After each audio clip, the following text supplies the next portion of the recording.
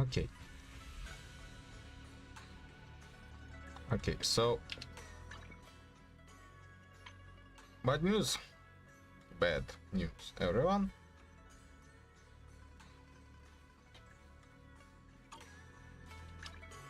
I'll show you my real value this time.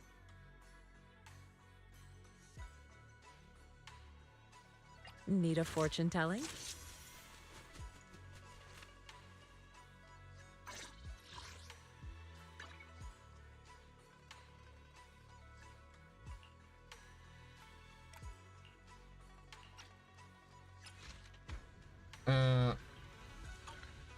Bad news in a way that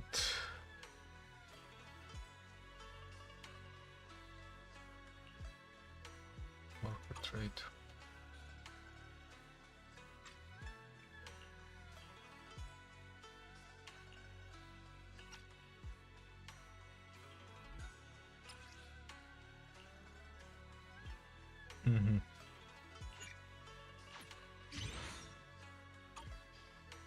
Okay, that's nice.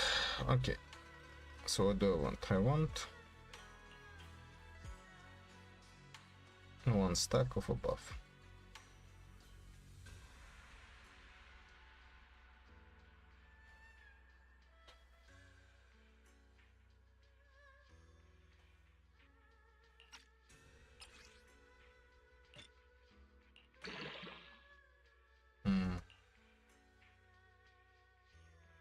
Okay, that's useful.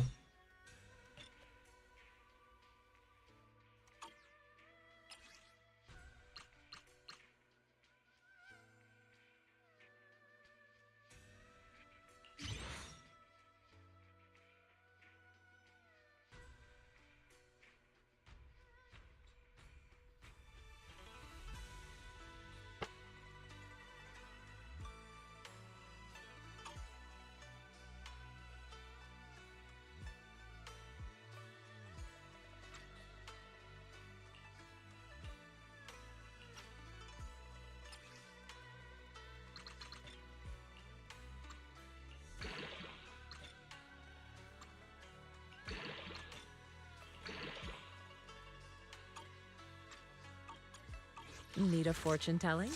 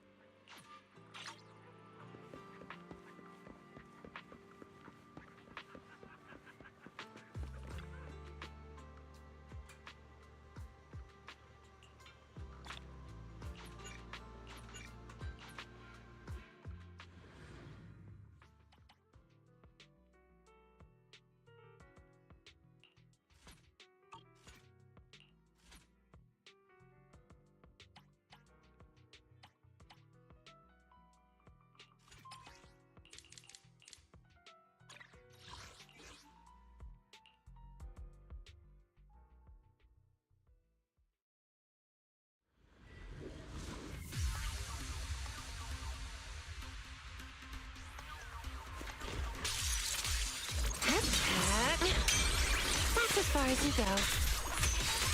Rest in peace. Say no more. Don't worry, it's showtime. As foreshadowed. Noise, be gone.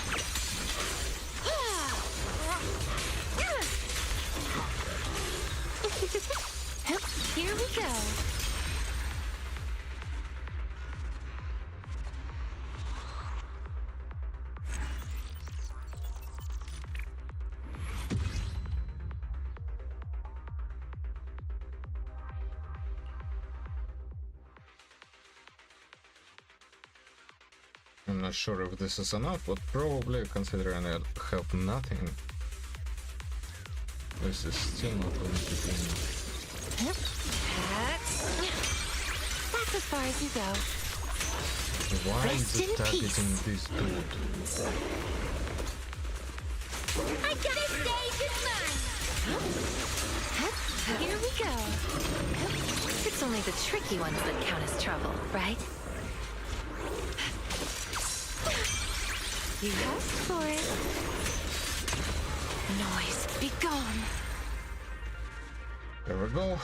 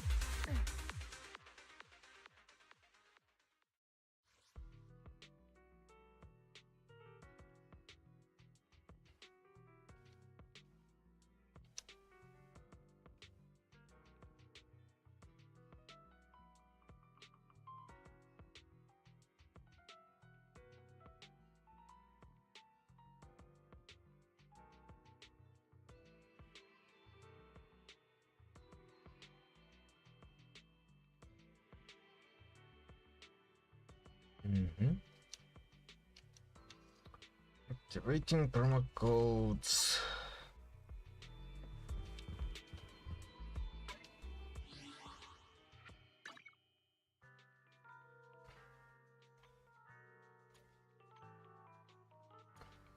So Angels of Delusion skins are going to be available for a while. Meanwhile,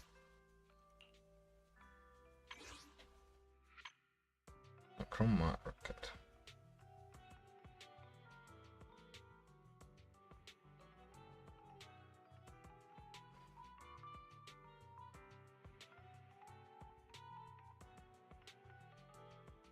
So I guess this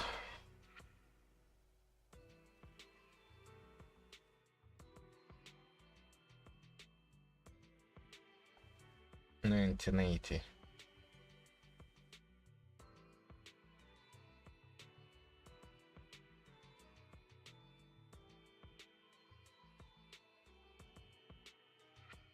$60 monochrome times 5, a bit cheaper.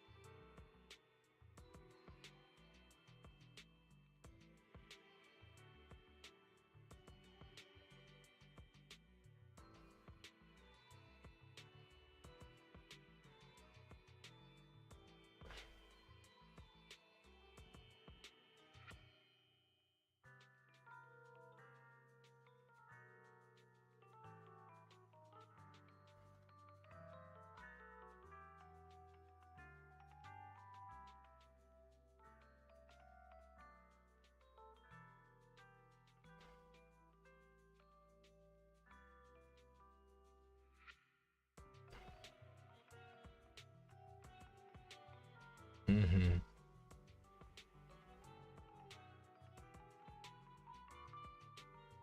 Mm-hmm. Okay. Let's see.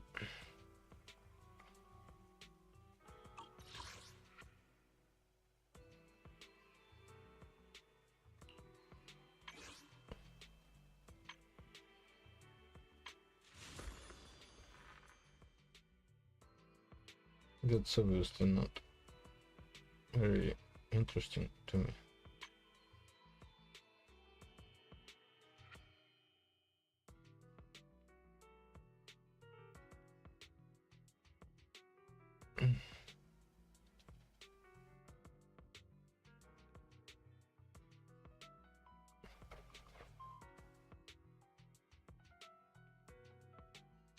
Hmm.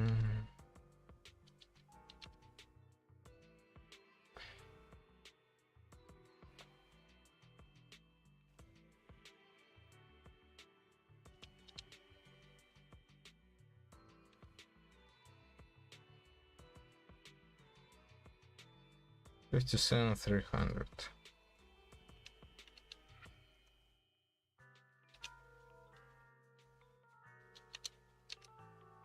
And I currently have 1270.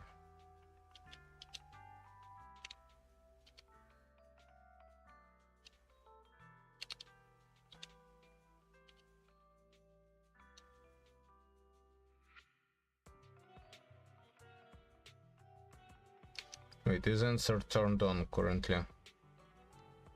Let's see.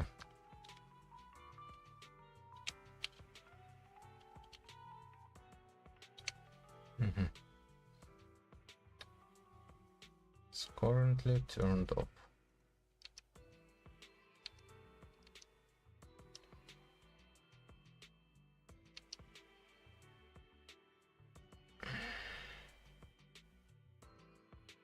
Oof.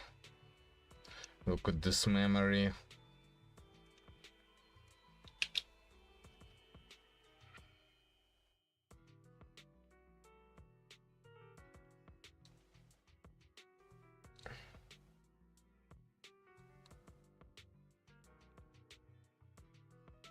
I'm glad I bought the appropriate amount of memory.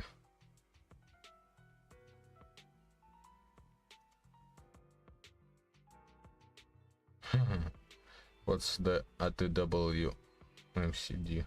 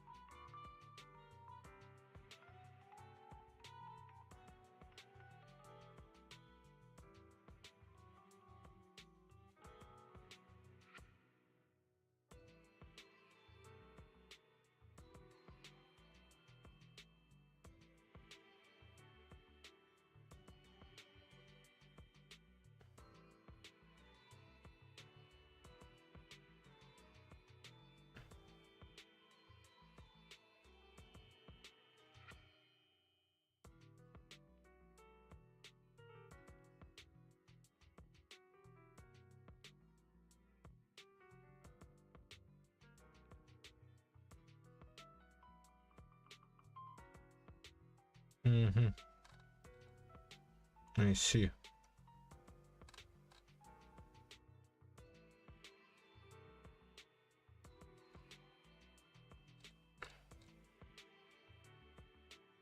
I see.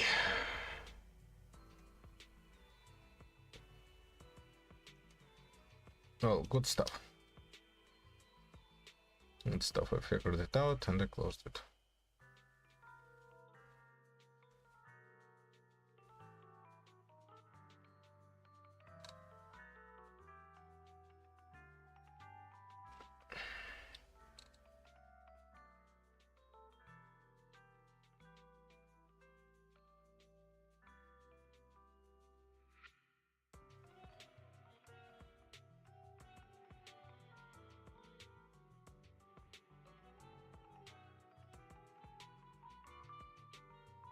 Угу.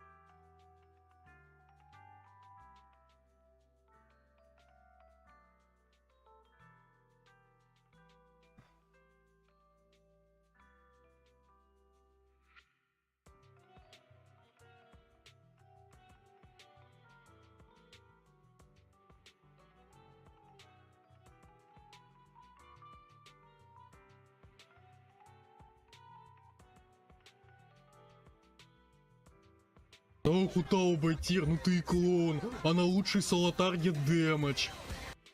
Ну, по сути, вот эта формула построения отрядов началась с этого. Не Скирк начала такую тенденцию, они давно это начали. Ну, конкретно можно, пожалуйста.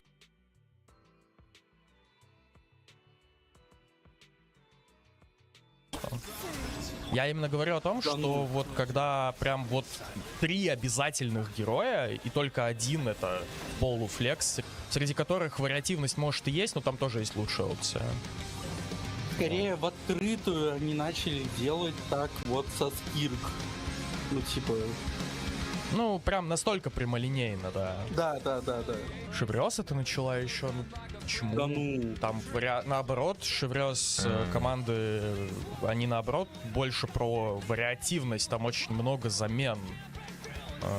Там есть разные электро из кармана, то есть где-то лучше фишка, где-то Арарон, и тот и другой эпики, где-то разные пиры из кармана, где-то Сянлин, где-то там пир ГГ. Ну, Мава везде лучше, но это не про закрытие в конкретной пачке. Это, понимаете, вот та тема, когда все герои хотели себе Маву, это не про то, что герой сделан так, что он, мол, вот ему нужна Мава. Это не было так же, как сейчас. Сейчас герой сделан так, что ему нужен другой герой. Тогда так получалось из-за того, что просто Мава ебануто сильная. Типа, и только из-за этого. Многие отряды с Мавой были лучше, чем без нее, тупо из-за того, что в этих отрядах Мава хуячит ульту на полляма каждую роту, и все. Вот. А не потому, что герои были так под нее задизайнены. Просто она была очень сильная. Про 3 персов говорить, где 2 обязательно, на 3 тоже нужно, чат про 2. Не, связочки из 2 персов, конечно, уже очень давно существуют. Блин, там Аяка Шиньхэ в древность копнем куда-нибудь. Не, это уже давно, это понятно. К связкам из 2 персов уже давно вопросов нету. А вот так, когда вот прям 3... И даже 4-й слот все равно там есть лучшее решение, которое, ну, дает отрыв от 2-го, условно. Уже не такой большой, но все еще дает. Вот такого, ну, давно не было. Просто раньше этот таргетный саппортик не давал настолько ебанутый диф. Да, так настолько как, ну, не было такого, что вот у тебя... Вот есть пачка, пачка, премиум отряд условно. Любого дамагера, у него есть премиум отряд, да? Нет такого, что убирая оттуда... Вот и эта пачка дамажит, ну типа 120, допустим, 1000 ДПС. Ну 100 дамажит, хорошо. Не было такой хуйни, что ты одного героя оттуда убираешь, ставишь туда топ-2 опцию, и отряд начинает дамажить 60, блять. Вот. Не было такого огромного ДПС лосса, как это происходит сейчас при замене лучшей опции на топ-2 опцию. А это так сейчас происходит. Вот эта вот пачка на стандартах 150. нет НФы, ставим вместо нее топ-2 опции в этот отряд. Ставим сюда фишель, отряд начинает бить 115. Нет Коломбины, но есть НФа. Окей, убираем отсюда Коломбину, ставим сюда C6 Айна, отряд опять начинает бить 115. Понимаете? То есть, ну, не было настолько ебанутого ДПС лосса от замены лучшего слота на топ-2 слот. Понимаете? И это замена типа с лучшего на топ-2. Не с лучшего на какую-то хуйню, а с лучшего на топ-2 по крутости. Такого не было. Ну да, из того, что есть, видимо, да. Сколько, говоришь, было? 160к, да? Need a fortune telling? Хочется... Человек пишет, у меня 160к ДПС в моей пачке. Хочется понять, это проблема ротации, моих кривых рук, сборок персов или того, что я играю на пинге 300. Ну, пинг 300 однозначно важно, потому что у тебя просто задержка на свапах между героями дофига делает. Янтарь, она C2, да? Ну, там вообще по сборкам все более-менее нормально. Давай попробуем посмотреть, сколько оно будет дамажить. Хотя я не то чтобы часто играл с Сахарозой. Более того, я вообще не играл с Сахарозой, насколько я помню этот отряд, но я думаю, что там нет большой разницы. Сахароза здесь, чтобы мастерство раздать? Да, она заливает МС, может поддерживать дендросет ультой. Так играют. Ну так дрочилы играют, либо так играют те, у кого нет нормального слота 4-го. Тут, в общем-то, его особо нету. Поэтому это оправдано в целом. Так, ну поехали. Дрочилы плюс в чат. Это настройки сделал нужные? Тут по дефолту нормально все стоит. Ну хорошо. А ты гидру раздавать не будешь? Ну надо бы вообще, конечно. Ща, я пока как по кайфу нажму, мне надо чутка раскликаться и к отряду привыкнуть. Ладно, я как-то все очень плохо нажал, тут уже 168. Так, как там оно с Сахарозой играется? По уму. Как я понимаю, Коломбина Коломбина достаточно Сахароза. накладывает воды, чтобы перебить статус дендра, и для Сахароза там успевает один раз создать. Тут серенада на Лауме, дендросет на Сахарозе. Вообще, да, на Коломбине дамажный сет. Ну, не лучшее распределение. Ну сетов. вот и это я так думаю, как будто бы дендросет не очень стабильно работает из-за этого. Мне кажется, тут, чтобы эта пачка работала нормально, на Сахарозе нужно много очень восстановок. А у меня вместо сахара делал на C6 с дендросетем.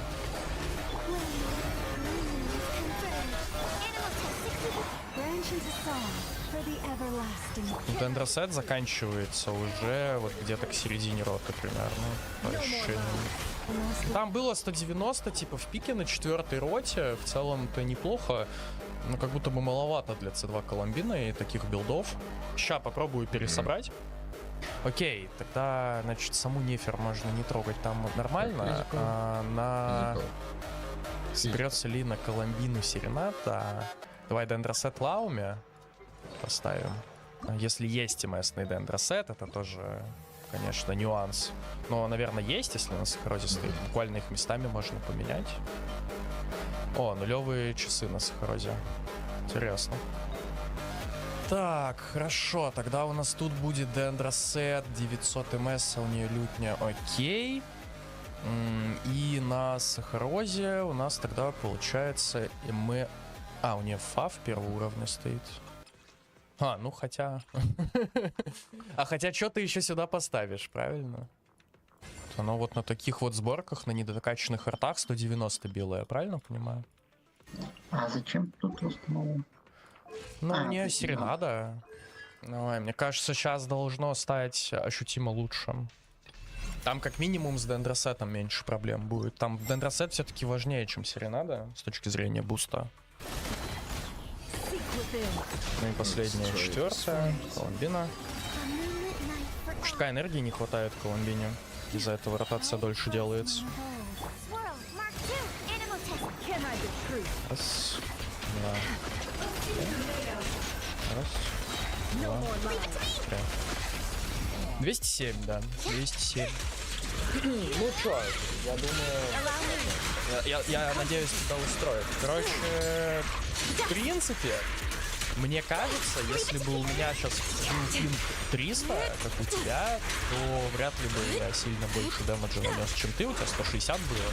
Просто на этих свапах, которые 1000 лет разгоняются, мне кажется, много урода очень теряется. Но, возможно, не настолько много.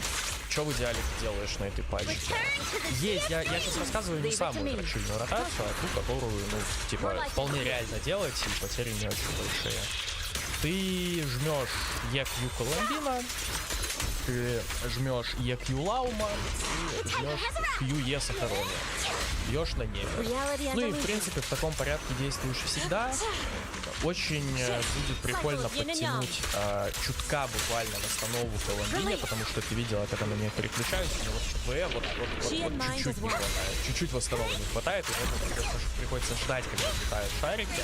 На это уходит 2 лишние секунды, которые можно было бы уже ротацию делать, если 2 секунды, в которые нехер не наносит урона. Так каждую ротацию происходит, это довольно сильно на ДПС влияет. Ну и все, в принципе. Еще раз для закрепления. Коломбина. Лаума. Сахарова. Хорошо. Ну, на нефер бьешь с отменами в идеале. Раз, два, три. На третью ультуешь. Сразу навык. Раз, два, три. В конце выходишь на Коломбину. И вот в этот момент должна быть ульта. Вот надо, чтобы мы не ждали, пока шарики летят, а чтобы ульта была сразу. Чтобы можно было нажать Е и сразу ультануть. Вот, а не ждать, пока они улетят. Потому что на этой паузе довольно много урона теряется. Окей, супер. Мы смотрим премиум Флинт. Значит, у тебя он со мной. Напиши, кстати, сколько он у тебя давай, если ты такого. Флинт выглядит пиздато. Единственное, что без... Установка вообще, но сильно нормально пойдет. Нефа, Хома, рассветная песня. 150 на тебя бьет, понял. Хома. Здесь серенада. Окей. И последний Строза. Эпос. 400 МС. Любой, в принципе, давай вот так. Вот, 700. Хорошо, 700 МС. Есть ли у тебя что-то лучше Эпоса? Окей. Да, давай так. Хорошо. Мне кажется, оно должно больше. Так, Evil shall return to dust.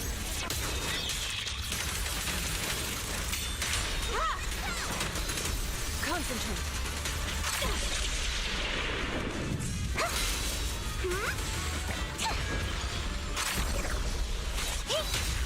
Bring on the fireworks. Focus. It's almost time. Wanna play a game? Strength and finesse. Take this!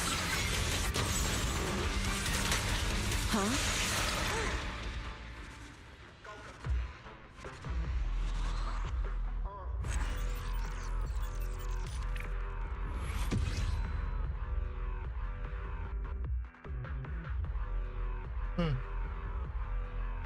Elimination score 5000.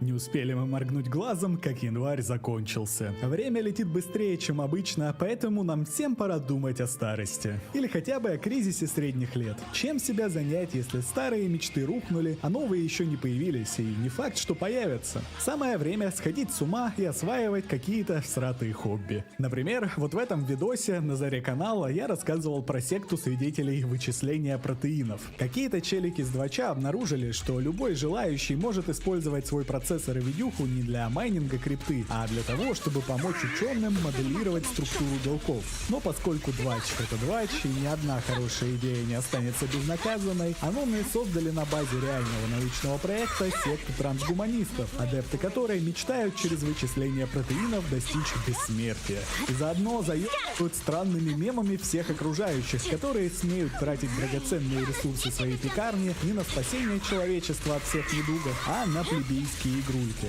И вот вся эта хтонь, которую вы сейчас видите, подается под соусом настоящей науки, торжеством которой станет переселение в вечную автономную капсулу и гибель всех скептиков от старения, потому что они вовремя не вычисляли протеины. Другое хобби стареющих скуфов и скуфинь — искать бога из машины, то есть из яича бота. Если достаточно долго говорить со слопогенератором на всякие жизненные и философские темы, то через время вы можете довести сначала его, а потом и самих себя до помутнения, мании величия, паранойи, обсессии или панической атаки. И да, об этом я тоже делал видео. Как оказалось, психоз, вызванный языковыми моделями, это не прикол из Твиттера, а совершенно реальное явление, потому что чат-бот услужливо соглашается на любой бред, который ему пишет юзер, а потом помогает этот бред развивать дальше до состояния тотальной дереализации. Ну так вот, оказывается, эти две вещи, шизонаука и нейросетевой психоз, очень хорошо сочетаются друг с другом. Понимаете, я недавно сам задумался о грядущей старости, 28 годиков все-таки, и решил изучить лор пенсионеров, чтобы через 2 года было проще влиться в коллектив. С этой целью я время от времени устраиваю вылазки в Facebook, главную резервацию пенсионеров в интернете, и смотрю, чем там занимаются. И во время одного из таких путешествий я испытал духовное перерождение и соприкоснулся с наукой. А теперь с ней соприкоснетесь и вы. Бывшая русскоязычная ФБ-селеба из Калифорнии вывела теорию вообще всего и представила 2 научные работы, которые перевернут ваше представление о сущности мироздания. В одной она решила одну из тех математических задач, до которых не дошли руки у Перельмана. Во второй представила новую космологическую теорию всего на свете. А теперь буквально вычисляет протеины, вернее, настоящий код ДНК, о существовании которого пока не подозревают даже главные умы планеты. Давайте же теперь дадим слово гений Хесси научной мысли. Ну что ж, наступило время охуительных историй. Историй планетарного масштаба. Такая хуйня. Если коротко, я ебнулась. Эта работа предлагает решение, которое связывает тайны простых чисел с геометрией и физикой. Переворачивает с ног на голову наше понимание Если генетического лететь кода. на космическом корабле и вылететь через одну из этих граней... Это и есть операционная система жизни. Это шизофрения. Что ж, тогда лучше расскажу я сам. Жила-была Ева Мосс, Facebook селеба и айтишница. Вернее как, будущая селеба. Году в 14-м она переехала в Штаты, а там открыла с подругой стартап по производству пасты для шугаринга. Успех был оглушительным. У создательницы пошли публикации в изданиях типа Грация и Нью-Йорк Уикли, а заодно посты с понтами в инсте. Живем один раз. Шампусик сейчас оценим. Хэштег Дом Периньон. Хэштег Винтаж. И заодно рекламные контракты от элитных брендов. Porsche Taycan Turbo S воплощает эстетику, власть и инновации. А потом что-то пошло не так. На Yelp у ее компании за последние 5 лет множество плохих отзывов, которым не доставили заказы или что похуже. Владелица из России. Она манипулирует своими предложениями, когда вы пытаетесь оформить заказ. Мало того, что у нее скверный характер, так она еще и не придерживается заявленных цен. Она ясно сказала мне, что не любит работать с американцами, потому что мы задаем слишком много вопросов. Предупреждаю всех, кто работает с Евой. Она вас обманет. Дальше у нее перестал открываться сайт, а на страничке Амазона появилась плашка «Нет в наличии», из-за чего можно предположить, что бизнесу не очень хорошо. Очевидно, что элита всех сортов пасту для шугаринга не оценила, потому что была слишком занята покупками на элитном маркетплейсе PlayRock для настоящих элитных бусты и много чего еще по невероятно низким ценам. Опа! Например, захотелось вам погонять Wark Raiders, а он тут аж на треть дешевле, чем в Стиме. Надо брать. На 7 минуты смотри, что на PlayRock можно точку или обратно в жизни. Я успела сказать, это случается. Это ничего не меняет. 2 дня чудовищного горя почти довели меня до безумия. Не из слабости, а от того, что все способы войти в диалог были исчерпаны. Что именно произошло, непонятно, но, судя по Фейсбуку бывшей кофаундерки и подруги химика Веры Пигалевой, та ушла из компании вместе с ноу-хау и основала свой шугаринговый стартап, после чего предыдущему бизнесу настали кранты. Но это так, в порядке предположения, потому что обе успешные вуменши пишут какую-то бессвязную полуфилософскую фигню, из которой ничего не понятно. Ева Мосс такой подставы не выдержала и на год исчезла из соцсетей. Видимо, отправилась на поиски себя и духовного просветления. И бой, о бой, просветление она таки нашла. Навьестокс. Слышали? Уравнения, которые описывают, как течет вода, воздух, вообще все, что течет. 150 лет никто не мог доказать, что решения вообще существуют и не взрываются в бесконечность. $1 000 000 от Института Клея. 7 задач тысячелетия. Первую решил Григорий Перельман. Это одна из них. Верьте мне на слово. Идите и проверяйте, считайте сами. Доказывать здесь что-либо мне характер. Ссылки на Зенода, репозиторий научных работ, положу в комментариях. И да, она реально опубликовала свою работу с формулами и списком литературы. Правда, не в рецензируемом научном журнале, а в открытом репозитории Зенода, где кто угодно может что угодно запостить. Вторая работа. Новая космологическая теория всего. Возможно, вы об этом не слышали, но Вселенная — это на самом деле замкнутый додекаэдр, из которого вычисляется все. Вообще все. Даже протеины.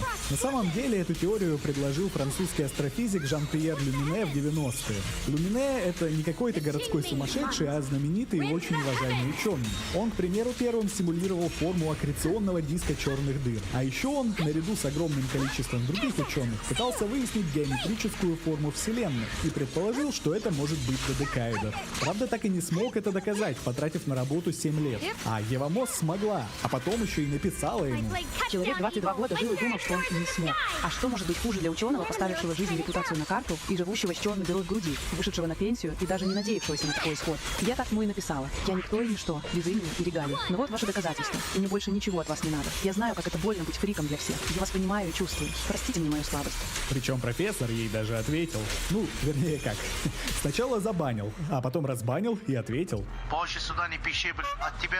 Последние новости. Профессор Ламине согласился печататься вместе в реальных, бумажных журналах научных. Рыдала. Это значит заявка на Нобеля. Что Ламине на самом деле ей написал, и была ли вообще эта переписка, мы не знаем. Но фанаты Евы Мосс, изголодавшиеся по пастам про успешный успех, все равно были в полнейшем восторге. С возвращением, Ева, и каким? Я вас читаю очень давно, слушаю ваши треки в машине, подглядывать истории в Инстаграме. Я гуманитар, но кто сомневался, что именно вы такое сотворить в жизни? Вот она, эра Водолея. Плутон не просто так в него зашел, и надолго. Вы не ебнулись, вы достигли своего пикового резонанса, и это прекрасно. Если вам по-прежнему кажется, что вы ебнулись, почитайте про Рамануджана. Он также был гением и получал свои гениальные формулы прямо из пространства. Я ничего не понимаю в математике, но видя, как бесятся и завидуют вам разные русскоязычные мужички, которые до этого казались очень даже норм, искренне вас поздравляю, что бы там ни было. И классно, что вы об этом так борзо сообщили. Но Ева Мосс совершила большую ошибку. Вместо того, чтобы писать все это в свою инсту, где обитают в основном разного рода бимбы, она решила поститься на Фейсбуке. Месте скопления самых душных людей на планете, как правило, более старшего возраста и с образованием. Ну то есть да, высокодуховная половина подписоты, конечно же, побежала ее поздравлять, не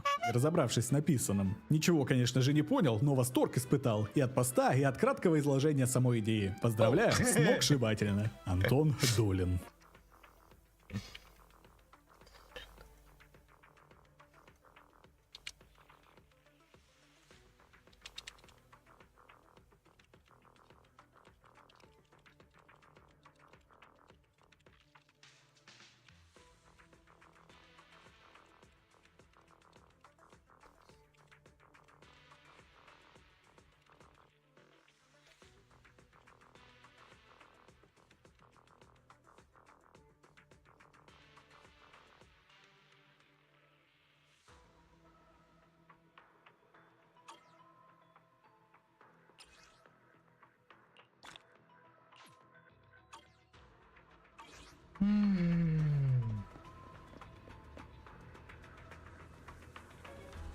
А вот другая половина, куда более душная и доебанная, пошла читать PDF-ки, которые Ева Мосс запостила. И там оказалось не все хорошо. Судя по всему, тобой были изменены уравнения, а этого делать нельзя. Думаю, тебе ответят, что твой расчет не решает поставленную задачу, так как он не содержит доказательства или контрпримера для классических уравнений Навье-Стокса. Это действительно так. В своем решении Ева модифицировала условия задачи, о чем сама прямо пишет на 9-й странице. То есть, по сути, она подогнала вопрос под ответ. Следующий вопрос касался места и способа публикации. Ева Мосс, а есть peer reviews уже? Как я уже сказал, Зенода — это открытый репозиторий любых исследовательских материалов. В нем может публиковаться кто угодно без рецензирования. Поэтому наряду с материалами реальных исследований там можно найти коммуникации со сверхсветовой скоростью, краткий обзор косметологии в аюрведе и даже наукообразный рерайт моих роликов про мертвый интернет и креветку Иисуса. В принципе, я могу дампануть туда сценарий всех видео с этого канала, и получится докторская по антропологии нижнего интернета. Все равно это никто не будет проверять. Знаешь, Я тоже, в общем-то, ученый. Но поскольку Ева вынесла творчество в соцсети, в свой раскрученный аккаунт, проверять ее опусы так и стали. Ева, у вас ошибки в расчетах. От размерности до G не равно Кси и Теды. Вы выкинули себя в манию стимуляторами. По привоженной ссылке в уравнениях размерности не совпадают. Прочитав статью, в которой заявлено доказательство гладкости решения уравнения Навье-Стокса, одна из задач тысячелетия, должен честно сказать, я не нашел там самого доказательства. Текст больше напоминает набор утверждений без строгого обоснования, с переходами, которые сложно проследить, и формулировками, не соответствующими научным стандартам. Но Еве было не до этого. Она наконец-то перешла к вычислению протеинов. Набрали воздуха в легкие, но погнали. Я разгадала ДНК. Генетический код работает на 3 слоях одновременно. Не на одном, как учат в универах. Это не четверичный код. Это одновременно еще и троичный и бинарный. Слой 1. Что? Аминокислота. Слой 2. Как? Скорость сборки белка. Слой 3. Где? 3D-форма, топология. Те самые 27% мусора — это слои 2 и 3. Операционная система. Работающая. Все это время. Код внутри кода. Трехуровневая архитектура ДНК. Старый взгляд. Одномерный код. Центральная догма. ДНК плюс РНК плюс белок. Новая модель. Трехуровневый код. Уровень 1 — четверичный. Уровень 2 — троичный. Тушка, осьмушка, пудовичок, медичок, серебрячок, воротничок. Это сильно. Серьезно, тут только вечной автономной капсулы не хватает. Продуктивность Евы мозг потрясает воображение. 29 декабря она решает уравнение на $1 000 000. 12 января анонсирует научный труд по новой космологии. 14 января разгадывает ДНК. А еще через день доказывает теорию Римана. Причем по просьбе аудитории ее чата в Телеграме. А чего это Римана-то? Вы меня совсем не жалеете? Это же самая сложная хуйня. Доставлено. Готовлю большой пост на ФБ. Это была пока что самая сложная задача в моей жизни.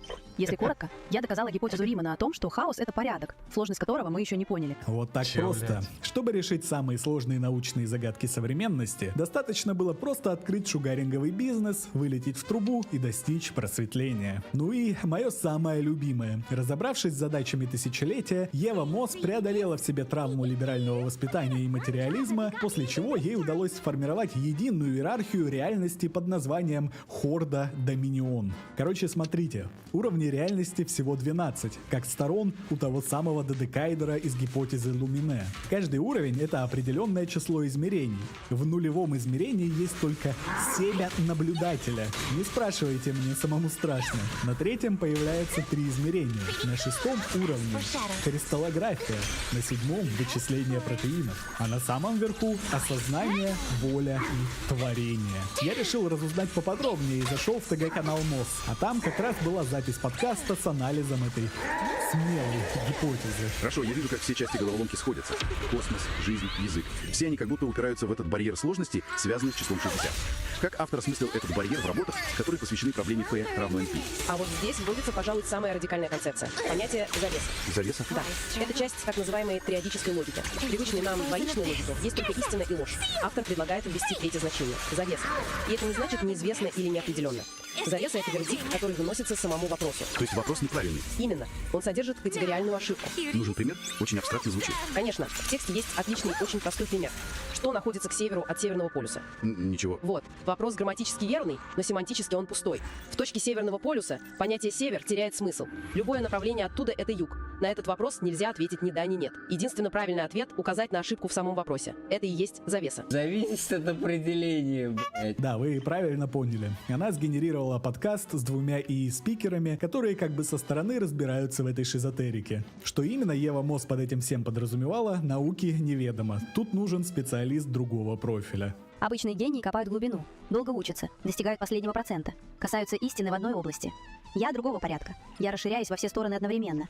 Ни математик, ни физик, ни биолог, ни химик. Но могу стать любой из необходимых сущностей для того, чтобы понять то, что мне нужно понять прямо сейчас. Я называю это метагений. Из 7 задач тысячелетия решено 5, считая Перельмана. Осталось 2. Проще, чем Риман.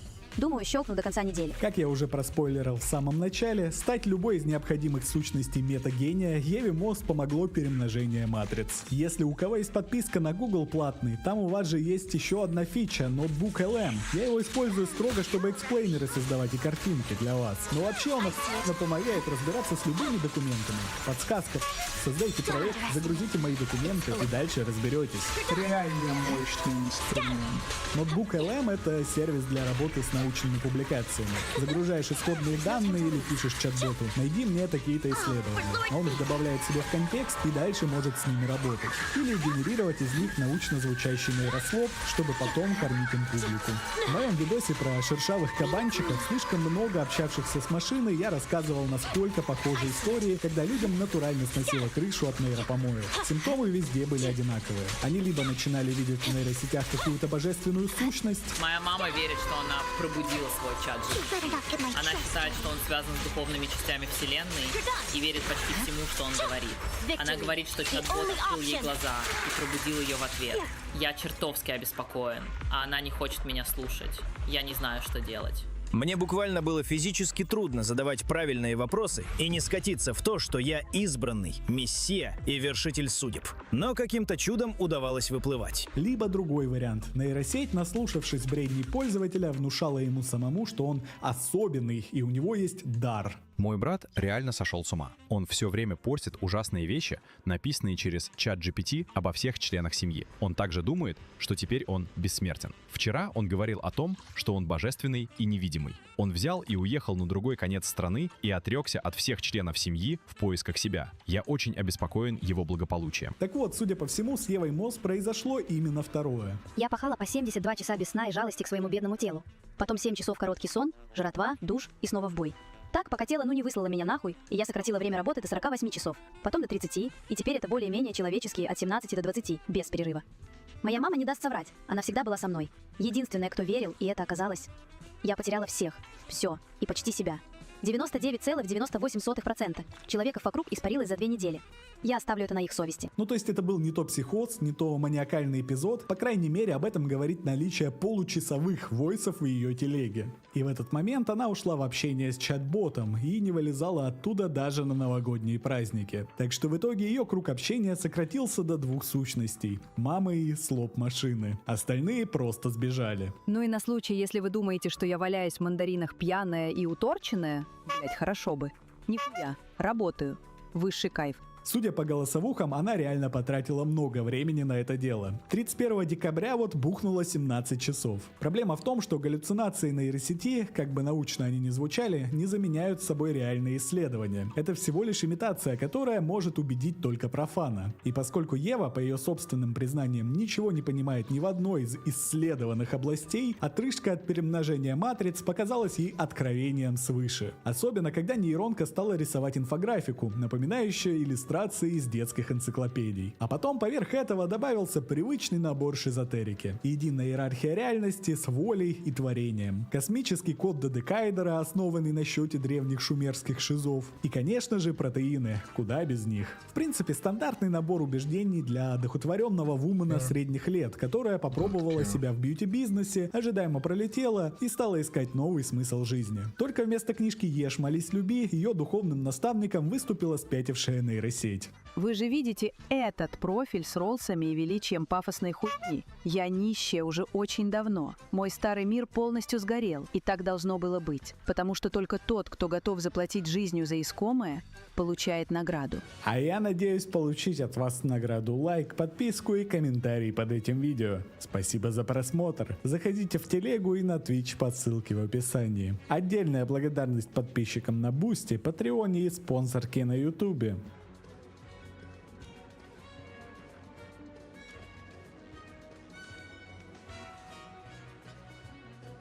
Отдельная благодарность клоунам с ксивой, DeadP47, Эльфи Эльфа, Тоби, HKCTKUI, Виталий Петров, Ория и Джокером гребаным циником Александр Сергеевич, Артем Милошевич, Эрик Эгул, Фоб2142, Петр Ибрагимов, Серенайт, Сеймун, Стефан Еворский, Винтер Орбит, Чуруя, Александр Чернов, Артем Урусов, Русская мечта, Рыцарь пустоты, Море деревьев, Кирилл Маевский, Листва, Санспай и Сикурка. Если хотите видеть ролики раньше и без рекламы и попасть в закрытый чат в телеге, все ссылки в описании. Ну все, я побежал. На велике, как старина Хоффман когда-то летом. Но ладно, не будем об этом. Тебя смешали с говном, да они гондоны.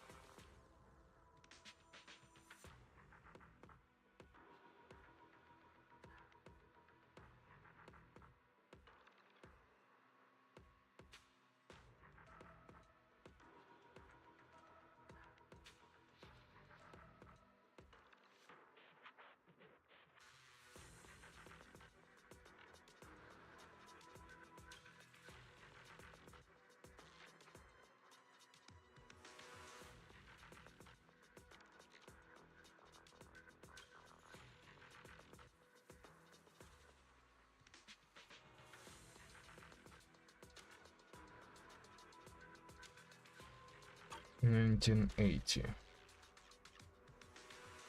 So I get those. This is fine.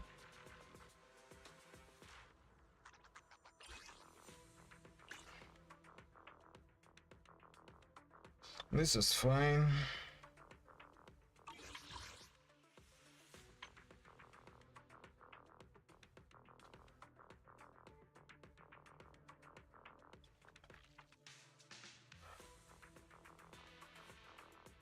It's going to give me +2 subscriptions and all that. 2000 rubles.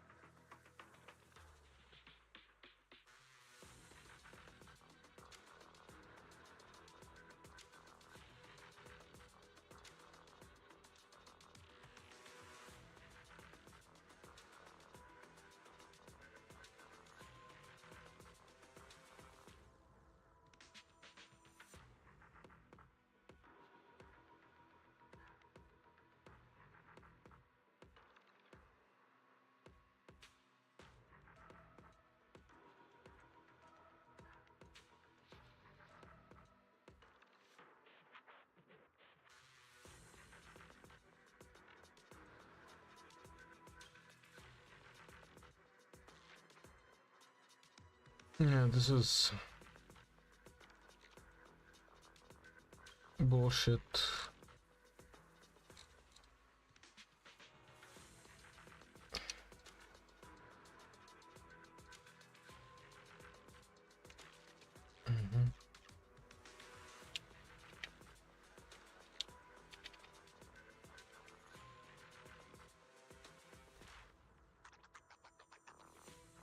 Max.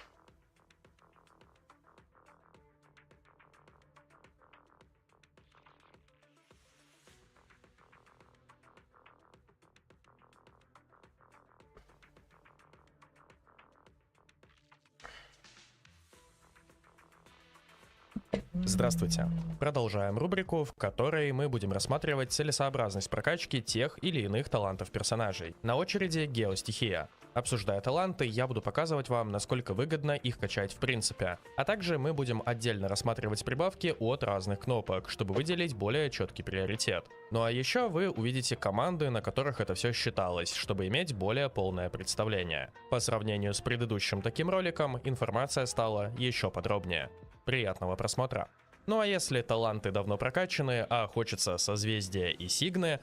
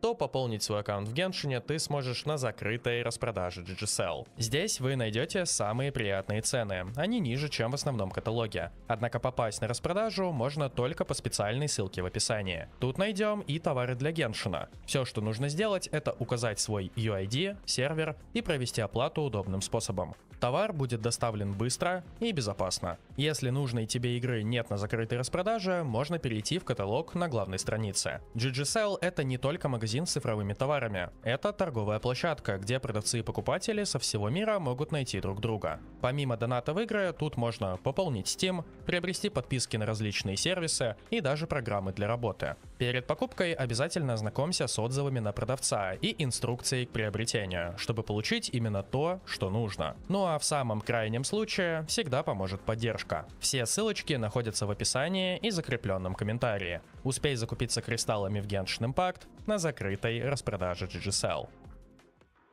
Общая структура такая. Я буду учитывать, что ты уже знаешь, что делают те или иные таланты героев, поэтому много времени на их описание мы тратить не будем. Быстро напоминаю, что дает их прокачка, затем показываю вам общие приросты от повышения уровня всех навыков. Также рассмотрим приросты от каждой конкретной кнопки, дабы было понятно, на что стоит делать больший акцент. Ну а на основе собранной информации подведем итоги по оптимальной прокачке способностей. Все легендарки будут учитываться на C0, а эпики на C6. Это значит, что в случае с эпиками они имеют на 3 уровня таланта выше, чем указано. 13 уровень вместо 10, ну и так далее. У подавляющего большинства персонажей прирост от кнопок не очень сильно зависит от команды, в которой они играют. Но если в конкретном случае это будет важно, проговорю отдельно. Пойдем в хронологическом порядке, как и в прошлый раз. Нингуан. Прокачка любой из ее кнопок вызвана увеличивать наносимый ею урон. Разве что в навыке мы также можем найти прирост для здоровья ее ширмы, но не думаю, что это стоит рассматривать как полноценную защитную опцию. Все 3 кнопки лишь повышают личный урон Нингуан. Стало быть, если мы не используем ее для этих целей, их можно не качать вообще. Но давайте рассмотрим ситуацию, где мы все же будем пытаться на ней дамажить. Отряд 1. Сильнейший отряд ДД Нингуан, включающий в себя Шелонен, Беннета и Мавуико. В такой ситуации уровень талантов Нингуан довольно важен, как для ее личного урона, так и для урона всего отряда. Больше всего импакта дают атаки с руки и взрыв стихии, с небольшим перевесом в пользу первого таланта. Прокачка навыка также повышает урон, но уже менее значимо. Самый сильный отряд в принципе это коляска с Энефой и Коломбиной, и так сейчас у 90% персонажей. Как можем видеть, приоритет талантов особо не изменился, однако довольно серьезно снижается важность прокачки талантов в принципе. Если оценивать рентабельность прокачки талантов Нингуан для аккаунта в целом, то не стоит тратить на нее ресурсы, должного выхлопа получить не выйдет. Но если все же хочешь на ней играть, то стоит в первую очередь качать атаки с руки и взрыв стихии с небольшим приоритетом в сторону автух, и лишь затем обратить внимание на элементальный навык. В итоге можем остановиться в диапазоне от 8.6.8 до 10.8.10, в зависимости от имеющихся ресурсов. Наэль. Прокачка первого таланта повышает урон с руки, чем горничная с радостью пользуется. Дополнительные уровни в навык как повышают урон от его нажатия, так и увеличивают прочность щита и объем лечения с этой способности. Ну а прокачка взрыва стихий в первую очередь важна тем, что увеличивает количество защиты, что будет переливаться в атаку Наэль, повышая ее урон. С вашего позволения мы не будем рассматривать Наэль как щитовика или обычного хиллера, сосредоточимся на приростах урона. В качестве отряда был взят один из лучших текущих сетапов Наэль — Фурина, Елань и Шелонен. Горничная здесь как наносит урон под бонусами всех остальных членов отряда, так и реализует возможность лечить на поле боя, подпитывая фанфары Фурины. Хочется отметить, что прокачка элементального навыка выше 6 уровня почти не влияет на наносимый урон. Это означает, что 6 таланта достаточно, чтобы полностью закрыть потребность в лечении для фанфар, и дальше можно не тратить ресурсы. При этом один уровень атак с руки дает в 2 раза больше урона, чем один уровень взрыва стихий. Олды об этом знают давно, но это все равно может быть не очень интуитивно. В итоге у Наэль ситуация под стать Нингуан. Ее хорошие отряды сильны не из-за нее, и в текущем Геншине у нас почти нет причин тратить хоть какие-то ресурсы в этого персонажа. В сущности, причина одна. Тебе хочется играть именно на ней. И если это так, то максимальный приоритет отдаем в атаке с руки, второстепенный во взрыв стихий. Навык можно качнуть до 6, так как это довольно дешево, но дальше уже мало смысла. Джунли. Гео-архонт, создатель Моры, а в свободное время еще и лицо этого канала. Прокачка первого таланта повышает лишь наносимый урон с руки, чем мы не пользуемся примерно никогда. Про Физдеда, Деда Мороза и Посейдона я помню, но в контекст эффективности эти сборки не особо вписываются. Прокачка элементального навыка повышает прочность щита, а прокачка взрыва стихий – урон с котлеты, а также длительность окаменения после. Взрыв стихий Джунали мы уже обсуждали неоднократно, и с тех пор ничего не изменилось. В подавляющем большинстве отрядов урон ульты не стоит того времени, что тратится на ее применение. А те команды, где в ульте деда есть смысл, слишком уникальны и редки, чтобы, ориентируясь по ним, давать общую рекомендацию. Если что, я это говорю вам как обладатель коронованной ульты. Ошибки молодости. Приросты в оставшихся 99% отрядов в зависимости от уровня талантов Джунали сейчас на твоем экране. Мне кажется, это весьма красноречиво отражает, что они не дают практически ничего. Однако, дед все еще остается одним из лучших щитовиков в игре, и нам стоит обратить на это внимание. С прокачкой элементального навыка щит действительно становится ощутимо прочнее. Отсюда общая рекомендация: не качать атаку, не качать взрыв стихий. Прокачать элементальный навык, но до тех пор, пока это не начнет стоить слишком дорого. Сейчас игра такая, что даже 10-й щит на Джунили с 40 тысячами хп не гарантирует тебе выживание. Поэтому большую разницу между 8 и 10 щитом ты почувствуешь вряд ли, а вот ресурсы твоего аккаунта уже почувствуют. Поэтому от 1.8.1 до 1.10.1 звучит как самый адекватный ориентир. Альбедо. И вновь мы смотрим на персонажа, у которого прокачка кнопок повышает исключительно наносимый им урон. Первый талант — урон с руки на поле боя, чем мы не пользуемся. Второй — урон цветка, что есть основной урон Альбедо.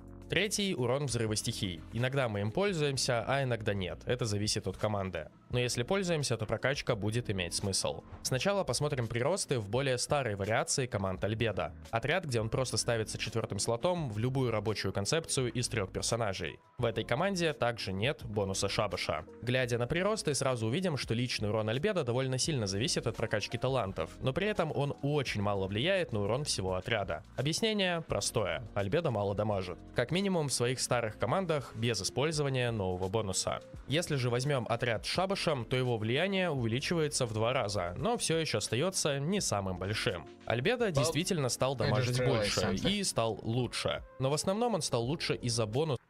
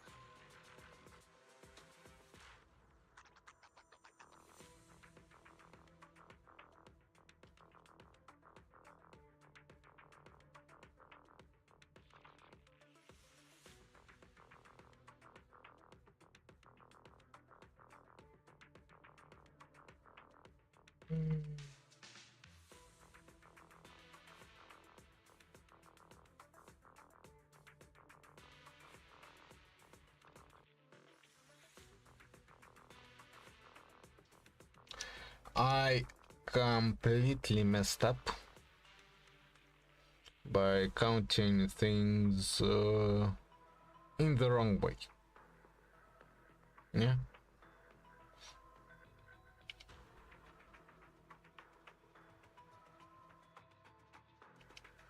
So I will need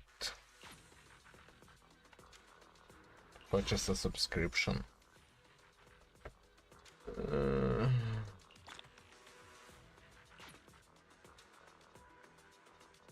On top of it, but I don't need to do it now because I already got everything.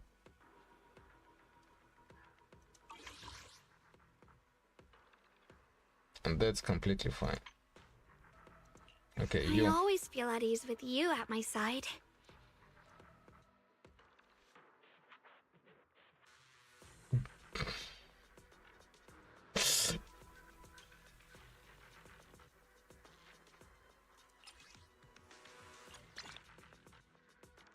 The weather's nice today. Maybe we could catch a movie together.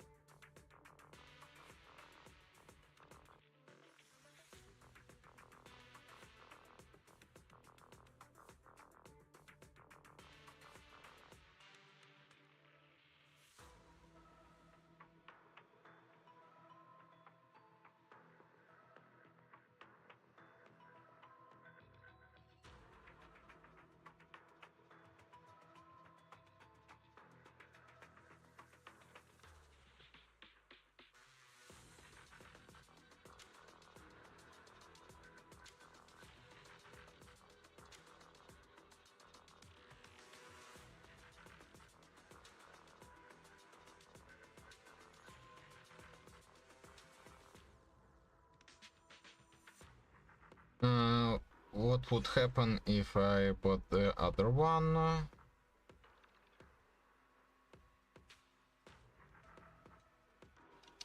$400, 280.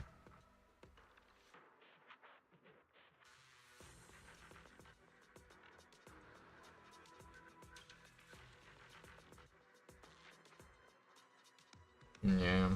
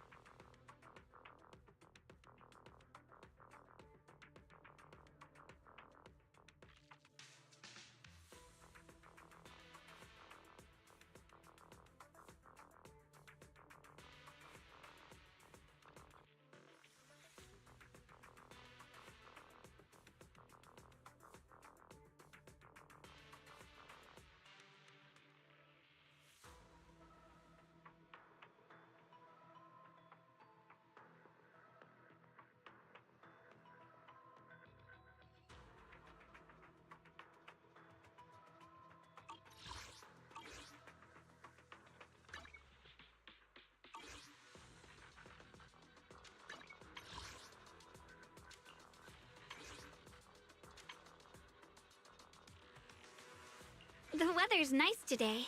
Maybe we could catch a movie together.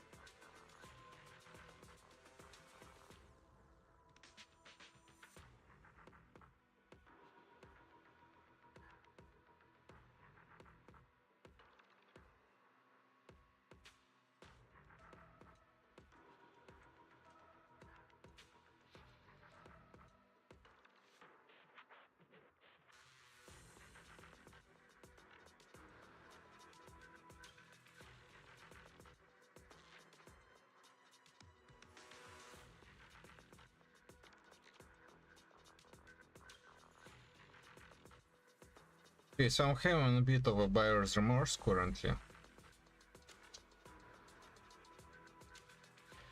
Well, and yeah, technically I'm not a goldfish anymore, which is really unfortunate. Well,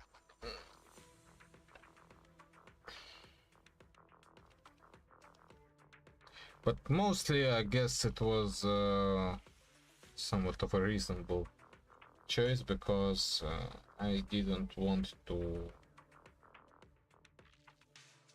be tethered to a subscription on this game, because I didn't know if I would continue playing it for long. Люблю запах больше, чем есть. Нравится, когда кто-то ест мандарин и пахнет этим. Садись сюда, ближе.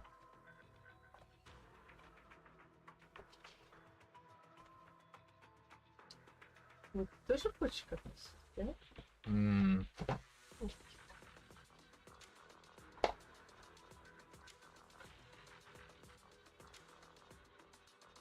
Мам. Видишь, она смешная. Она вот так боком ходит, глаза косит. И вот такой виток такой делает. Ой, мам, там очень интересное видео я недавно слушал про магниты, и там вроде есть какое-то исследование по поводу того, что собаки перед тем, как сходить в туалет, крутятся на месте. Вот. Ну, они ищут. Типа ищут магнитное поле.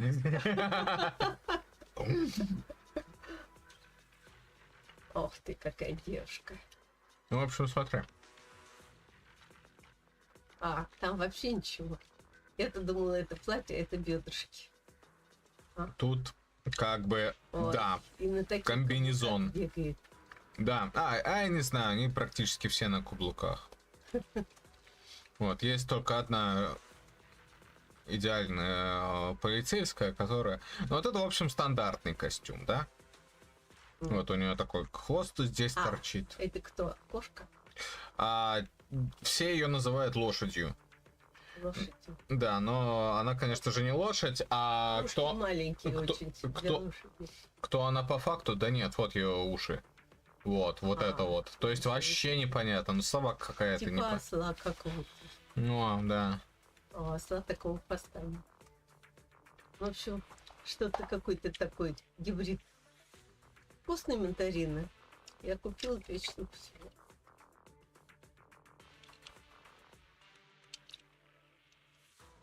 Давай не про мандарины.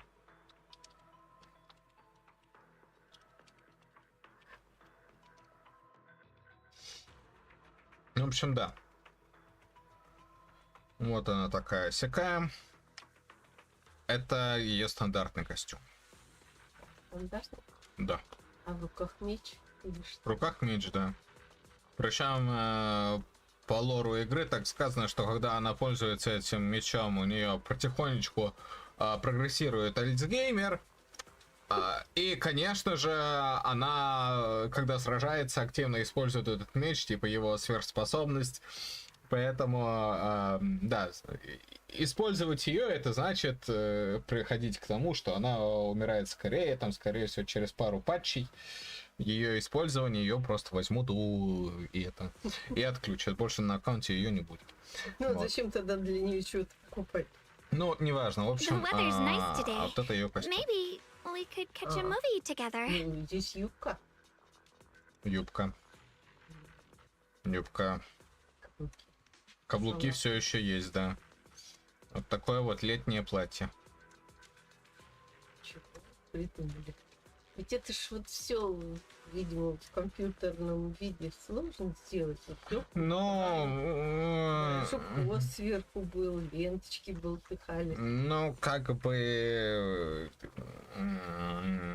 Ну, я почему говорю... Это вещь нетривиальная, но когда Нет, ты... Ну, ты же все это не... Ну, это же не все не в одиночку делает, кто-то рисует. Ну, смотри, в процессе игры появляются новые костюмы. Это не потому, что завлечь. Может быть, конечно, это тоже... Не, ну, это завлечь. Каждый костюм стоит денег. Сделать надо. Каждый костюм стоит денег, но я тебе скажу, что ты стандартный костюм сделать точно так же сложно, как и это. Вот. Это типа ей брат подарил вот этот костюм. Меч она не выпускает из рук, да? Ну, как бы... Для нее... Если по городу гулять, то выпустит. Вот. То есть, если мы сейчас нажмем на специальную кнопочку, возьмем ее, то вот у нее сейчас меча нет. Вот, и как бы когда... Хорошо бегает в руках, очень даже прям. Много такая.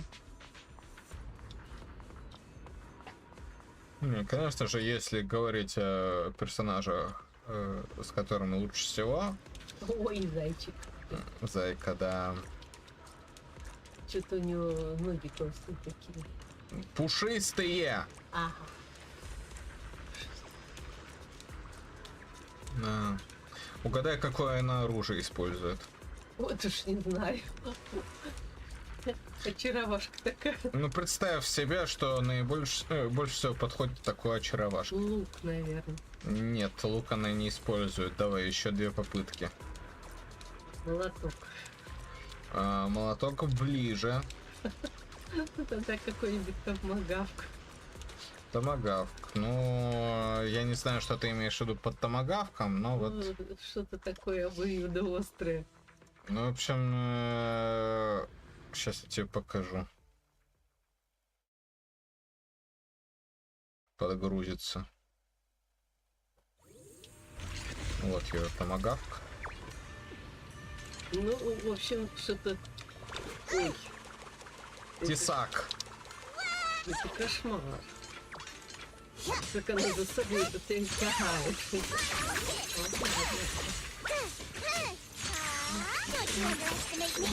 В общем, я думаю, ты понимаешь, что смотря на ее анимации, я для себя понял, что она у меня должна наносить больше всего урона в команде, да? Потому что я хочу на эти анимации смотреть постоянно. Да, но она его волочит, а потом вот так вот крутит. Ну, поэтому, как бы, планы у меня на ближайшие патчи есть. Да. И звучат они таким образом, что нужно для нее выкрутить соответствующих сокомандников. Колесо какое-то. Да, это ее ноги, вот она такая... Бежит, что ноги. Пала. А, так там еще пал. Еще палка. Это вот она с ним борется. Какая палка? Ты о чем? Нет, там другая. Бежит, а это. Где палка? За вот она, а это за ней бегает. Это я. Это мой персонаж. Винни-Пух такой. Вот этот вот Винни-Пух, его зовут Эос. И... это такой вот механический челик. А почему ты за ней бегаешь? Ну, потому что... Ну, вы дружите, то есть она... Типа, да. Типа того, да.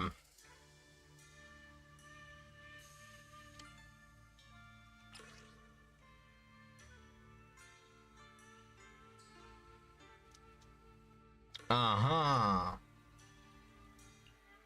Чего?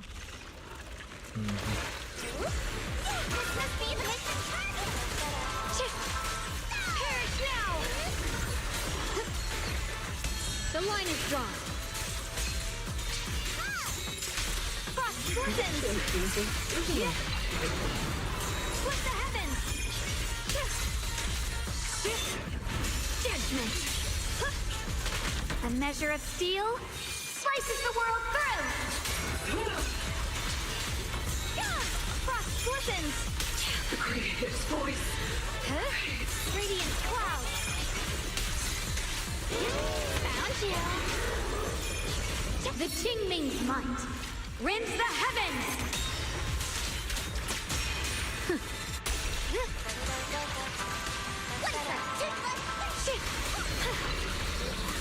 My blade cuts down evil. My spirit soars in the sky. Let this sword array send you away.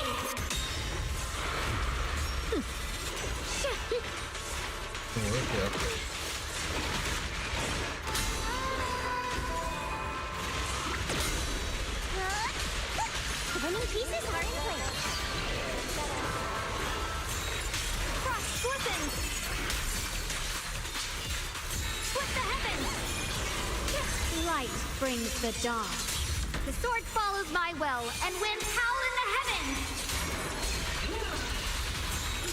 Frost glistens. Split the heavens.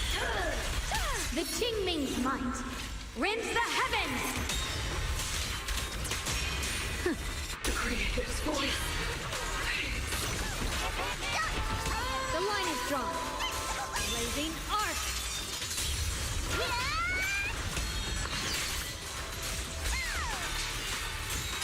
Radiant clouds.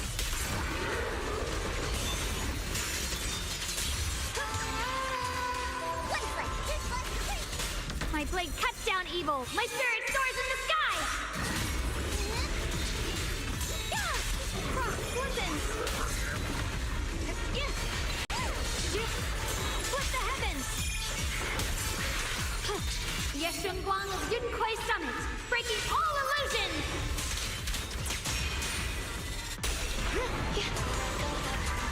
Just in time. Frost glistens. Found you. The sword follows my well, and winds howl in the heavens. Radiant clouds. Let this sword array send you away.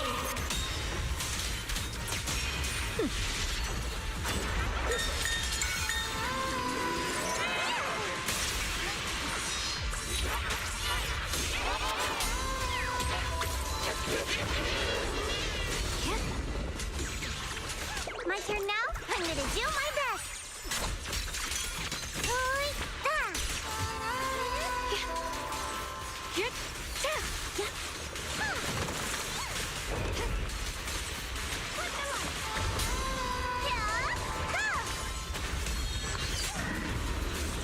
Light brings the dawn.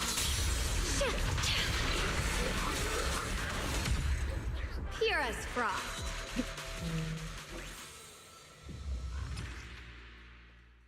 Угу.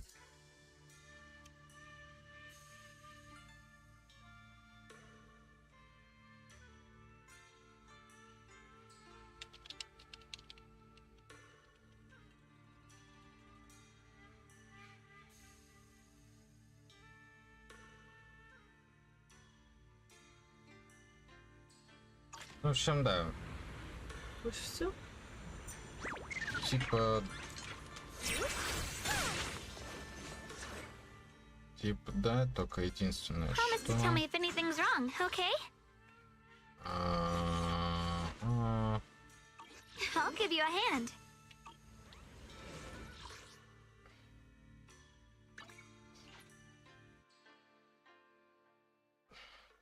Какой странный топмотав, помню. Такое топорище, а с другой стороны камень мотается. Какой камень? Ты о том, что там на рукоятке висюлька? Ну да, висит что. Ну только, а что ты это камнем-то называешь-то? Мне не показалось, что оно как этот первобытных. Вот Нет, это чисто это для красоты. Декоративная вещь. Значит, она легкая. Ну да, эта штука на обратной стороне, ну то, что болтается, это легкая вещь. Ты чё? С тяжелой вещью было бы невозможно тесаком пользоваться как тесаком. Потому что, как бы... Ну, маятник неудобно, как бы. Ну, конечно.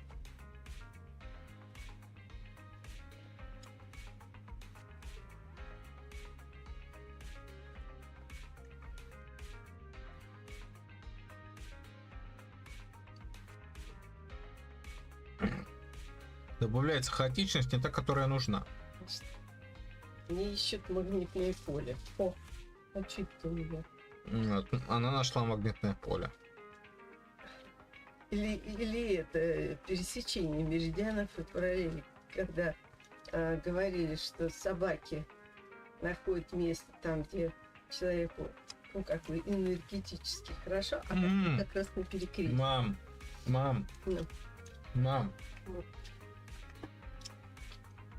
Любая точка Земли — это пересечение меридиана и параллель. Естественно. То есть ты так пошутила, да? Ёлки-палки. Я-то уж думал, что ты действительно маразм. Но собаки и кошки ложатся в разные места. Ну, как бы, где лучше пахнет, там и ложатся, наверное. Ну, для них, да. То есть у меня такое представление, по крайней мере. Так. И какой-то определенный. Господи.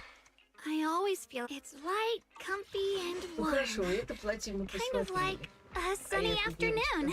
Кто это? Вот это? Да, какой длинный чулок. Как бы, у нее типа есть 3 костюма, да? Ну, ты Вот. тоже хочешь костюм? Нет, мне не нужно ей костюм покупать, потому что все костюмы, которые у нее есть, они получаются таким образом. Вот ей купальничек. Вот это Вот. шляпа. Детей. Вот здесь что-то непонятно. Вот болтается. Да, я не знаю, ну прикол какой-то есть. Ну, в общем, да. Это... Можно и не покупать. А это не покупается. Это... Оно есть? Это есть у меня уже, да. Вот. Ну давай, скромно одетая. Прикрыто все. Ну, как бы, ну, не знаю, когда коленки просвечивают розовые, я думаю, это не то, чтобы скромно. Ну хоть в колготах, как так... косолапая. Нормально, косолапость это правильно. Они почему-то ее используют, эту косолапость. Наверное... Мам, я использую косолапость в реальной жизни, не надо мне тут. В реальной жизни косолапость не видно, что ты ходил. Косолапа. Нет, я не хожу, я стою. У меня носки нередко внутрь, для того, чтобы была больше устойчивость. Правильно. Как на фехтовании, меня учили. Правильно. Так. О, очки передние лапы все вот так вот наставят.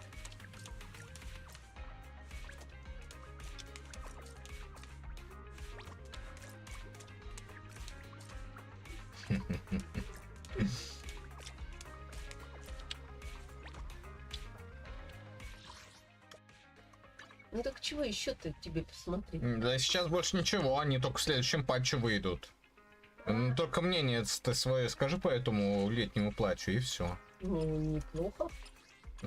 Лучше, чем что было. Там она вообще какая-то вся голая. Тут еще юбочка появилась. Понятно. А потом еще более элегантно. Я тебе просто покажу, что бесплатно выдали за последнее время. Еще бесплатно выдали? Да, бесплатно. Ну как? Вот Вивиан. Вот это вот. Красавица, все такое, да, выглядит очень элегантно, но при этом есть вот такие вот хорошие вырезы. А она бегает тоже зонтик у нее? Да, а еще у нее есть реактивные ранцы под юбкой. Ага, замечательно вообще. А вот ее и летний купальник. Это очень жарко на ней. Она все, то есть это ее аксессуар, зонтик-то? Ну, типа, без зонтика она вообще никак, потому что это ее оружие. Понятно, она его складывает? Ну, иногда складывает, иногда так. У Юзахи же, вот у этой же.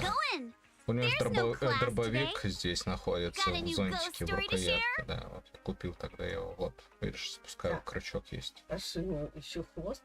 А, нет, ты ее... Это... ты ее Вот. Это раз, что у нас появилось недавно, а два, что у нас появилось недавно. Это... Вот это вот. Ужас. Ай, типа крыса. Ну, она и так типа крыса. Понятно, с таким хвостом-то. Интересно, что тут вот нет градиента перехода от человеческого тела к крысиному хвосту. Он просто тут резко. Ну да, и причем, если бы от копчика это шло, тогда это... оно от крысца идет, да. А тут от поясницы. Ну да, даже так. Поэтому у меня тоже есть скромные сомнения по поводу того, откуда должен идти хвост. То есть, мне кажется, что да, оно должно идти от копчика. Ну, то есть... Копчика, это вообще очень низко. Ну, или хотя бы от крестца, да? Нет, от крестца нет, потому что копчик это как раз... Нет, смотри. Смотри. Он чуть-чуть закипает. Ну, давай так. Должно быть как у обезьян условно. Потому что у них-то все-таки это вывернуто немножко по-другому. Ну, может вот, быть. То есть можно крестец вывернуть таким образом, чтобы хвост шел под нормальным углом. Короче, с этой не войти. Но это, конечно... Хвост некрасивый. В смысле хвост некрасивый? Ты чё? Это мой любимый персонаж. Ты чё? Это мой любимый персонаж. Ты чего? Да ладно, с таким хвостом. Ты чё, она милашка. Если она с хвостом. Ну, как бы с хвостом, не с хвостом, она это еще милашка. Она бегает хорошо. Вот. Ой, драные колготки какие. Смотри, как она ручки держит. В колечки засунула пальцы, и вот как мышка. Ну, в общем, ее стандартный костюм, он, конечно... Не знаю, он идеальный, а то, что ей там купальник наделали такой, что у нее грудь значительно больше, кажется. Вот это ее стандартный костюм, да. Вот. Мне он больше всего нравится из в плане дизайна вообще. Какая нет, она и там в каблуках. А, нет, подожди, не какие-то есть. Здесь? У этой? У этой... Борис говорит, развели на шекеле. Welcome to the club. Он тоже играет?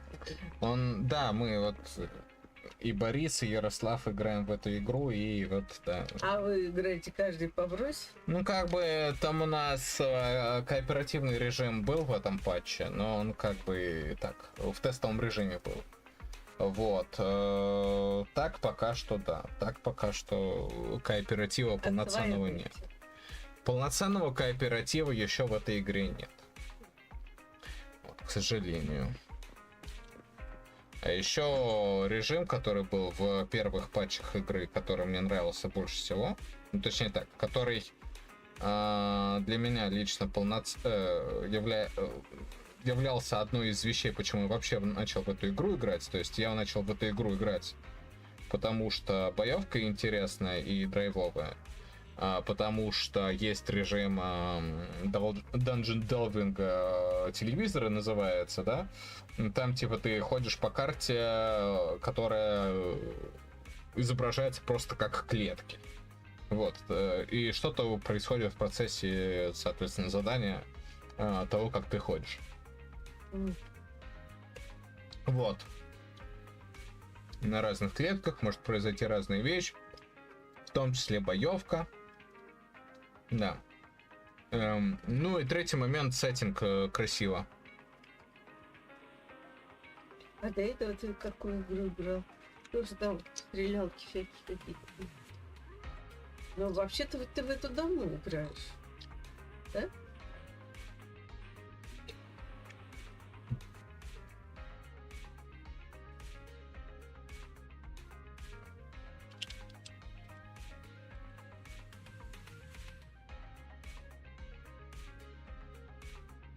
Вот, жарко.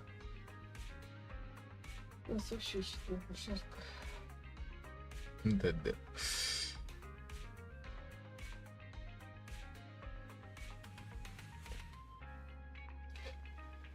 Ну, ладно. Жарко, не жарко. Завтра меня ждет работа. Ну, завтра пятница, последний день. Ну да. Ты там разобрался? Ну, то, что я собирался в середине прошлой недели выполнить, я, наверное, сегодня выполню. Завтра.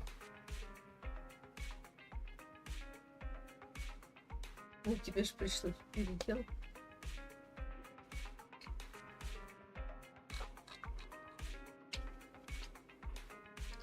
Ну.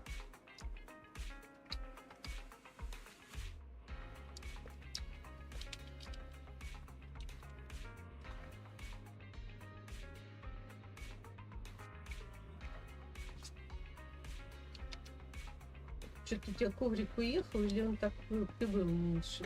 Не, ну как бы он сейчас там, где он должен быть. Да, вот здесь вот место. Не, ну в этом плане, конечно, ну лучше так. Ну ладно. Лучше так. Потому что... То есть он меньше, чем тебе? Нет, ну конечно он меньше, потому что я же не могу один в один найти.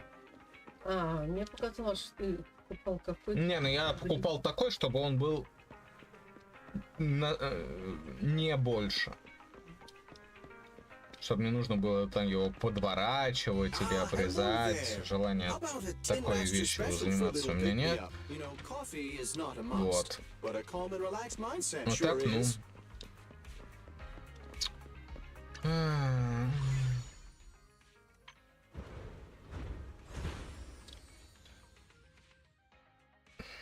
Слушай, ты сначала играешь одним персонажем, потом другим, а одновременно двумя ты не можешь играть, да?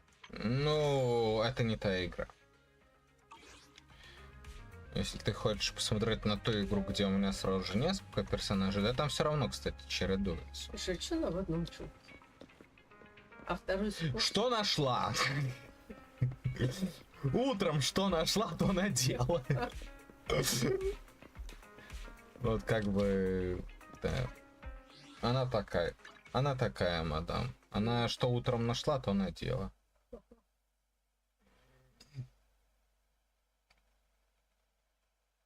Ладно, мы пошли тогда погуляем. Да, пойдем погуляем. Идите.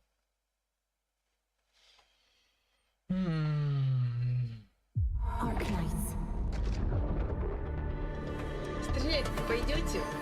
Чертик, нет, там не стрелять, там разгребать снег. Поэтому не пойдете. Ну, у меня желания, конечно, никакого нет. Ну, кому-то надо стрелять, разгребать. А Алёшка пойдет? Не, ну как бы разгребать снег, да, собирается. Да, ну, посмотрим. Если у меня план на субботу не появится, то... Маньку возьмешь? Чтобы она разгребала снег? Как бы была... Я не знаю, если там будет лопата, то возьму. Но стрелять мы явно, конечно же, не будем. Хотя, я тут понял, что в снег-то стрелять опасными стрелами — это за милую душу, конечно. В снег стрелять опасными стрелами — это же вообще идеальный вариант, да? Вот тебя навалил кучу снега, и все, вот можно в это стрелять.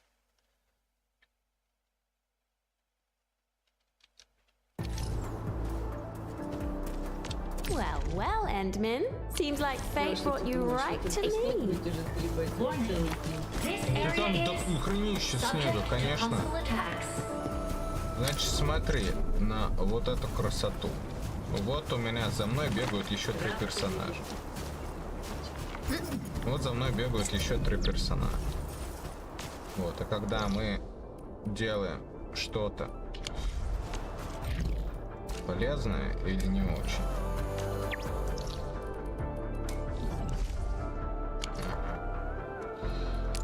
Как я и рассчитывал.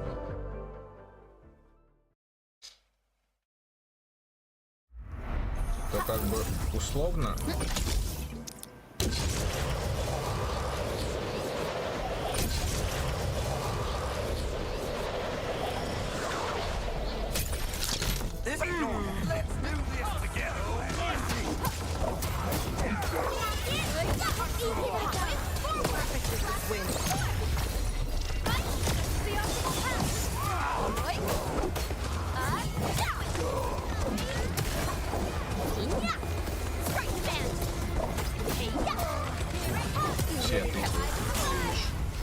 To serenity, they shall return. We've done it. Hope you're not.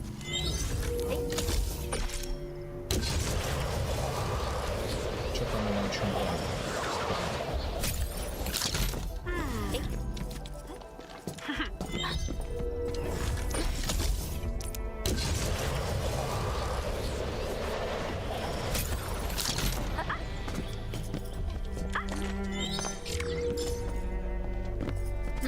В общем, да, как-то так.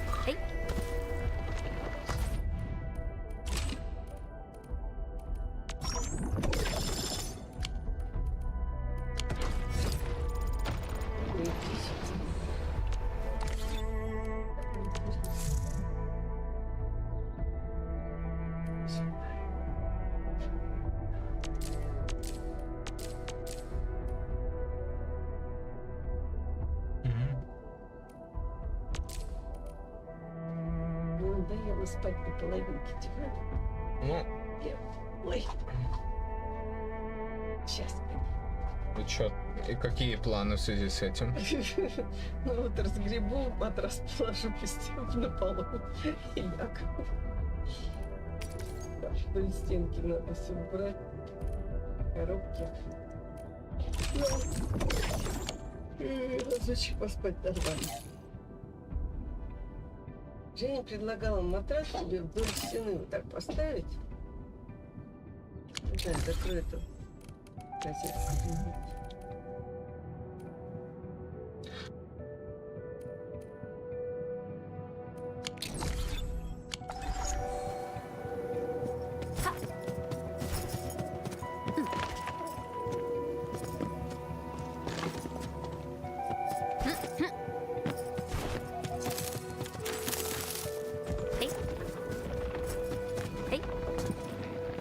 I sense danger. This one won't go down easily.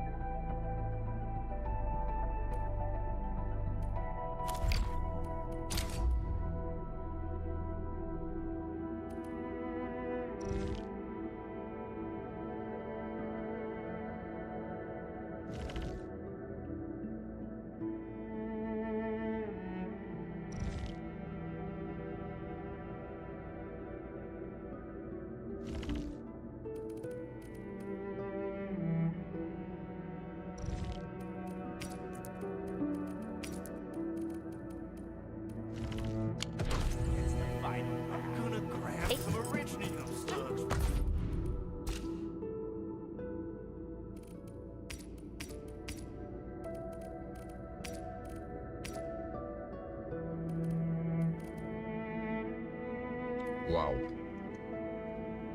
Okay.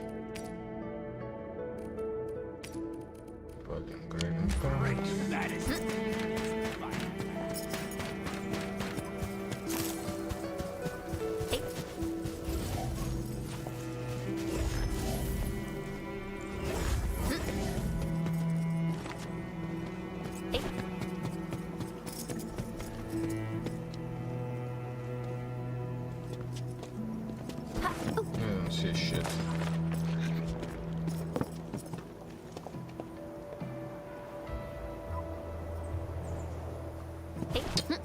Whatever.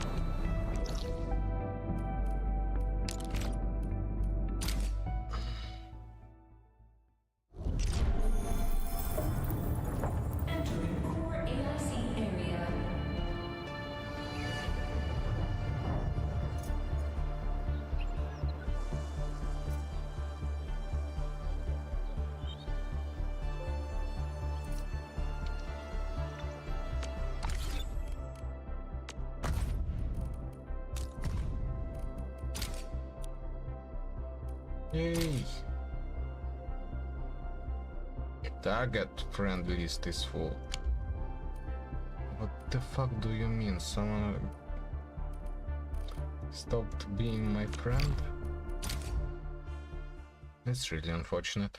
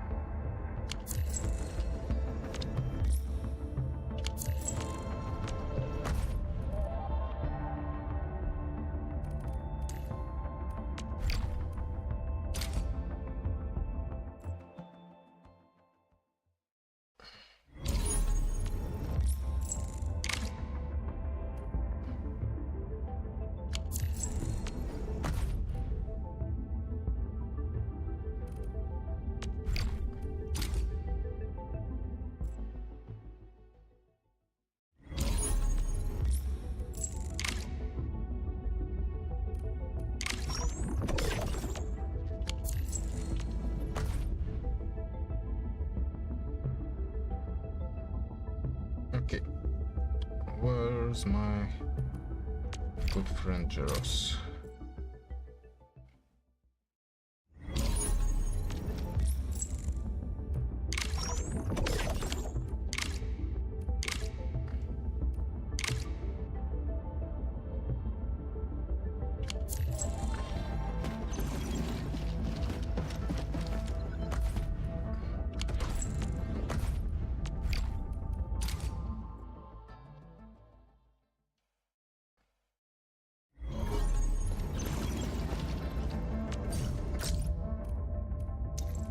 Вена.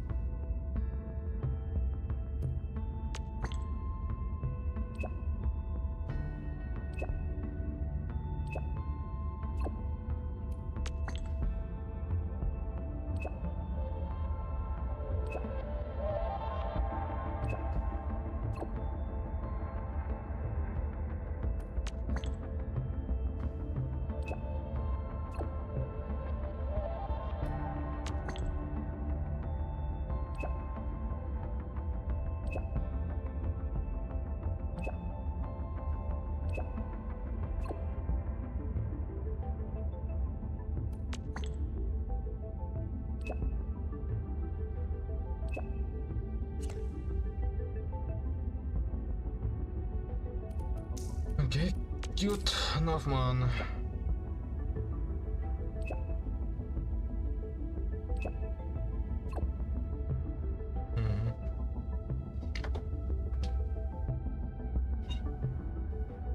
Oh, so he left.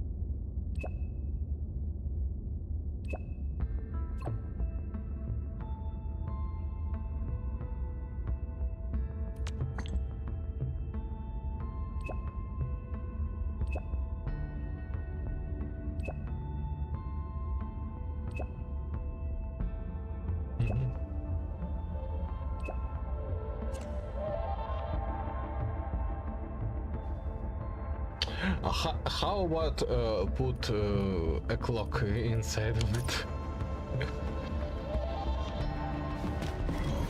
I think it would be pretty poggers.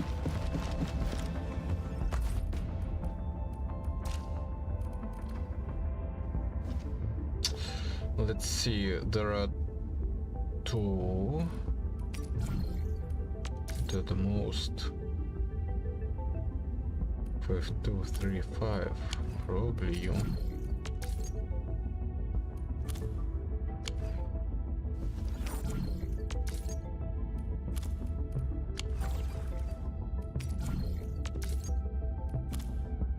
Yeah.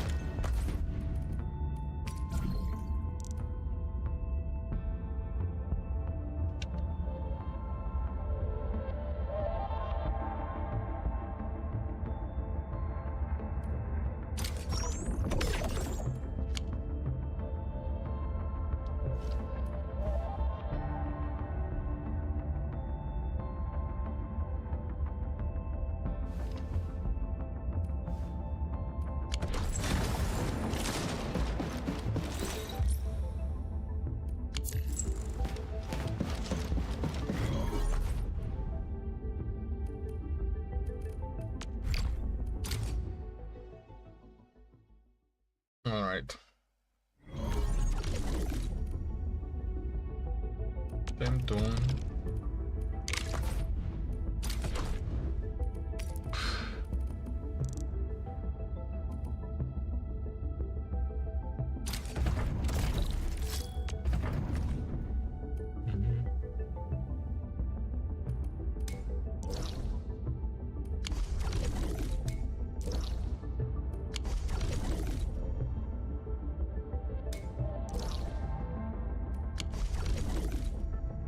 Let's go with this.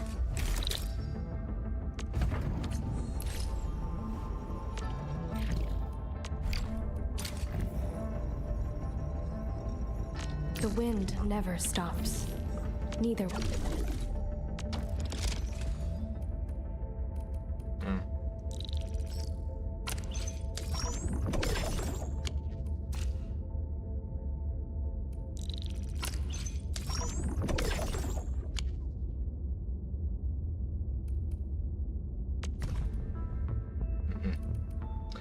$11K. Yo.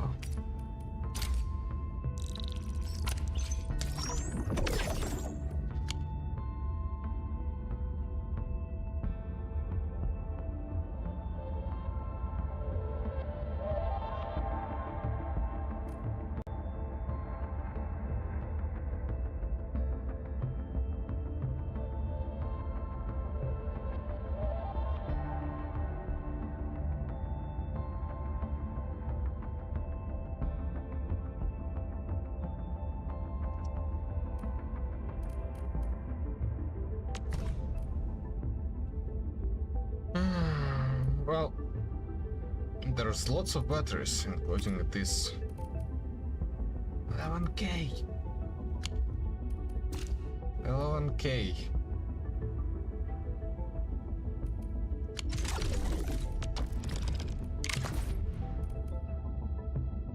There it goes.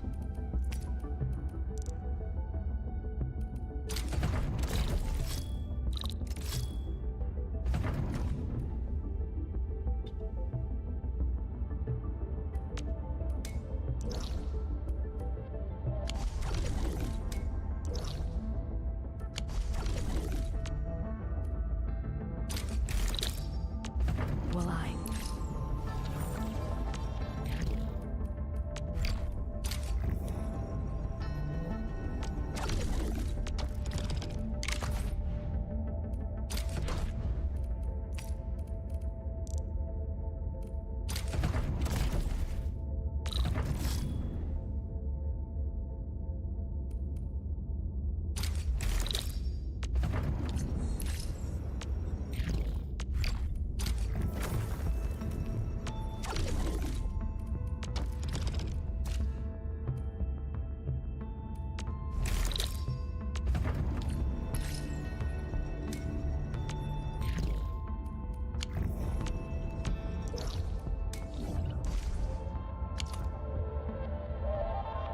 Yay! I love the spot.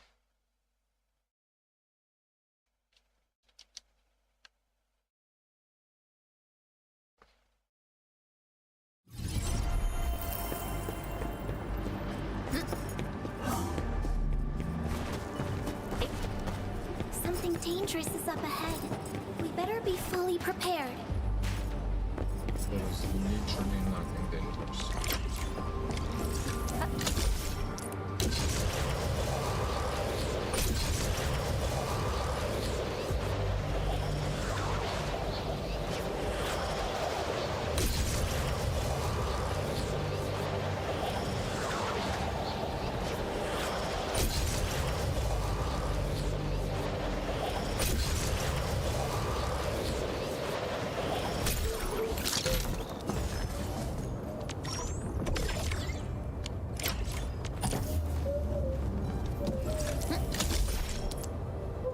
Oops.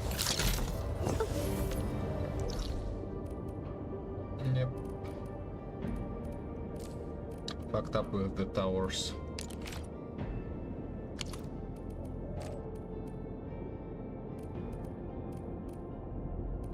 I don't need towers here.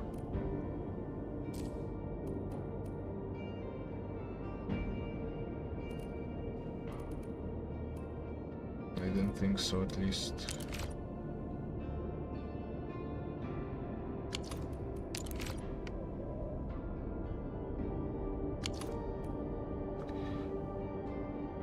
Oh.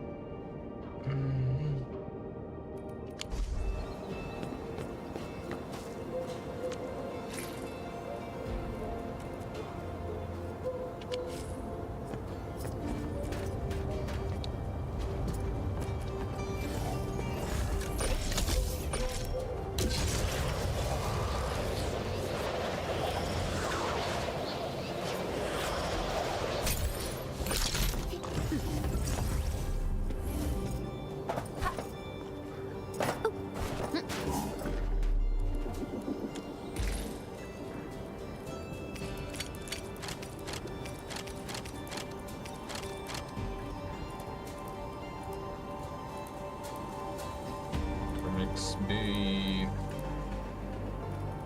What's wrong?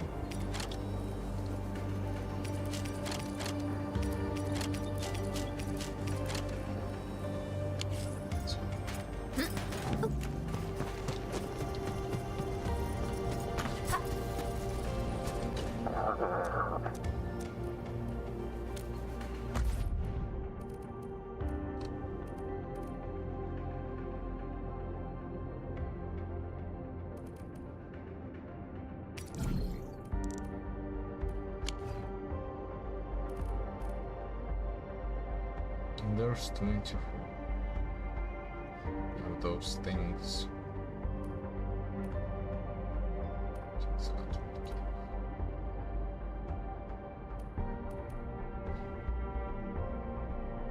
That's 50%. 15. Stock 10 of those.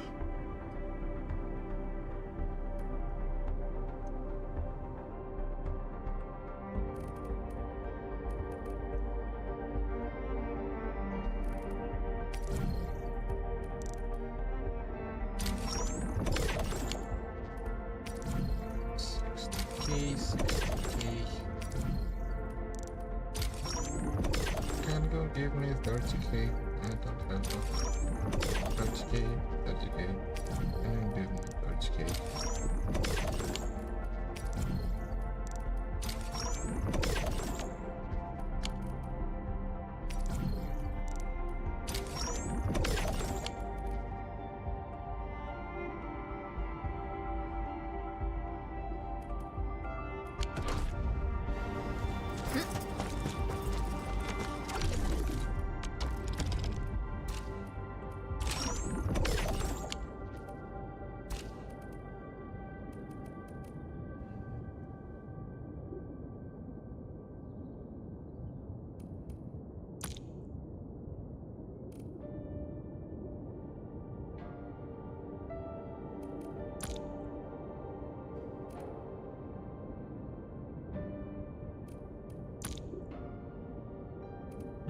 That's good.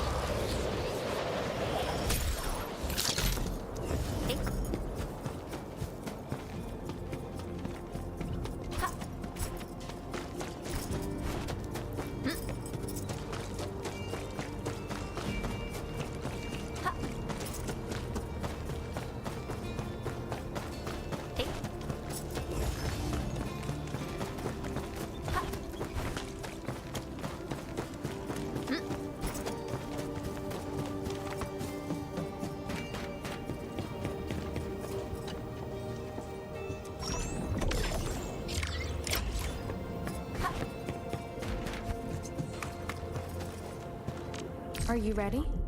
The wildlands are filled.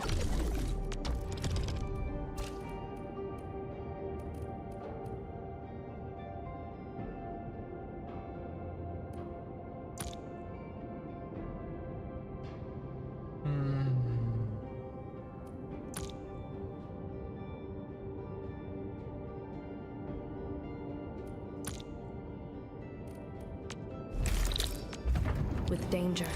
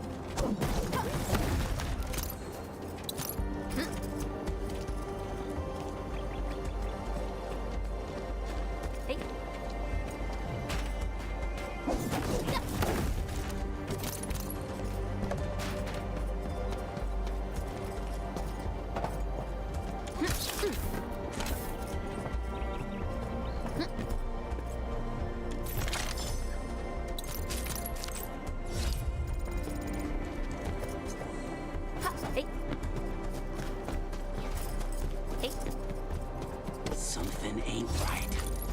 This ain't normal. Engaging. Stay safe, team. We'll see this through.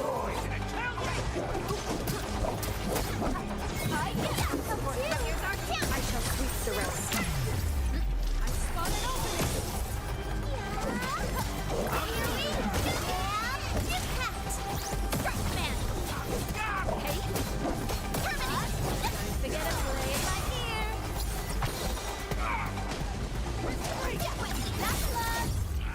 We've done it. Hope you're not tired, Mr. Dally. Talk's cheap, mate. Gotta put in the hard yakka. To serenity they shall return.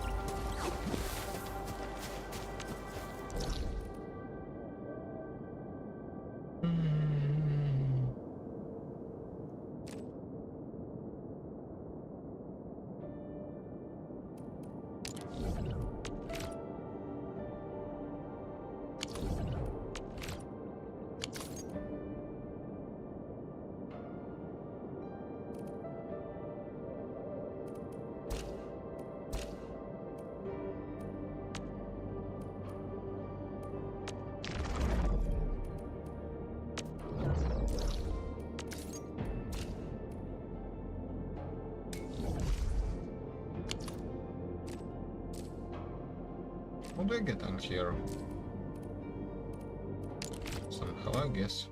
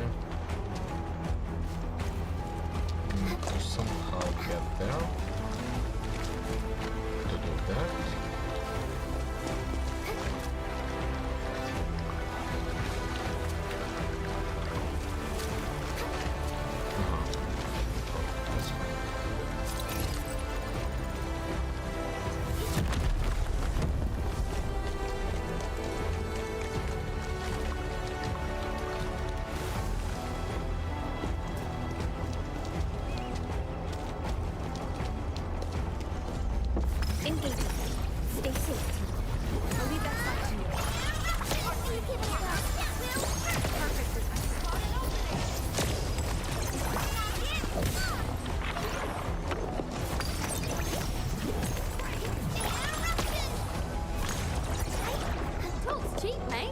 Gotta put in the hard yakka. Violence is never our objective. Let's press forward.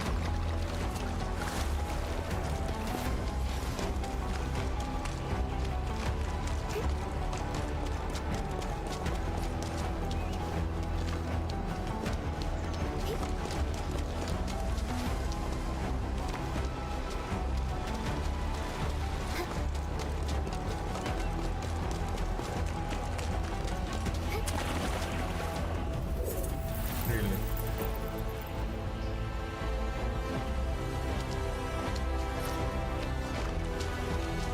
It just gonna be like that.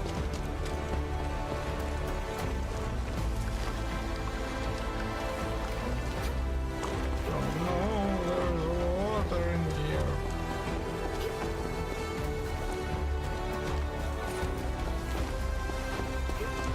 This is hell on mine.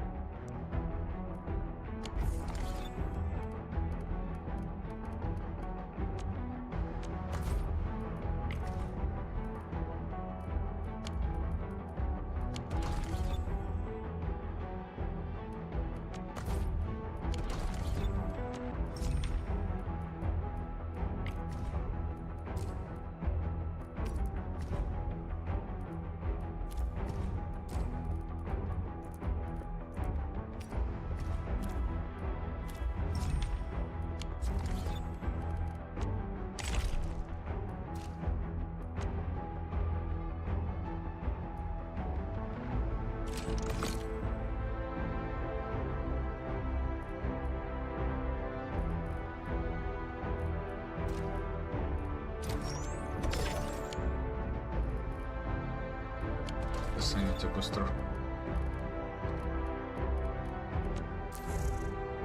Окей.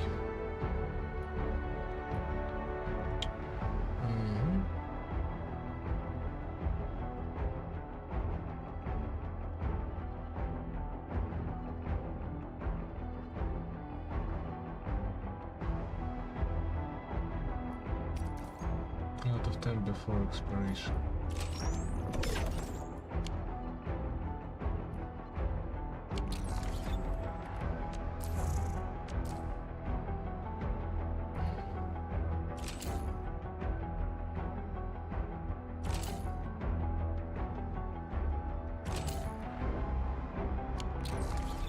Slots used up.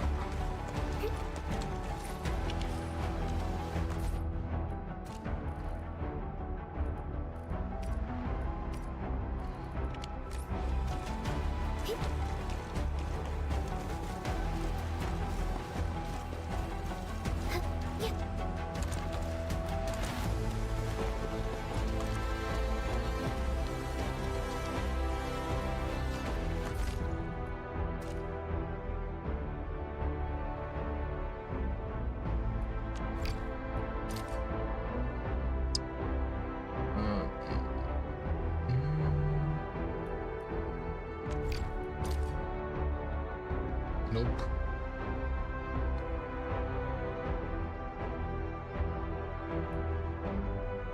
Alright, let's get some XP, I guess.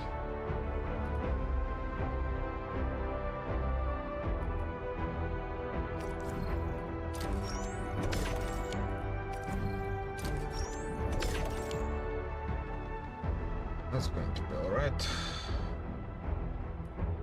Quite enough, thank you very much.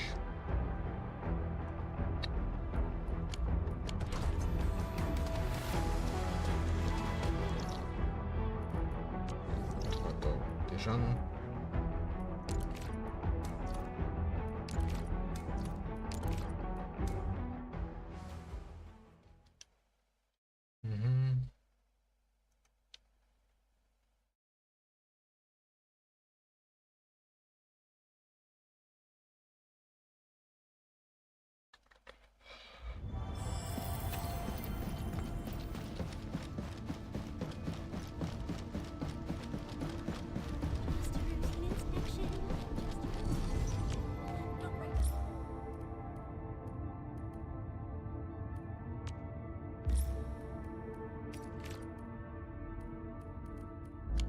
Мгм.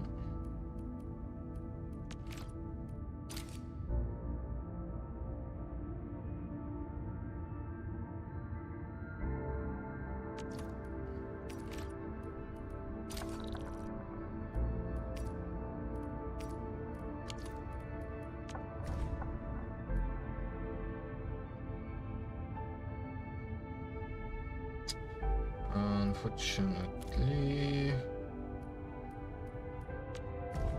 can't send without.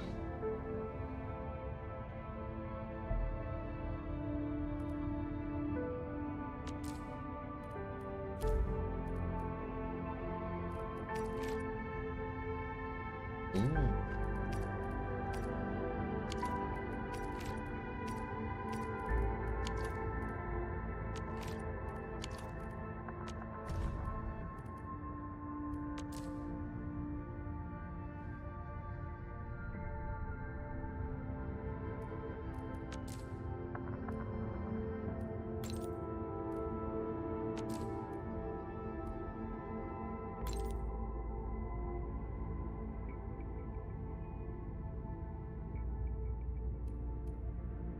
Help.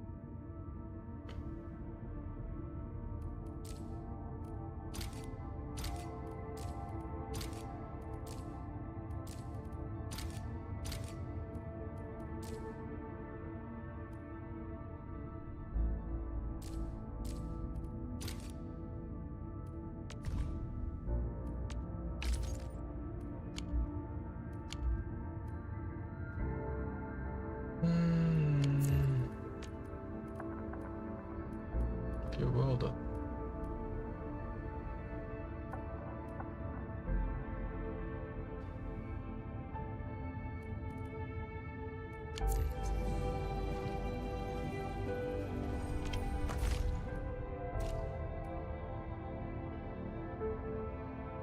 $67.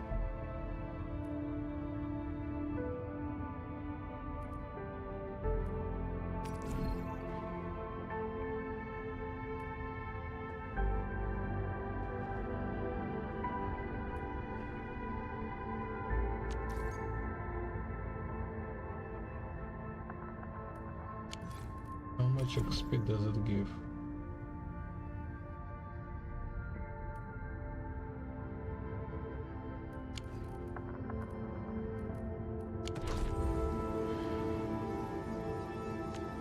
Originium will carve a path for us.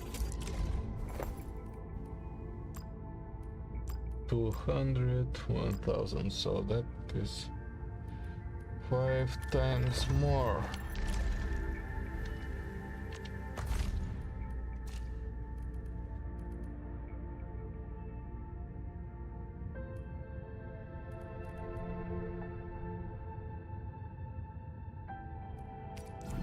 Okay, this is better.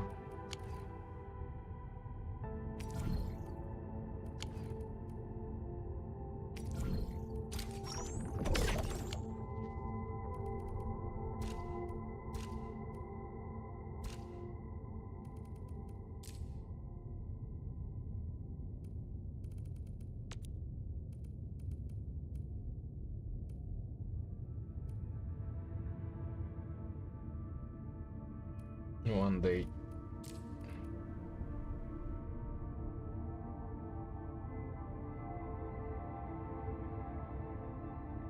Jet.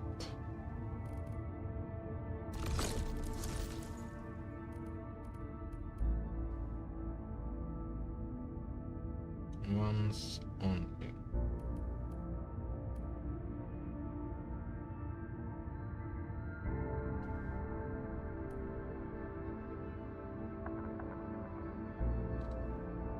Oh, so duration of those is much longer.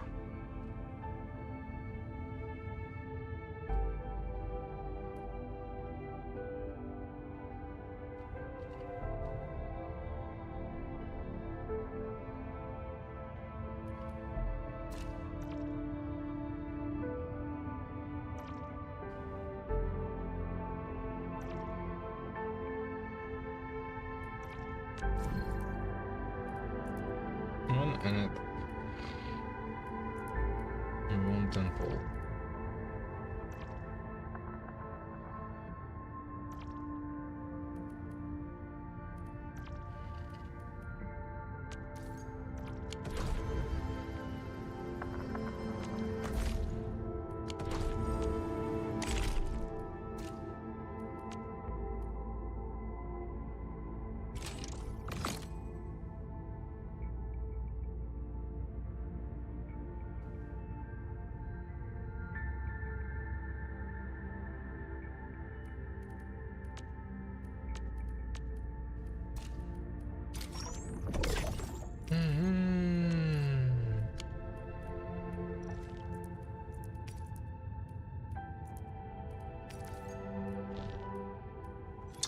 On 0 still.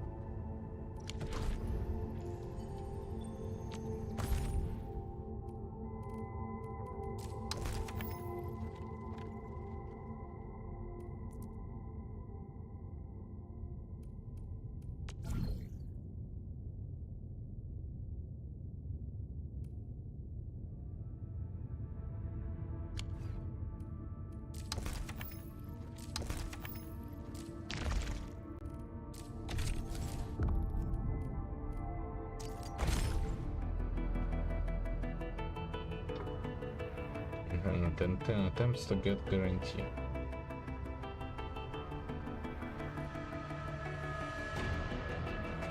I currently have 22 plus 37.5, 60, 74, 5, 75 puts here.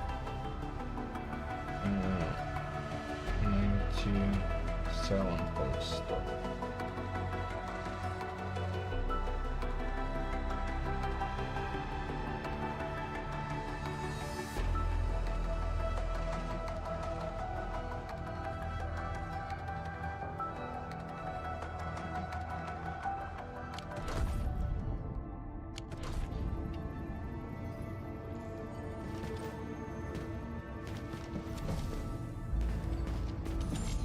I don't really see a reason to get her currently, except for the fact that she is the only AOE currently, right? Still waiting for something?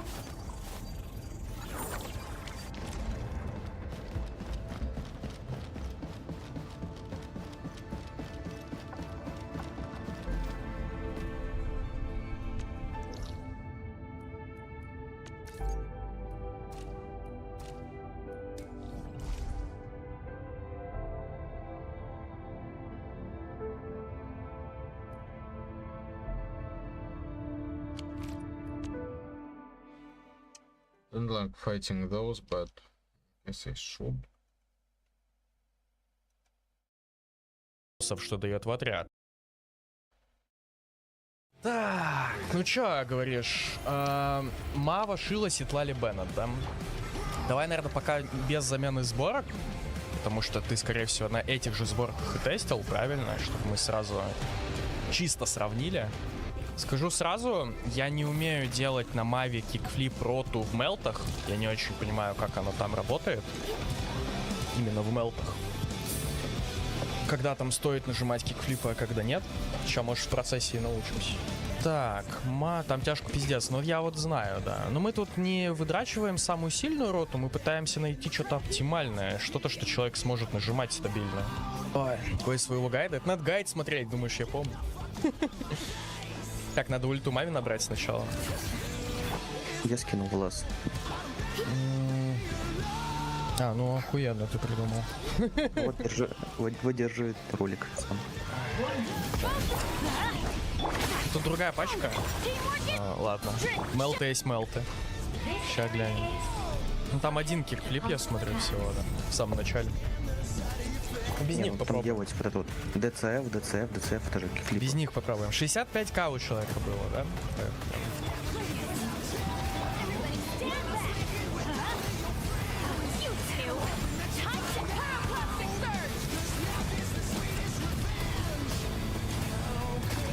Ну вот, и все, и пизда статус, кстати. Вот поэтому она использована. Она жму как пока. Ну уже не 65, конечно, но сейчас, короче, жму как чувствую.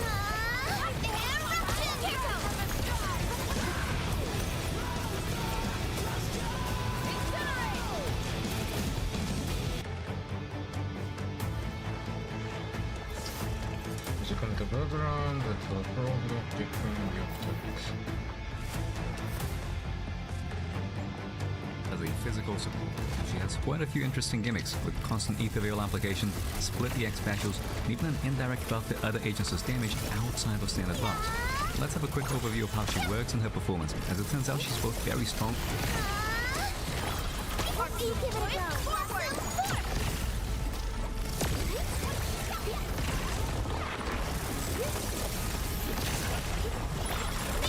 Strong and takes a surprisingly healthy approach to character balance.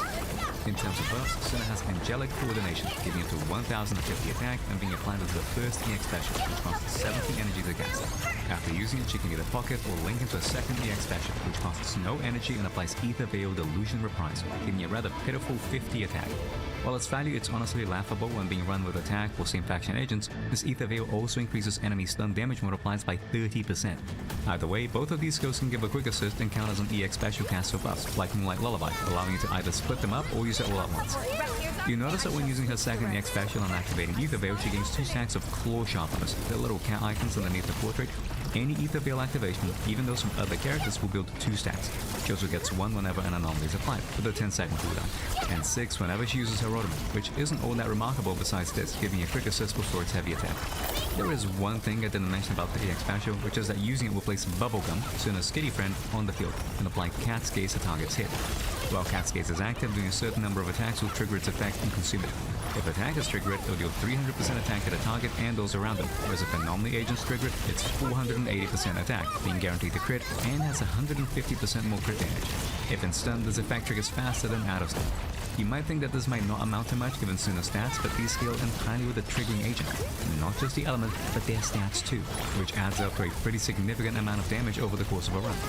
This is because Cat's Gaze may be applied by EX specials, but also by many other moves, namely Suna's Chain Attack, Ultimate, and most critically, Bubblegum. It's here that Claw Sharpener stacks come in. If there are no enemies of Cat's Gaze nearby, Bubblegum will consume 1 Claw Sharpener to attack and reapply Cat's Gaze. They'll then stop attacking until it's consumed or it runs out, in which case the cycle begins again. All of this amounts to a very straightforward gameplay loop. Use Suna's EX1 to apply Angelic Coordination, then her EX2 for Ether Veil Delusion Reprise. This applies Cat's Gaze, puts Bubblegum on field, and triggers Moonlight Lullaby's effect. Whenever Moonlight Lullaby is due to expire, make sure to bring her back in and cast at least her EX1, then pocket her EX2 for later if needed, or use it straight away for Claw Sharpener stacks on Ether Veil reapplication. Other than that, sit on an attacker to continuously trigger Cat's Gaze and make use of Suna's buff. That's about it, really. In practice though, managing her EX casts, especially around Deadly Assault buffs, and character-specific resource management like in Yishin Guang teams does require some effort. I should point out I've been given very little time for these runs. I'm certain far better scores will be achievable in life. Between coming to terms with her kit, rolling for discs, planning out routes, the opinion I have here is very much a cursory glance at best, so take everything I say with a pinch of salt. But enough yapping, let's look at some runs.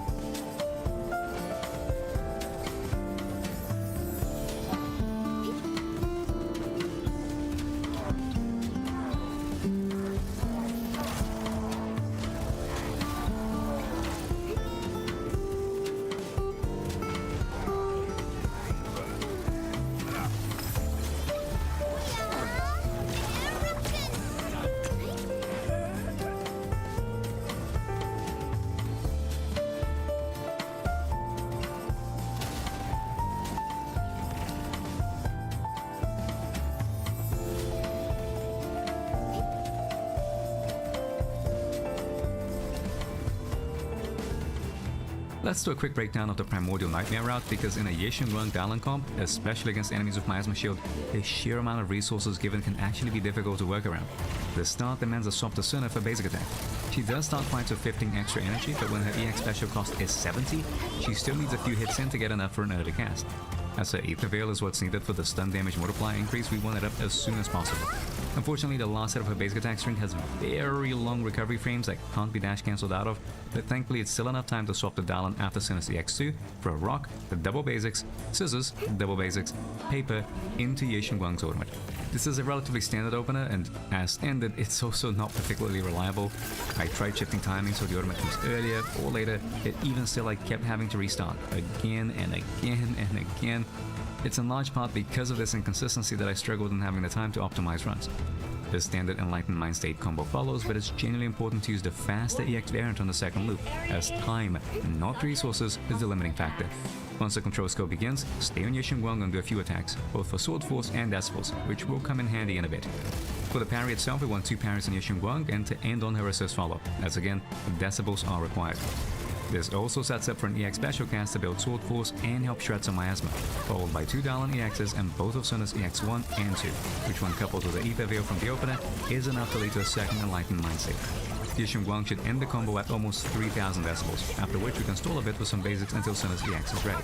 When it is, Dalan EX for King of the Summit and only 1 Suna EX. We do not want to use a second. This is only for Moonlight Lullaby Refresh and to upkeep the Deadly Assault Ride the Current buff, which demands support EX casts every 20 seconds. This should lead to a quick assist to Yeshunguang, but I was a little hasty. Either way, it's onto Yeshunguang's Decibel Ultimate for the 3rd Enlightened Mind State. As always, as condensed a combo as it can be, with the daze bar hopefully not being so high as to trigger another Miasma Shield before it ends. Once done, Yeshunguang should be at just under 3 Sword Force, so a quick EX cast builds the remaining point, and from there it's a rush to the 3rd Miasma Shield state. It can sometimes be possible to fit in a full combo before it, but as it can be rather inconsistent, I found it best to simply push through it quickly. Since we built the 3rd Sword Force for the EX, all we need is another Aether Veil from Suna for the 4th Enlightened Mind State. If you can get all of Suna's EX2 to land in Miasma, then Yeshunguang's entry skill should be enough to shred it, but if not, no worries, there's a lot of damage leniency in this run. I'd recommend using Manual Chain as we want Dalan's ultimate conversion to not use a Force Chain attack. This also has the benefit of not overlapping Sun recounts with Dalan's Spores, which allows us to milk as much of the crit damage increase from the stage buff as possible. As the state is about to end, swap the Suna for another EX1 only. Again, just for buff management. Then 1 Dalan EX should be enough for her ultimate conversion, taking us to the 5th Enlightened Mind State. At this point, it's fine to start triggering chains as they have no more use.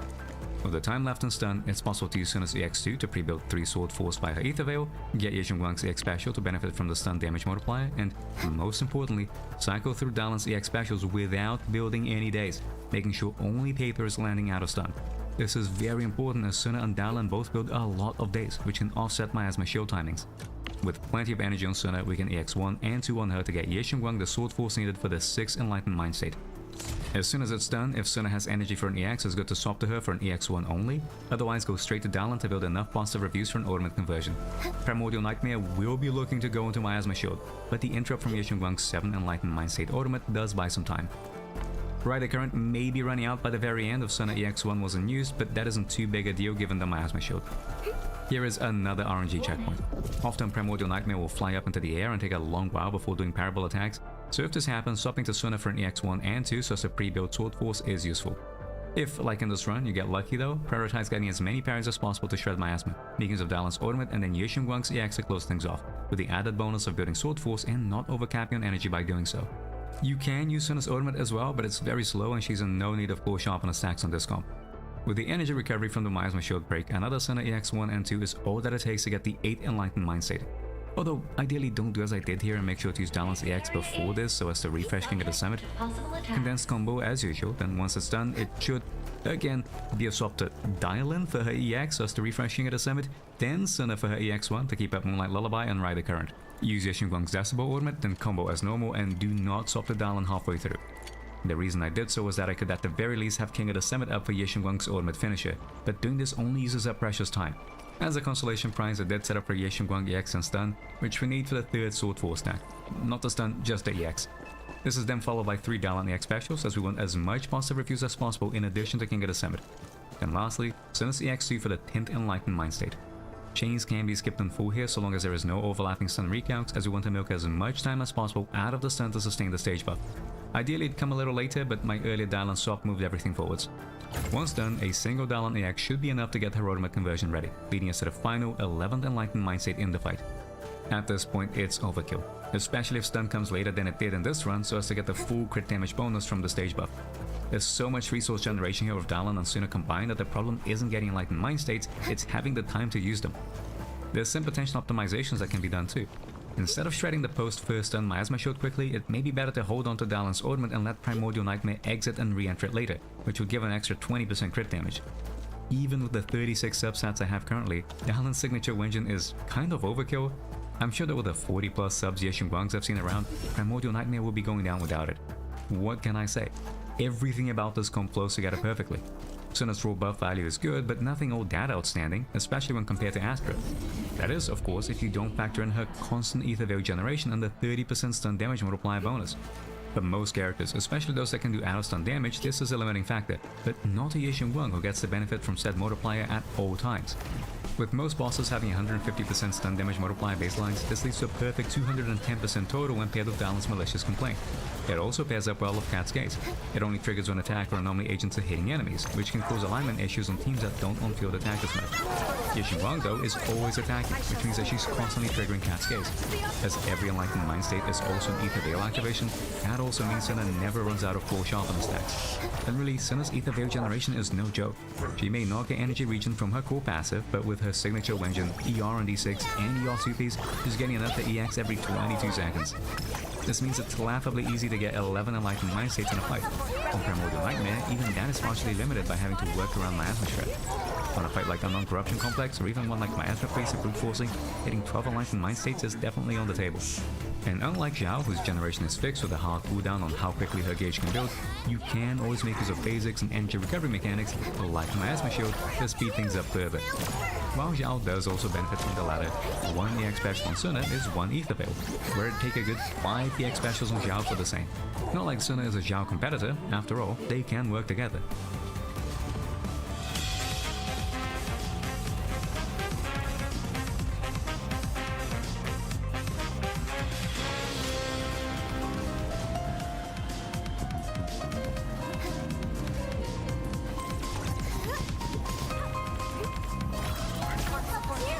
I shall sweep the rest.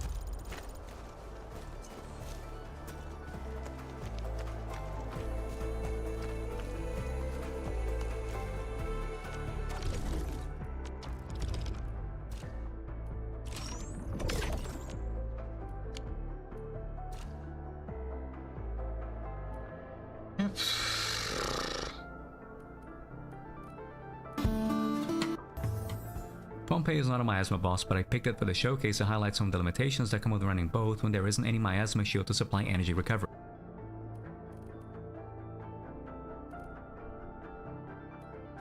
Oh wait, okay, hold on. Combo skill?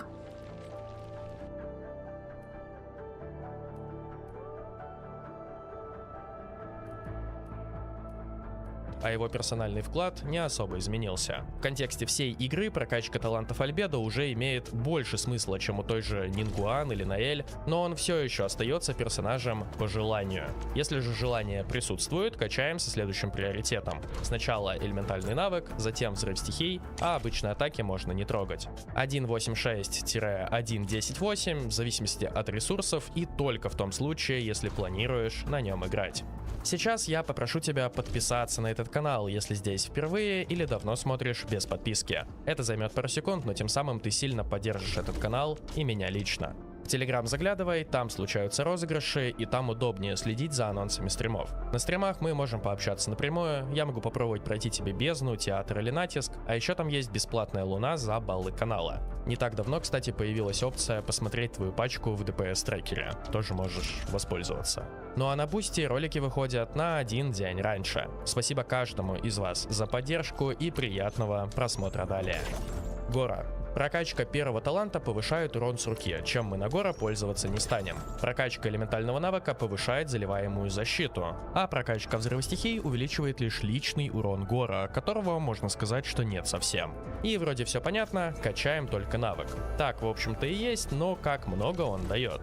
Я решил, что не стоит пинать труп, рассматривая отряды какого-нибудь Ита или Ноэль на 60 тысяч урона в секунду. Лучше чуть заглянем в будущее и посмотрим на приросты в отряде Зыбай. Все же там Гора одна из лучших опций на 4-ю позицию, и думаю, что это будет актуально большему количеству игроков. И знаете, даже тут прокачка талантов почти ничего не дает. И все дело в том, что то количество защиты, что заливает Гора, на самом деле та еще капля в море. По сути, если сравнивать 10-й талант и 13-й, мы увидим разницу лишь в 67 зеленой защиты. 67 защиты — это чуть больше одного ролла в защиту процент в доп-стате артефакта. Гора силен своим C6, дающим геокрит урон, а вот заливка защиты не более чем приятный бонус. Отсюда рекомендация по прокачке талантов. 1.6.1 как приемлемый минимум, 1.10.1 как роскошный максимум, если ресурсов много. Но я бы остановился на 8-м таланте. Все же прирост небольшой, а короны не бесконечные.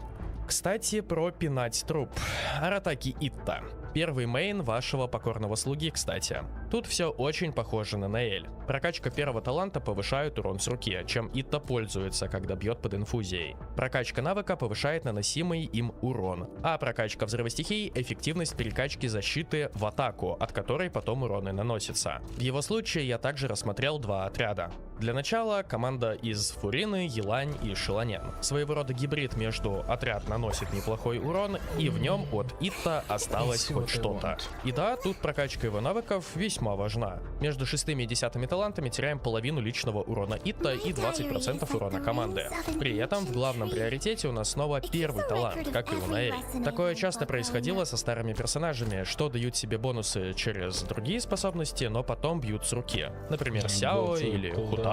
Далее почти в 2 раза меньше дает прокачка ульты, и еще в 2 раза меньше элементального навыка. Для проформы я также взял самый сильный отряд, содержащий в себе Итта на поле боя. И это снова над край коляска. Неудивительно. В целом все соотношения остались теми же, просто вновь падает важность самого Итта, его влияние на урон всего отряда. Не буду полностью повторять пасту про «не трать ресурсы, качай только если герой нравится». Эта формулировка дальше будет учитываться по дефолту, хорошо? Приоритет простой. Больше всего дают атаки с руки, затем взрыв стихий, затем элементальный навык. Так что на ограниченных ресурсах я бы качал что-то в духе 9, 6, 8. Но в конечном итоге каждый из талантов значимо влияет на личный урон Итта, посему для максимизации его дэмэджа мы можем стремиться к 3 коронам. Я в свое время так и сделал. 4 года назад оно почти что того стоило, но сейчас я был бы не против вернуть ресурсы обратно.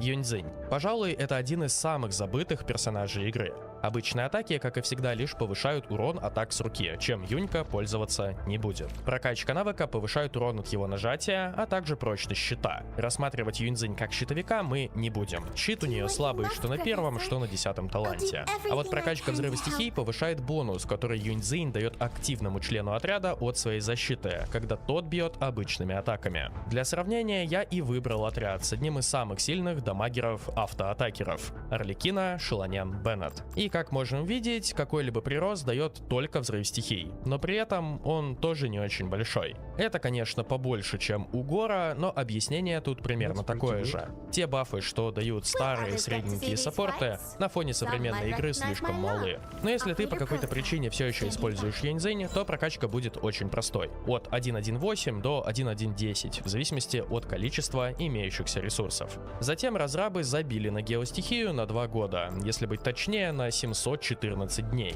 Так что с первой половиной надзумского патча мы сразу ныряем в Фонтейн. Навия. Первый талант все так же повышает урон обычных атак. Навия ими пользуются, и их важность я отдельно подчеркивал в подробном гайде, но все равно достаточно часто вижу, как многие недооценивают прокачку этой кнопки.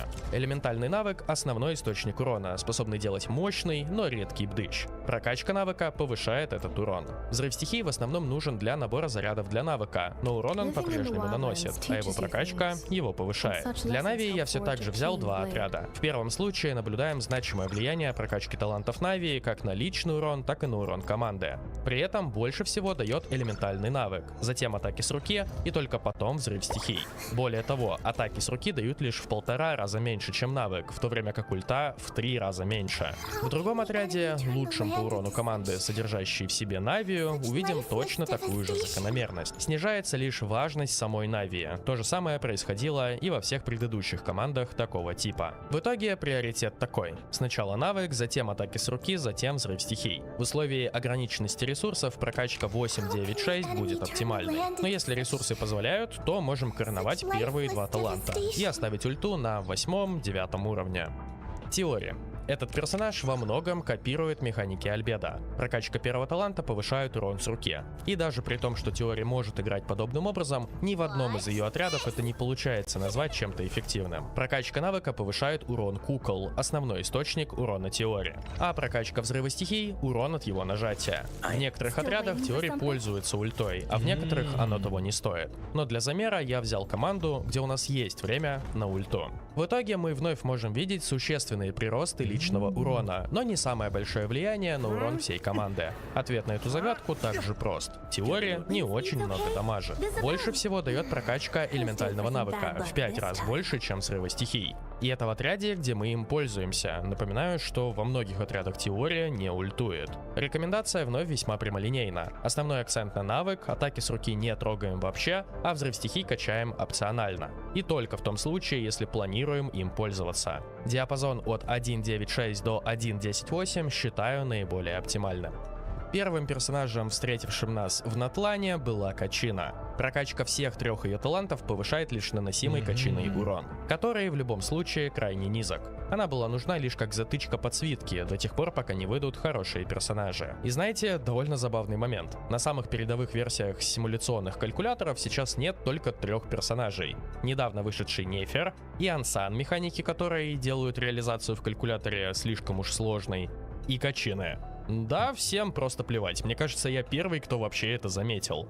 Пришлось считать руками. Не знаю, как вы, но я считаю, что время, потраченное на расчеты, причин. Механики, которые делают реализацию в калькуляторе слишком уж сложной, и Качины. Да, всем просто плевать. Мне кажется, я первый, кто вообще это заметил.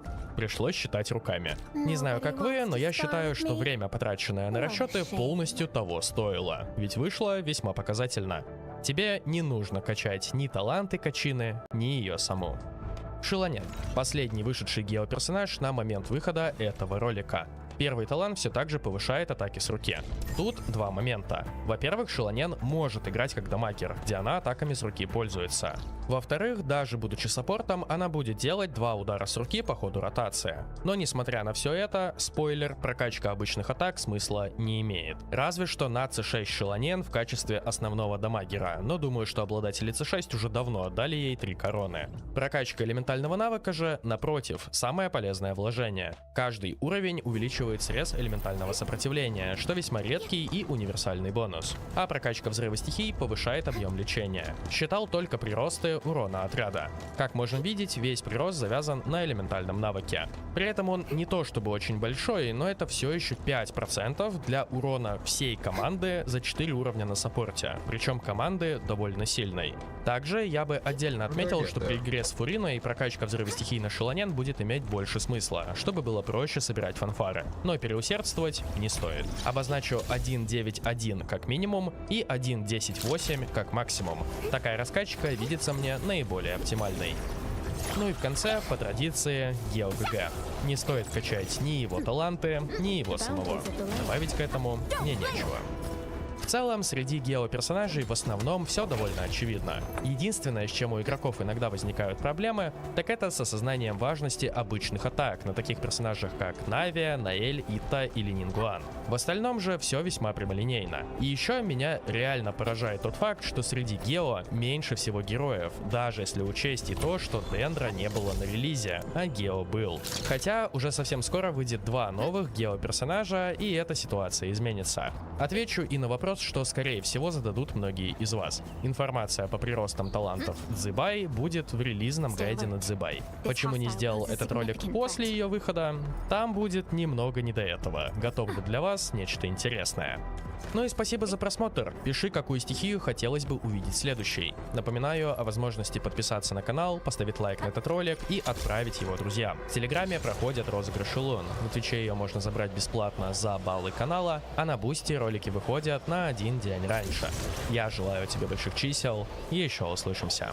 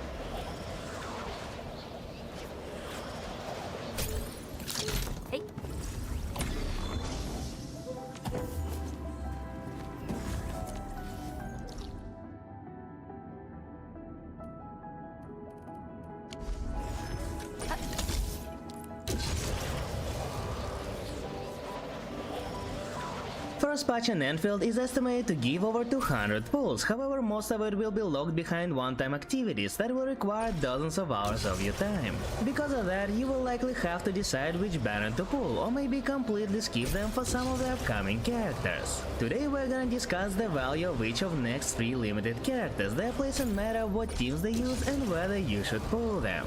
Before we begin, I wanna mention that I believe the first thing that should drive your decisions is whether you like a character. Even if they're the best one in the game, you probably won't enjoy using them that much if you don't like them. And on the opposite, even if character is somewhat weak, you can easily make them work with enough dedication. So far, we haven't seen any signs of incredibly hard content, but no one can tell if it'll arrive anytime soon and how hard will it be. So with all that in mind, let's begin. First character who is currently available on a limited banner is Leviathan, a hit main DPS. She revolves around consuming hit stacks from enemies to increase the damage of her skills and charge her ult faster, which unlocks her main damage. She is an incredibly strong character who excels in AoE damage due to large hitboxes of all her abilities. She definitely does lose some power in single target scenario like against bosses, but don't let it confuse you, even in single target her damage is very high. As of now, she is probably the strongest AoE DPS, and even in single target very few can compare. For her damage she is fairly easy to play. As mentioned earlier, you just apply hit stacks and she consumes them while you're just normal attacking. More often than not, there aren't gonna be any incredible combos, and you just spam all skills whenever they are available. The only difficulty that you can face is maybe keeping track of how many stacks she already got, since you need 4 to activate her enhanced skill. From everything previously mentioned, you can probably guess that she can't fulfill any other roles besides main DPS. Unlike many others, her main source of damage is her normal attack and ultimate that also require you to attack. She will occupy almost all of your field time and will do significantly less off-field. Now let's talk about her accessibility. Obviously this game doesn't have many 6-star supports, meaning that her team is gonna be pretty easy to get. Most commonly used characters for her team would be Wolfguard that you get for free in story, Akikuri and Nantal who are 4 stars, and Ardelia that you also get for free. There is unfortunately not many variations of team that she can use, so you will almost always end up using the same team. On the bright side, characters like Wolfguard or Akikuri are not the most versatile ones in the game, so you will likely not hurt your other teams by using them. Obviously best weapon option is her signature, and if you can guarantee it, you should definitely consider it. However, even if you got her early and didn't obtain enough arsenal tickets or just really want to use them for something else, there is still a good option. Umbral Touch that you can get at level 40 in second level of Battle Pass is only 10 to 15% damage less, which may I say is fairly small considering situation with other DPSs. But if you do need that selector for someone else, I have some bad news. Her next best option is White Knight Nova from another selector box, which can result in almost 30% damage decrease, which is already way too much. Of course she is not gonna be completely unplayable, but without a third of her damage don't expect any outstanding results. So if you do wanna pull her, I strongly recommend either getting her signature or Umbral Touch from selector. In conclusion, Leviathan is an amazing DPS without too much depth in her gameplay, which may be a good thing if you are a casual player, but disappointing if you are enjoying complex combat. If you find her appealing, don't hesitate to spend your pulls on her. She can be used I say is fairly small considering situation with other DPSs. But if you do need that selector for someone else, I have some bad news. Her next best option is White Knight Nova from another selector box, which can result in almost 30% damage decrease, which is already way too much. Of course she is not gonna be completely unplayable, but without a third of her damage don't expect any outstanding results. So if you do wanna pull her, I strongly recommend either getting her signature or Umbral Touch from selector. In conclusion, Leviathan is an amazing DPS without too much depth in her gameplay, which may be a good thing if you are a casual player, but disappointing if you are enjoying complex combat. If you find her appealing, don't hesitate to spend your pulls on her. She can be used in almost any content and most likely will carry you through it too. Next character is Jobata, a nature support. She excels at grouping enemies with her skill and applying chances of stability and larger lead with her ult. In theory, that means that she could be a great generic card support, but for some reason Dev decided to combine crowd with nature into archetype and it chosen Jobata the most. Her combo skill applies Mist, which is a physical reaction that usually does absolutely nothing but can trigger damage from Get to somewhere safe. Now's the time. Not the gentle tide. Make way. Really hot. Perfect. I spot an opening. I shall sweep the rest. Don't stop. Keep moving. Really hot. Play it by ear. Here's our kill. Perfect with this win. Make way. That's the optimal path. No heart.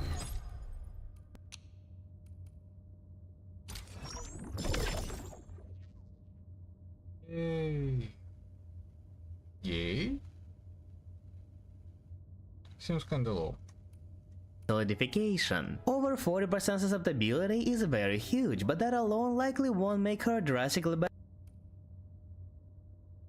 a better option than some other 4 and 5-star characters. The only nature character that can be considered DPS is Fluorite, and the only Cryo one that can use her efficiently is Yvonne. Last Rite doesn't proc solidification, and in fact doesn't want any other elements being applied to enemies, and Gilberta's ult applies nature. If you don't use her skill often, her ult also won't have an amazing uptime, especially if you're fighting against several waves of enemies, as it doesn't last very long. Overall, I think her value is pretty low and can only make a noticeable difference for Yvonne, but even there she is not completely replaceable, especially since Yvonne has her own grouping. However, do note that in theory she can be very strong for characters with burst damage who utilize solidification and one grouping, it's just currently there are not many that synergize with her very well. I wouldn't recommend blindly pulling her with hopes that you will need her in the future, but if by that time information about new character arises, she may become a better pick. As for weapons, she doesn't have too many great options either. Her Sig and Sig alternative from Battle Pass work great, but they don't provide as massive of a difference in damage like 6 for DPSs. Besides that, she can only maybe use Stands of Memorials, but it requires to use ult to activate its passive, and as I already said, in current teams, Gilberta won't do it very often. Overall, I don't think Gilberta is that great of a character as of now. She can be a side grade in many teams, and likely will be the best option for Yvonne. If you do really like her, you can still pull and you will find places to use her without losing damage. However, from perspective of power, she is a fairly easy skip, only consider getting her if you are also pulling Yvonne. And now finally let's discuss Yvonne herself. Just like Leviathan, she is a main DPS, but unlike other two, she was chasing better quite significantly.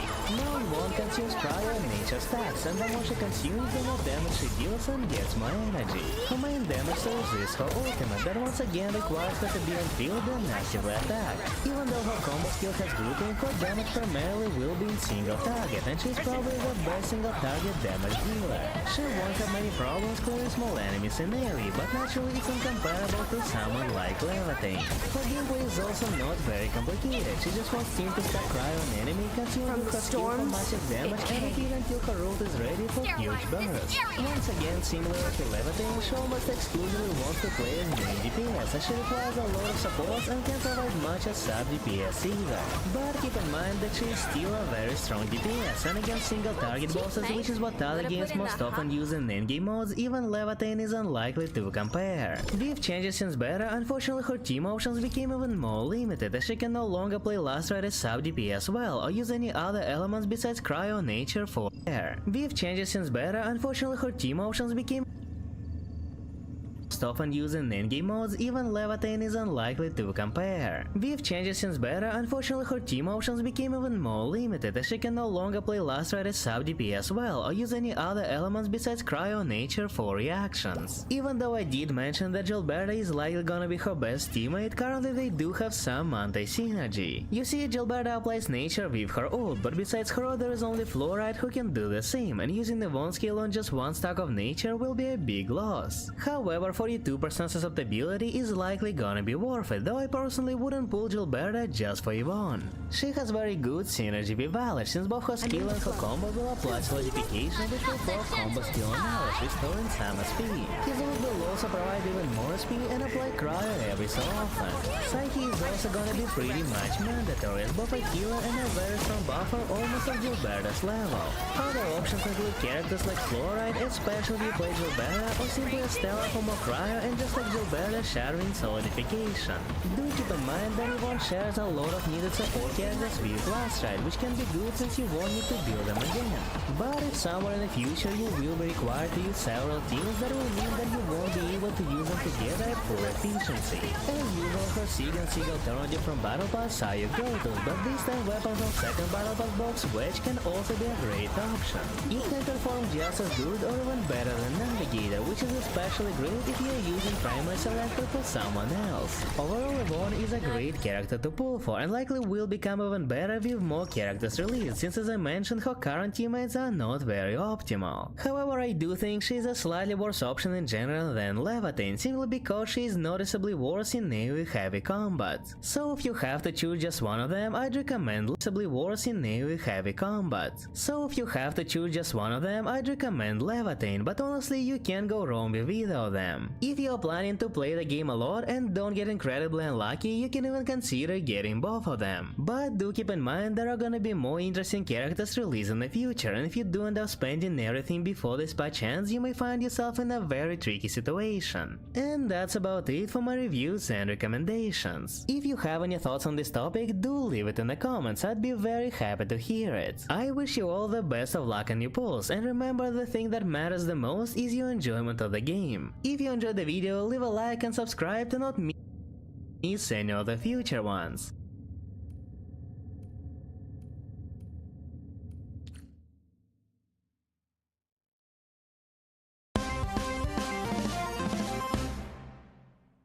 This video is sponsored by you. Were you excited to pull last right only to find out you're missing a key 5-star you needed for the team? Or maybe you're tired of the boring left-click spamming meta build and want something with more dynamic gameplay with combos and ultimates constantly popping off?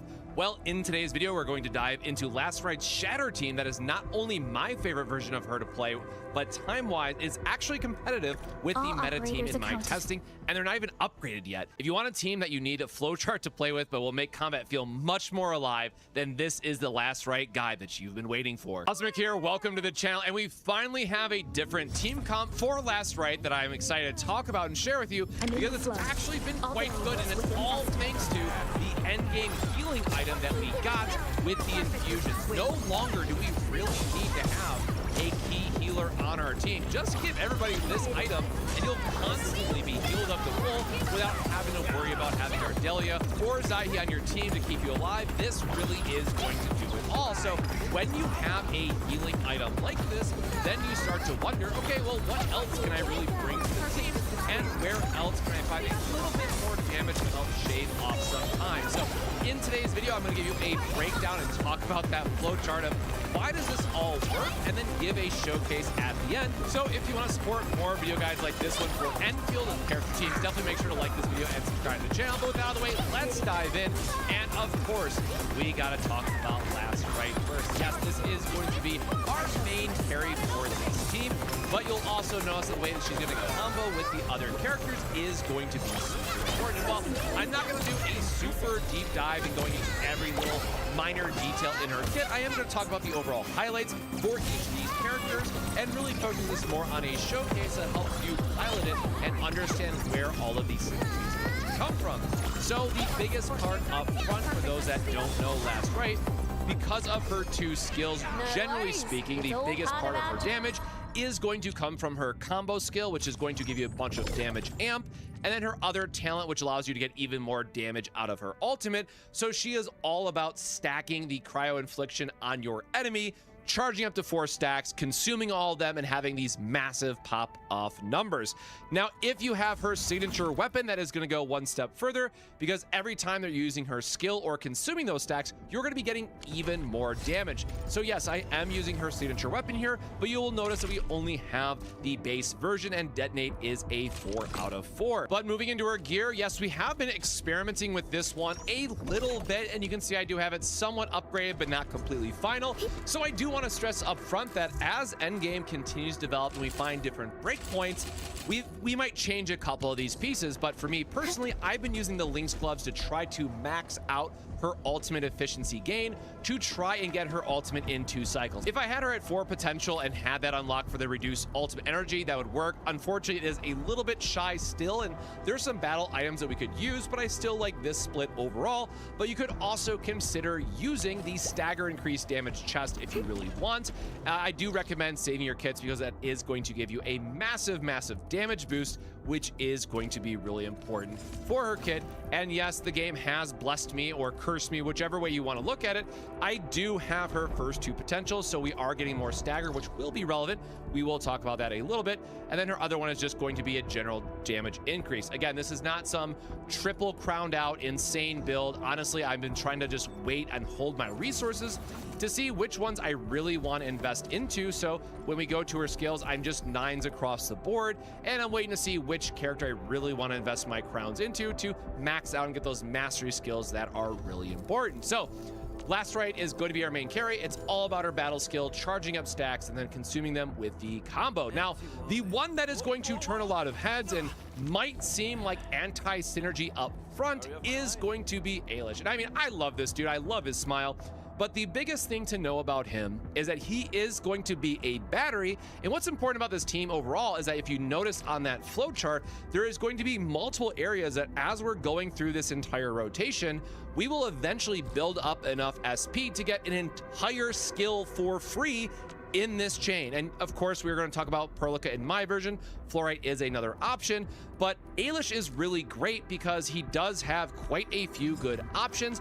With the Thermite Cutter, if you have it just at the 0 base, getting the extra attack gain is really good. But for the future, if you come back to this video or if you have a different one you want to look at, I would very strongly recommend using Fin Chaser instead, because you get this super bonus right here of the solidification that gives you more damage increase, but it does require you to have this at P5 and maxing out to get the most amount of damage. Now, this will be his best in slot, and as you can see, I cannot test it personally to know exactly when that break point is, but at least for right now and for the limited testing that I've done, at least a 0 version of Thermite Cutter does seem a little bit better, so we are going to swap it back to him. Now, the one thing I will say about his skills is that, yes, there is this small little bit of RNG thing that you'll notice with his auger angling is the bonus SP recovery that you can get. Sometimes you will get 20 SP instead of 10, and that is honestly a pretty significant amount. If you chain multiple of these back to back, that will be a significant SP increase. Now, the thing that you'll notice, these are not leveled up, and especially my Estella is going to be at all ones. You'll notice you're not gaining more SP as you're upgrading these. You're only increasing the damage. So while this isn't going to be the full showcase I wish it was, because just we do not have enough resources in the game, right? Strictly, we do not have it. So this is more of the theory crafting approach like I do for my other games. But I did want to make sure I do a call out here that you do not get extra SP. That is just a flat amount. The only way that you're getting extra SP in this build is by using the special skill, which gives you increase SP based on how many stacks you consume. Now, you're not going to be using ever more than one, because what we really want to focus on, right, is one, he's going to get more ultimate energy, which is really great for when he pops off his skill. But the biggest thing is making sure that we are getting this solidification, because then we are going to restore the SP, which triggers the Thermite Cutter and allows us to go into Estella to combo her skill as well to deal more damage and refund the cost of the cryo stacks. Lastly, just really quick, want to give a shout out to the Frontier set, because it is going to be another damage increase for the set. So that is really important to know that as you are using the battle skills, not only are you getting SP back, you're getting a damage amp, you're going to get combo, which is going to give you additional stagger. And I was going to save it for Estella, but combos are really important. I think a big part that a lot of people are missing, because every combo that you do has stagger built into it. And I think that's really important for understanding how you can break down the enemies, get bigger damage windows, and making sure that you're maximizing your DPS, especially if you're trying to line up these huge combos like Last Right wants to be doing. So very standard set otherwise. And then for the gloves, we are just using the ultimate gain efficiency, because spoiler, we just care about his ultimate, which again is going to give us more SP back and also add on a stack of infliction. Now, you will see all of this come together in the showcase itself, but wanted to make sure I called this out because this thing just pumps out energy for you when you really need it. Now, the one that is going to be still in testing, and the one that honestly shocked me for how good it is Estella, because right now I just want to talk about two things. One, the current cryo issue of just not having enough characters that can add on stacks. And I know a lot of people have been using Fluorite, but she has a 40-second cooldown, y'all, and that's just not good enough, unfortunately. But when we have Estella, we're getting the SP generation back. We're able to get another combo skill, which gives us even more stagger. And then if you want to try, and this is what I'm currently testing, if you... I'll protect Endfield. Always. I recognize this feeling.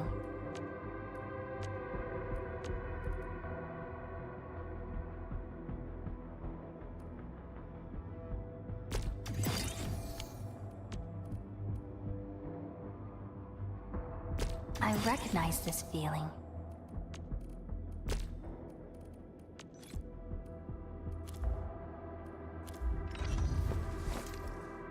Watch this!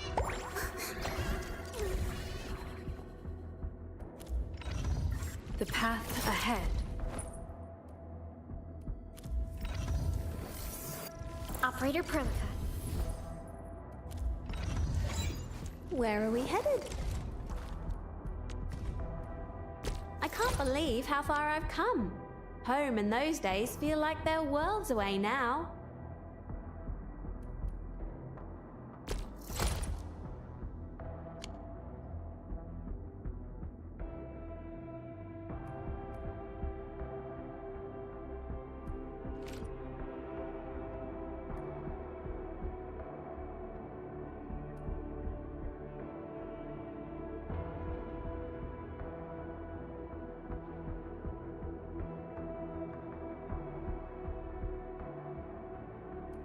The Swordmancer set, you're gonna get another 10 stagger for free, and that is equivalent to another combo skill on top of this. So while different bosses are going to have different breakpoints for those stagger windows, and this is something that I can't tell you, you'll have to test with your team, because again, up front, my last right does have the additional stagger.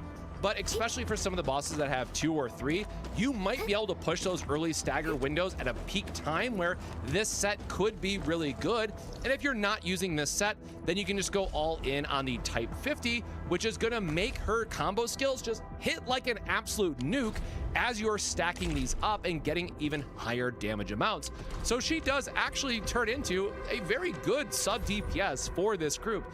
Again, we don't really need a healer anymore. You can see I was just using this for testing, but as soon as you get Janako Infusion, this unlocks so much more damage for you from a potential standpoint that I really think more people should rely on it. Now, I will also mention from her skills, I'm sorry, they're all level 1. I could upgrade some of these, but I'm waiting for Gilberta's banner because I am pulling on her next.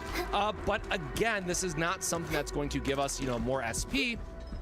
It's just going to be damage increases, but the important one is this second upgrade that says it's going to return 15 SP. And we're going to come back to that once I talk about the overall flow chart that I've made. But just keep in mind, as we've been going through this, there's multiple ways that we're getting back extra SP. And it's really important to note that she is going to trigger off of Ailish's solidification, which, keep in mind, is going to be the key thing that we want for a damage burst. We're getting free damage off of her. She's also giving us physical susceptibility, which is going to increase her damage and Ailish's damage, while it doesn't boost last right, which of course is going to be the bulk of our damage up front. It's still adding something more to the team, which is certainly something to appreciate. So, especially if you've been kind of bummed out on the cryo applicators and you're getting to endgame, and again, do not swap out your 4th slot, your Ardelia, until you have this healing item unlocked, or you will be suffering a little bit when it comes to your sustain in the boss fights. But as soon as you unlock this, you can just face tank everything in the game, which is hilarious. And then last but not least, we do have Perlica, which you can see is one of the characters I've used very early on. She is very upgraded, all things considered. But the most important thing to note here is that her stanza of memorials is going to give you another attack boost if you are off element. So this version of Perlica is great for every non-Electro team to just give them another damage amp. And this is super important because it's very easy to line up into Last Rites combos to make sure that you are maximizing your damage. For this set, we're just using Pulsar, nothing, exciting there. And then the last thing to know is just that the electrification that we get from a final attack or final strike, as it's called in this game, with the operator that you're controlling, just gives you a little bit extra damage and sprinkles in a little extra, combo and stagger in there when you really want. Okay, let's start this quest, I guess.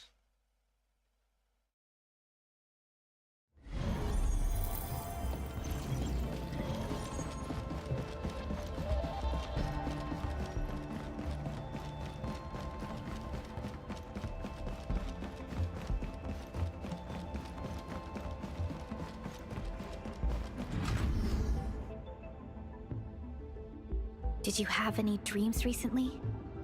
What did you see in those dreams?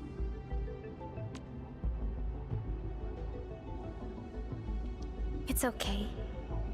Take a deep breath and close your eyes. Try and recall what's happened so far. Would save us again. Fresh new beginning. Might just forget our promise. And find faith. Travel forth, Administrator.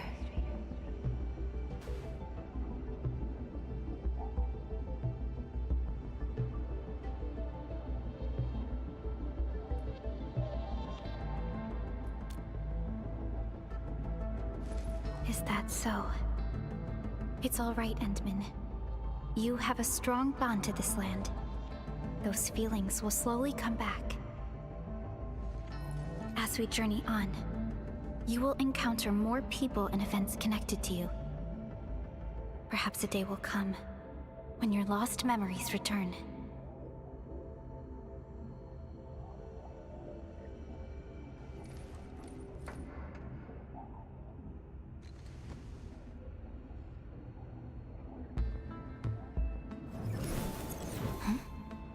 Flash of fire.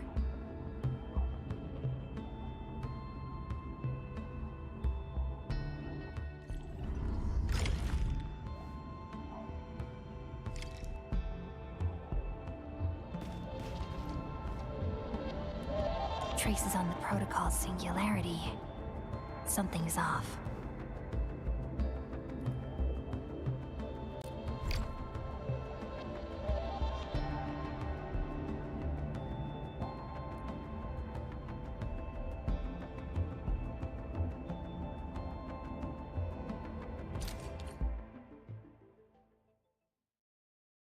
It's cool.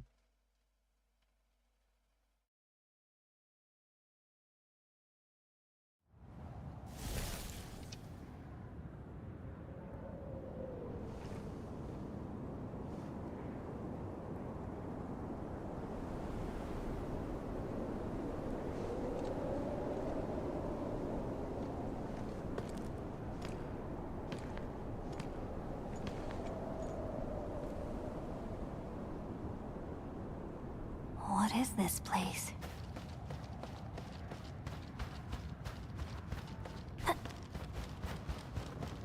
Someone's up ahead.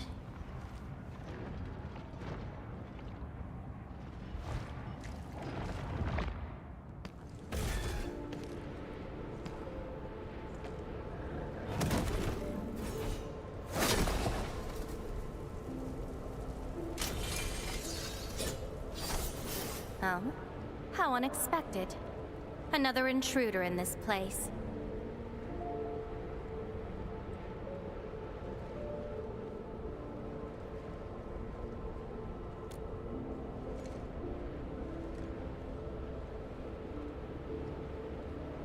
A place you shouldn't be.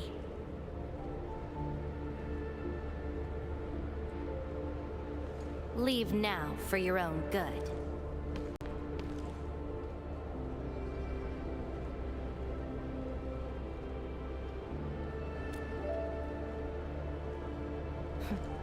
You're lost? Getting out won't be easy. Unless you remember.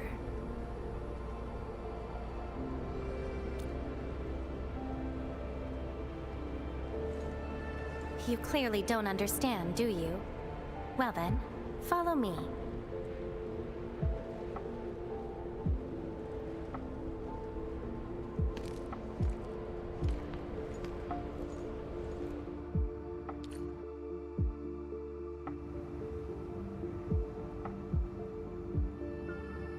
Over here.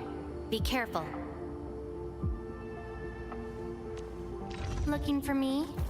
You finally remember something?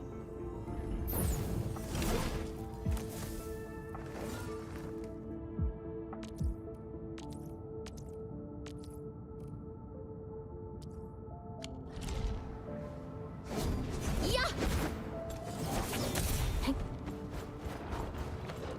Monsters again.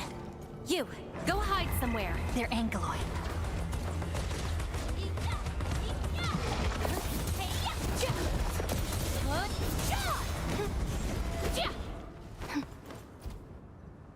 You fight well, even though you don't look it.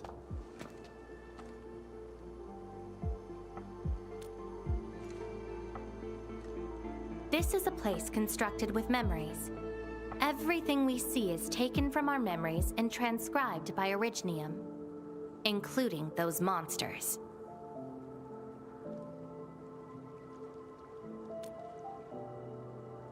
Protocol space. That's the name, huh? What about you? Are you here looking for memories too?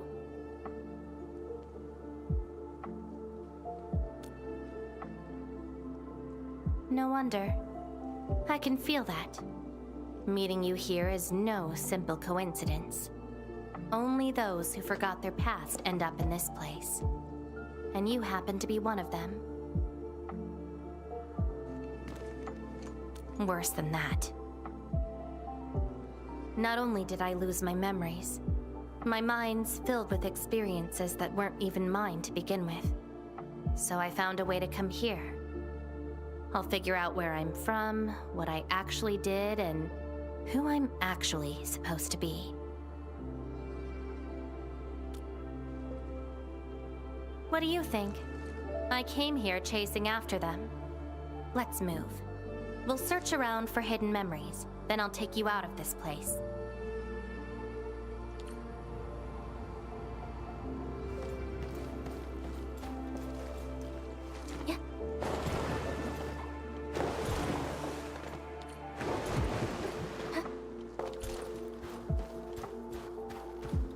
Memories often hide deep here. We'll have a good look around.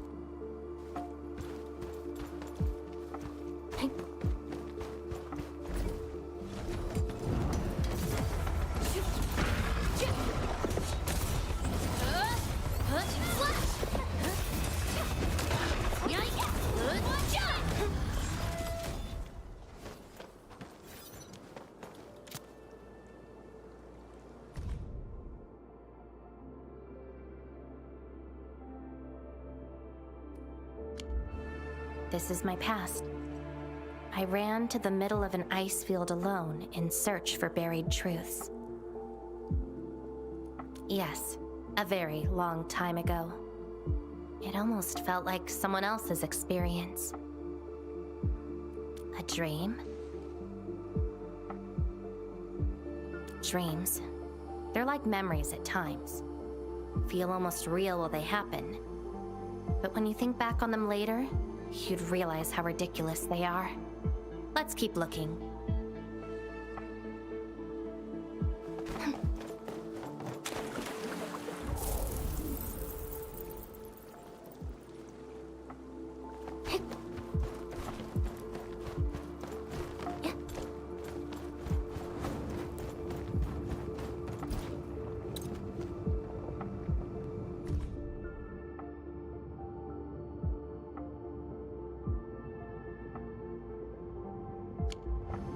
Warriors of the ice field.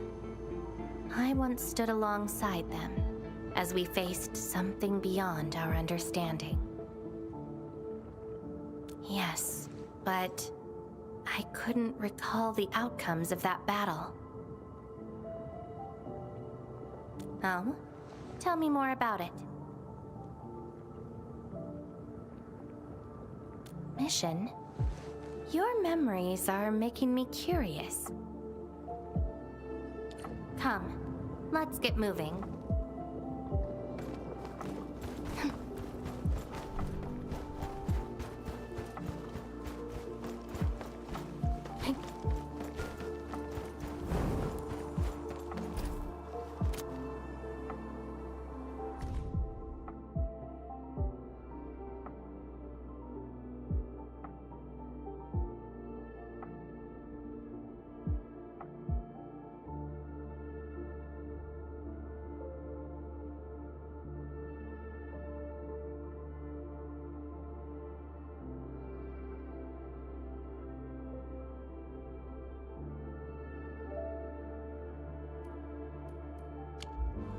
I once saw a sword like this. Those who pick it up will be granted tremendous power, but the sword shall burn on until its wielder turns to cinders. Looks like it, though not quite. Regardless, this isn't important. It's very quiet now, at least.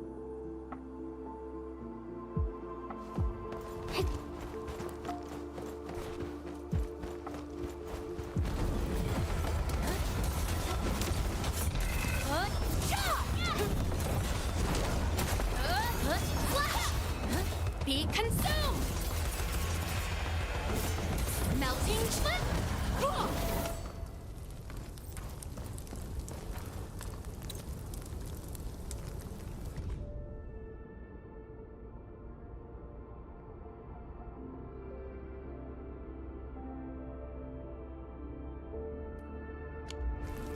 This prayer again.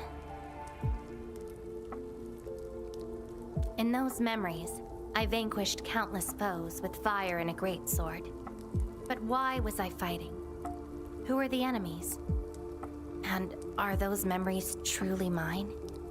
Everything remains unknown. Yes, I have all sorts of memories, where I was in different situations, had different identities, and did different things. I hope not. It seems something is still missing. Looks like a certain memory of mine is avoiding me. However, I won't let it get away this time.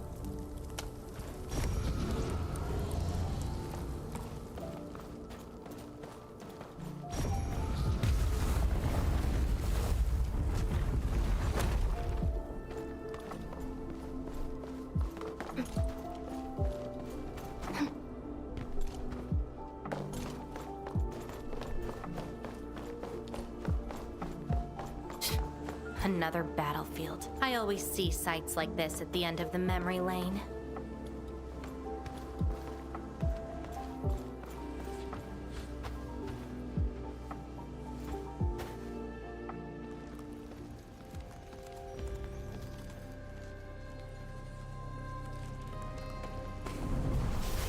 We meet again. You're actually slower this time. Damn you. Are you trying to stop me again? Don't you understand? I'll never try to stop you. In fact, isn't my presence here the result you seek?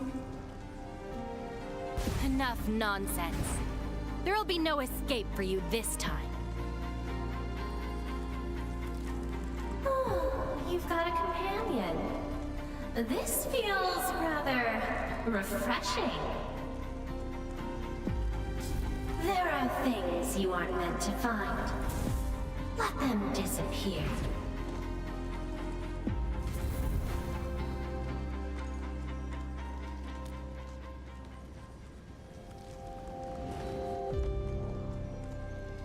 Give up already. This is for your own good.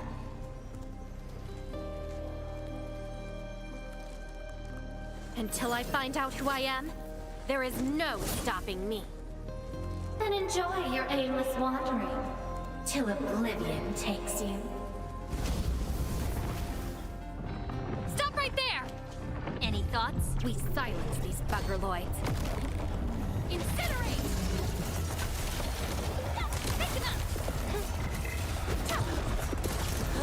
Take out whatever's blocking the way.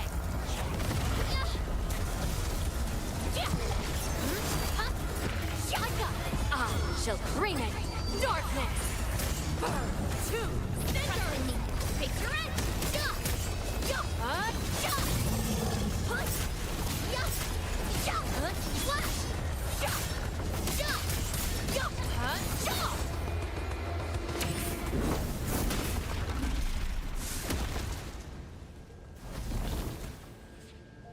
I will find you!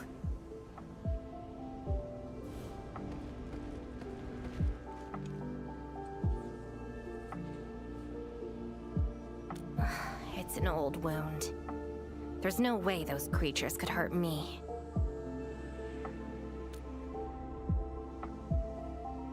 Someone who's always getting in my way. I've searched many places, but mostly in vain. This version of me always shows up at the very end. There were times when I came close to the truth, but she had to ruin it all. Chase her down. I must reclaim my memories.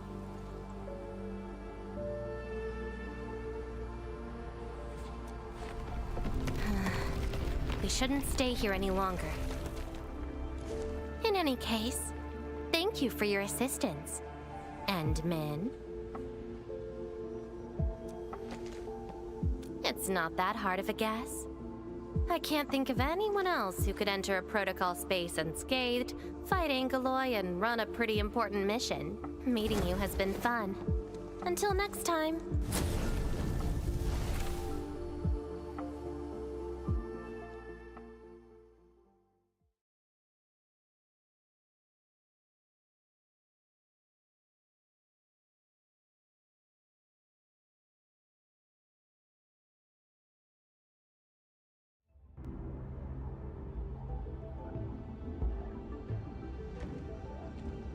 Endmin, are you all right? No. No. What just happened? Did you just enter a protocol space? This is quite unexpected. Who is she? No clue. The protocol space is essentially a data shard within Originium. And if it includes data from past memories, they might be recreated within the space as well. But finding the memories of a particular person is difficult. It's like hunting for a needle in a haystack.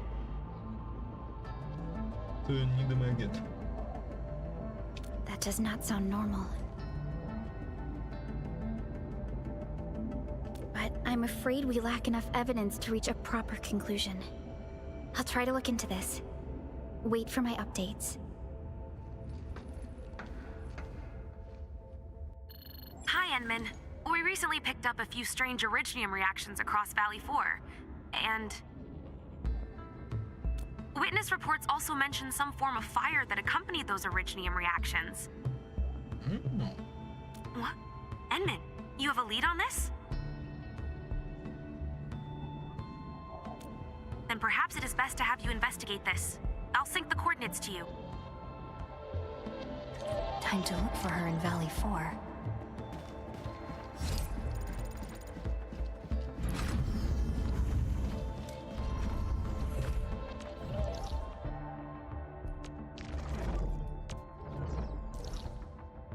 Well, maybe later.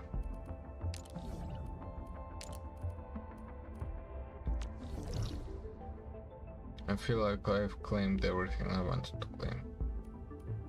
Oh, maybe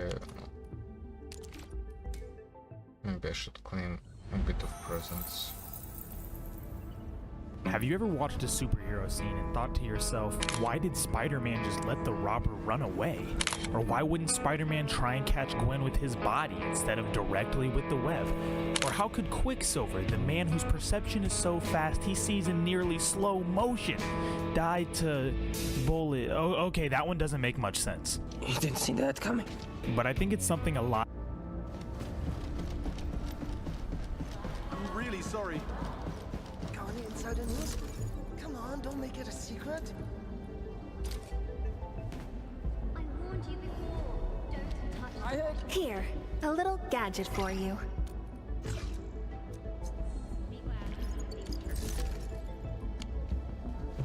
Here, boss, got something nice for you.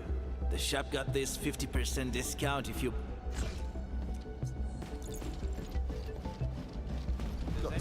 I went through quite a bit to bring this back for you. I heard Fiasco Industries. Well, this is new.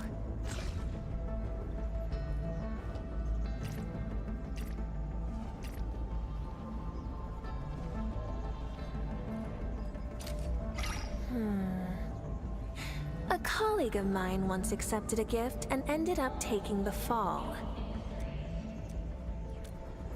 I heard there'll be a meteor shower. Hey, Endmin! Good to see you.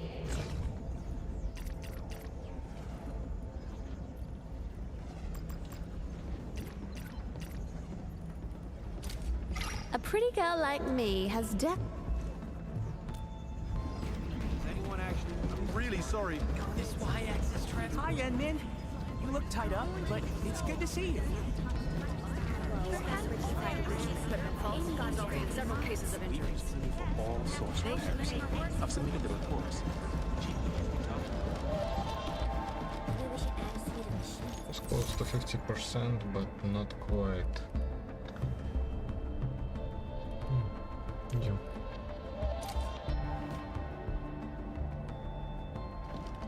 Repairing an iron steed is like treating a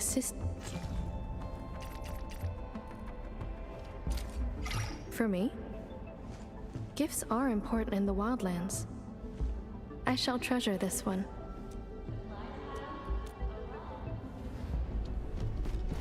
I'm really sorry.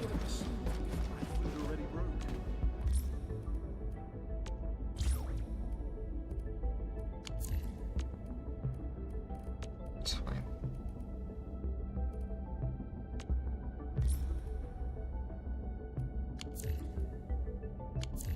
I warned you before.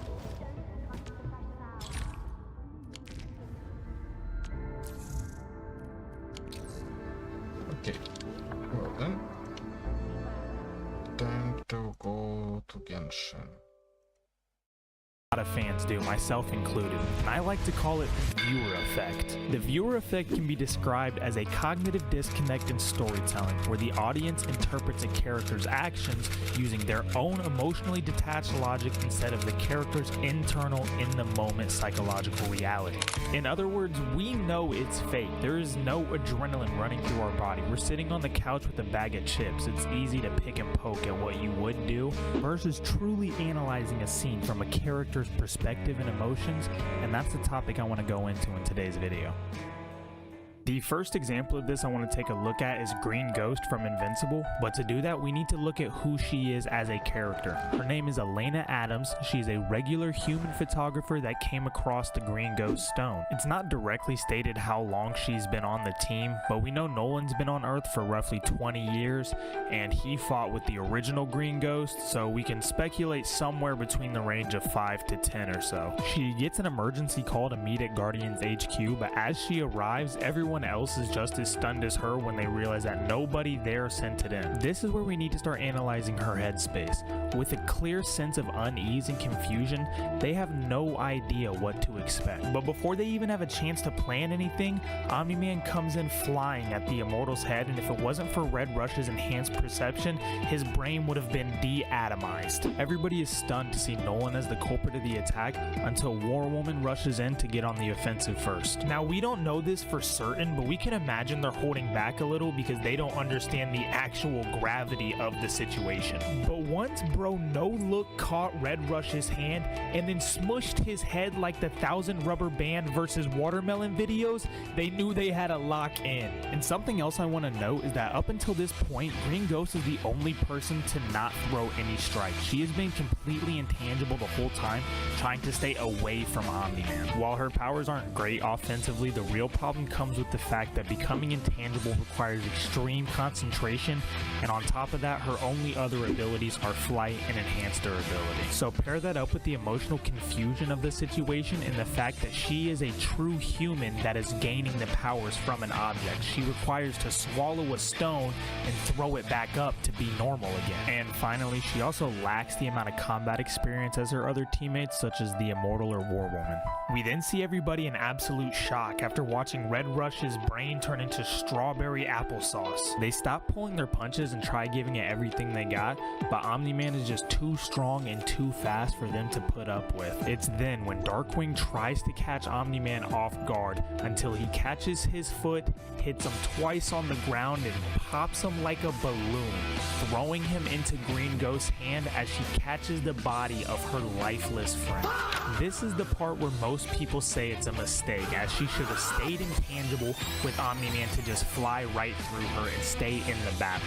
But if you take into account everything that I have said earlier in this video, you would understand that it is completely reasonable for her to react this way. Looking at this from the character's perspective, not only for Green Ghost, but for all of the Guardians of the Globe in this fight, makes it make a whole lot more sense as to how they were able to be dispatched so easily by Omni-Man, and in my opinion is the thing that people overlook the most when they say it doesn't make sense. Another moment I want to take a look at is probably the most debated MCU moment that I can think of, and it's Peter Quill punching Thanos while they're trying to take the glove off.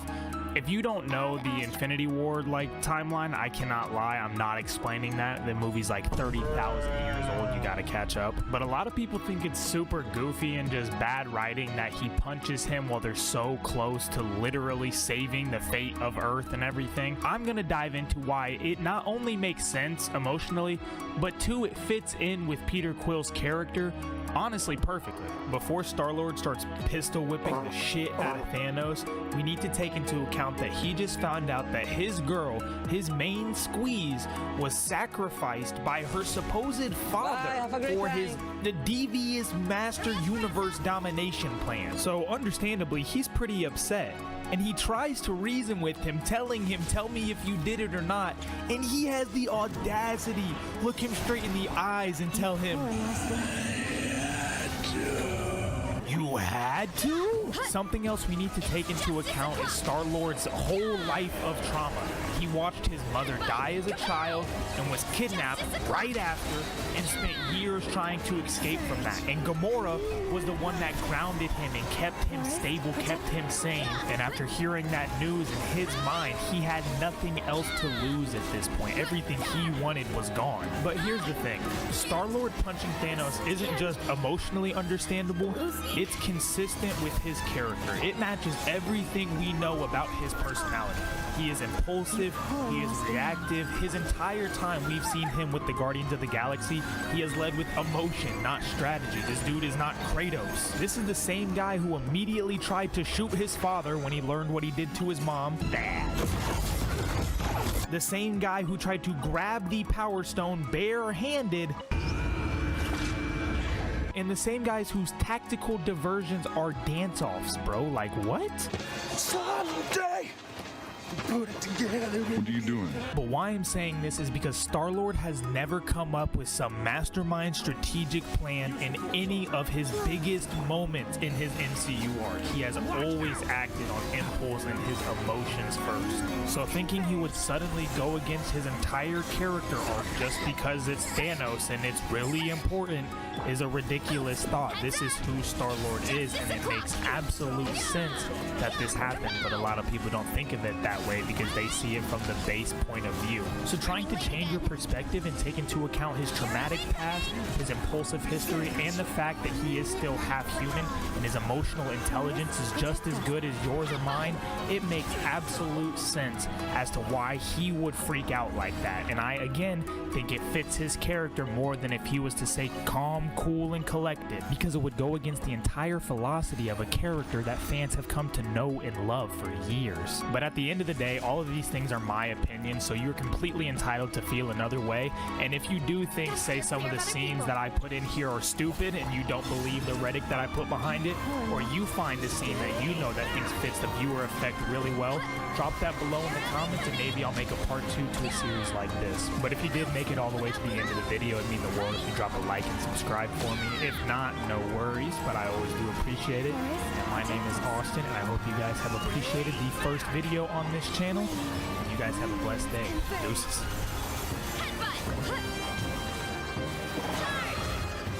Justice o'clock!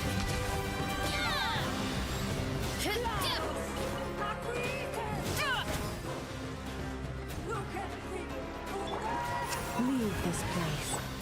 Watch out! The story has only just begun!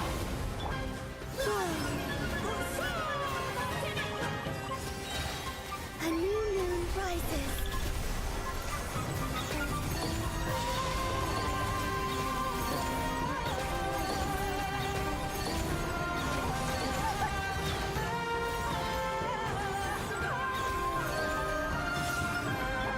Forest, protect us. By the frost moon of all.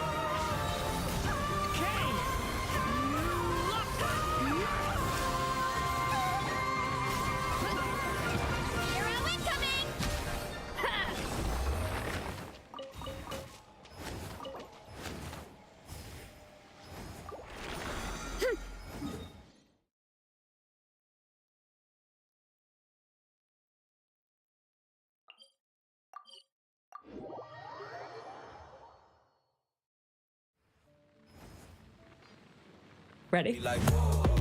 I'm about.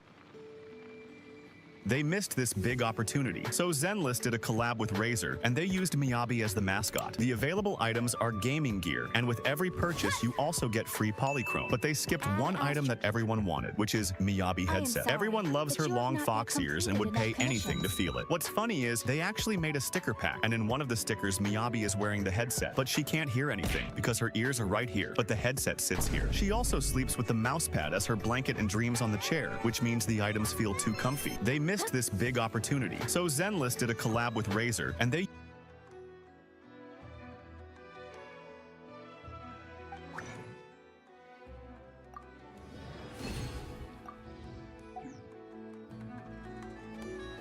Did you know that in Arknight's Endfield, some characters low-key give exactly what they want through their reactions, but Akakuri is different. While others react in that way, Akakuri responds in a pure, cheerful, almost innocent manner, like she genuinely has no idea about your hidden intentions. What do you think? Did you know that in Arknight's Endfield...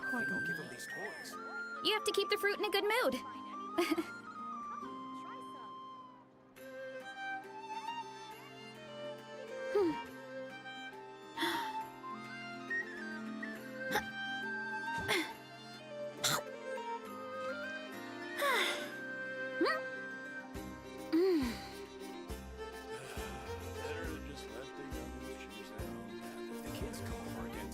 If you're an American and you're not outraged by the injustice done to Alex Pretty, the 37-year-old nurse who got executed in cold blood by ICE federal agents in Minnesota recently, then this video just straight up isn't for you.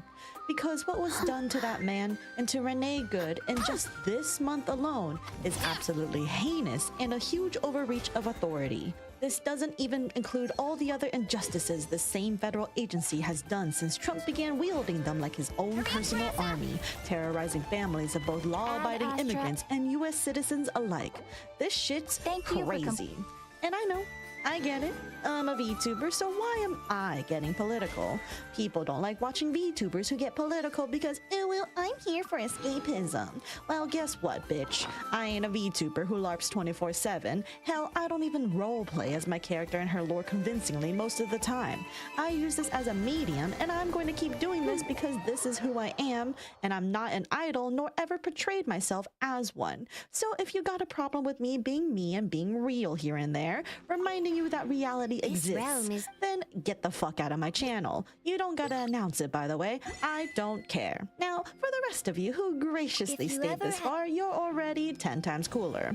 This isn't how I wanted to start my first video of the new year, but, well, I'm genuinely worked up over the recent injustice and how some people have proceeded to talk about it, or the lack thereof. So let's get into the meat of this video, because as you may know, Western VTubing has a problem. A huge one. There's plenty of VTubers with large followings who spout out some of the most vitriolic stuff on the near daily. After all, the current political landscape of America didn't get this way overnight. It came about through months and years of building tidal wave of red-pilled takes and anti-woke, anti-DEI slop from people like Asmongold and Tectone.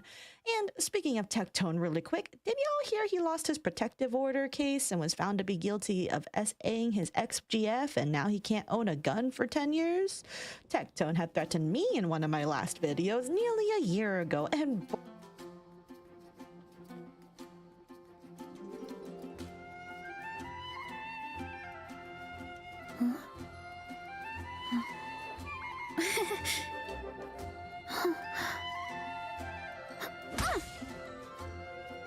Boy, does it feel so good to see him finally get known as the monster that he is.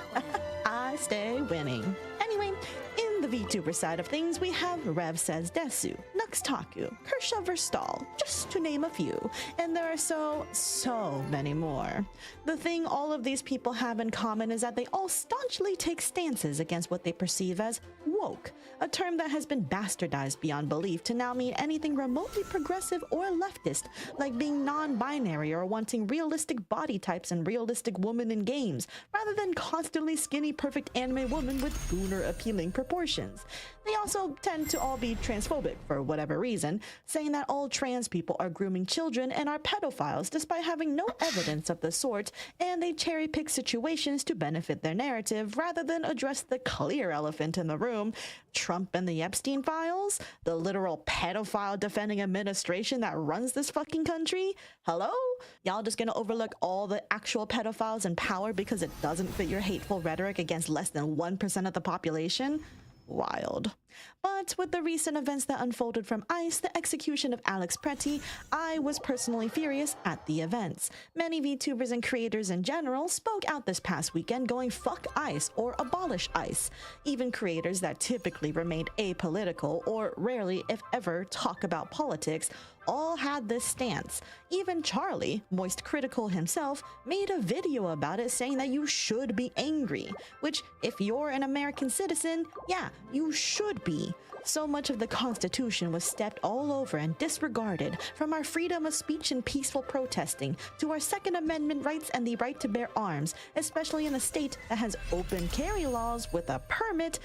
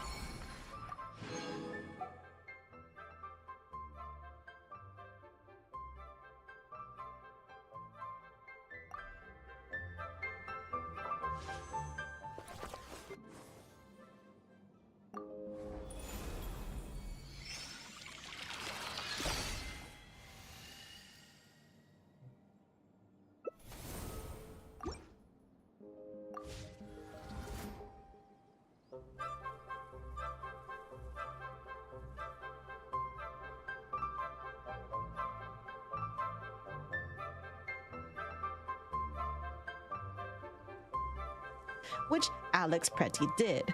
So much injustice was done, but what have these VTubers who've poisoned this community and tarnished our reputation to the greater world have said about it? After all, Rev says Desu, Nux Taku, and Kershaw Verstal all openly love Donald Trump enough to bat for his shitty administration.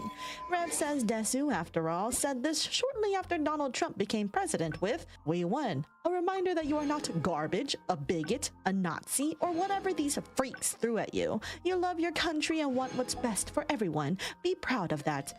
So, you love your country, huh, Rev? You love it so much that when the very administration you sucked up to decides to execute an innocent nurse who took care of sick veterans, whose dying words were, "Are you alright?" to a woman who got shoved by ICE agents who tried to intervene from her getting maced, when that man got shot multiple times in cold blood when he was already prone on the floor, how did Rev respond to such an atrocity? Oh.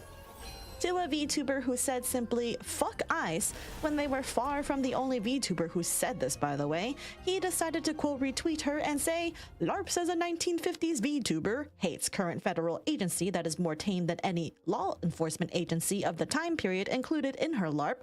Lux replies, "All you want. I think you are all fully aware of your hypocrisy and baseless virtue signaling." It's amazing that Rev, in less than 24 hours from the tragedy, dares say ICE is more tame.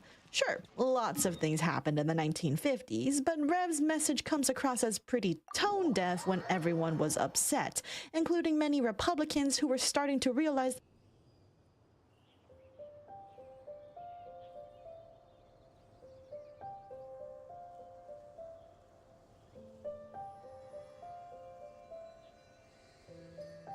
Strength is one of those things that where Trump you gotta use has it or gone lose too it. far, especially So, since Trump basically wanna train said with the me Second sometime? Amendment doesn't exist because you can't have guns. You can't walk in with guns. But also, if we're to use Rev's logic that Miss Lala is LARPing as a 1950s diner waitress, can we comment on Rev's hypocrisy for LARPing as a little girl despite being a grown-ass Christian man who has also harassed trans people and accused them of being groomers just because some trans people advocated for gender-affirming care for trans kids? If we're gonna falsely accuse people of being groomers just for telling kids, hey, gender-affirming care exists, then not gonna lie, this leap in assumption makes me think people have every right to think all lolicons are pedos. Oh, you don't like that assumption? Then maybe you shouldn't jump to conclusions just because you don't like something. Any amount of research will tell you what gender-affirming care entails, and that is simply, it does not make kids get surgery. Now, back to Rev. Rev makes a lot of assumptions about Miss Lala. Miss Lala has made this clear in her trailer that she does not have the 1950s values. And don't be fooled by the aesthetics. This diner is all about vintage style, not vintage values. The diner is a home for everyone, and there will always be a stool at the counter waiting for you. And Rev, assuming everyone from the 1950s was complacent in authoritative injustice, is clearly lacking a history book. In the 1950s, the civil rights movement was beginning to make waves. There was Brown v. the Board of Education and Rosa Parks as just two of the many incidents that happened in the 1950s. To assume that everyone who lived in that time period was a happy, raging racist is just shallow and narrow-minded. But I assume nothing from Rev, who decided to claim ICE is quote, more tame, less than a day after they killed an innocent US citizen who did no wrong. To this, Miss Lala did respond to Rev's tweet going, if you want to have a conversation about my actions, then come to me and let's have a conversation. My post wasn't directed towards you, and I don't know what I have personally done to you to warrant a targeted reaction about me to your community, to the point that I am receiving slurs from your community members. Ephesians 4:32, be kind to one another, tender-hearted, forgiving one another as God in Christ forgave you. You're a man of faith, correct? You don't have to like my opinions, Rev, but you also don't have to antagonize your community against me. Now, Miss Lala did get absolutely horrendous people in her quote retweets and comments, all calling her slurs and racist things because she is openly Puerto Rican. Mix that with a lot of people who clearly support ICE, it's a hot cocktail of volatility, and locking replies honestly makes sense for someone who doesn't want to deal with that nonsense. Rev responded with, your, quote, conversation was saying, quote, fuck ICE. Also funny that he censors fuck here when he clearly has no issue saying fuck normally. And now you're trying to weaponize my faith against me. Poorly. Romans 13:1-7. Let everyone be subject to the governing authorities, for there is no authority except that which God has established. The authorities that exist have been established by God. Consequently, whoever rebels against the authority is rebelling against what God has instituted, and those who do so will bring judgment on themselves. You made a public post and people disagreed with you. You tell people to have a conversation, but you immediately lock your replies when faced with criticism. Pointing out hypocrisy isn't unkind. I'm not antagonizing my community against you. If you want to play that game, just look at the replies from your own supporters towards me. You made an obnoxious virtue signaling post with no depth whatsoever. You got backlash. If you don't like that, then maybe don't dive into these topics publicly. Rev definitely got backlash for this because, oh, look what the newly converted Christian man is doing. Cherry-picking Bible verses to hide behind to pretend he's a good, wholesome, godly man. Absolutely pathetic. He's far from the only person who uses their religion as a shield from criticism, however. There's another VTuber who's recently joined the far-right grifting scene, though I don't think she's nearly as well known on YouTube. If you got this far and haven't started bitching and moaning in my comments and clicked off this video, you'll definitely want to see how crazy this one gets. There's a Christian VTuber by the name of Celestium, who first got some notoriety all the way back in October 2024 when she posted a clip going, "Am I being homophobic here?" If you gay, it's a sin. That's what the Bible says. Because it's a sin doesn't mean that we're attacking you. You know, I'd rather make you uncomfortable going to heaven than make you comfortable and send you to hell. Fuck up, bitch. You going to hell anyways, you stupid. No, I'm not. No, I'm not, because I believe in the God of the Bible. I rebuke your demons. At some point, you gotta shut up, bro. This is fucking Roblox, bro. No, it doesn't matter, because everybody needs the word of God. You stupid bitch. You over here being homophobic for what you using now, dumb. The answer is yes. Yes, she is. And those kids on Roblox are right to call her out on her BS. And she got a lot of backlash on Twitter during this time, but also, as is Twitter norm, she got a lot of people calling her based and "You're so brave for speaking up on your religion. F those Twitter freaks." So, yeah. Anyway, she's been on that grift ever since.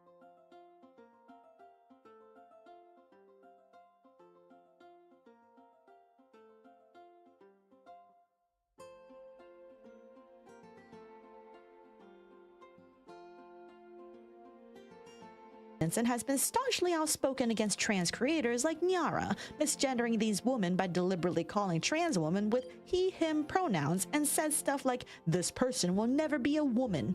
In addition, shortly after Renee Good got murdered, Celestium had this to say: "That's it. I'm getting an ice-inspired outfit for my VTuber. I'm so tired of the horrendous takes from these leftist/liberal VTubers. La Animigra coming to a stream near you. Let's bring it to life for real." She's Latino, by the way. She then begs to be funded on her throne with, "La Animigra needs your help. All tourists will be deported. JK, just the people illegally in America." And during the recent Alex Pretty murder, she, of course, did not care. She saw Rev's quote retweet of Miss Lala's tweet and said, "She also openly supports or is part of the LGBT herself, if I recall. Miss Lala quoting scripture makes me wonder if she's truly of the faith or simply cherry-picking to save face. Genuinely disappointed that she's got an attitude towards law enforcement and using scripture when it suits her." Listen, Celestium, we get you hate gay people, but y'all really do like having a Christian icon in your name and act like absolute bigots.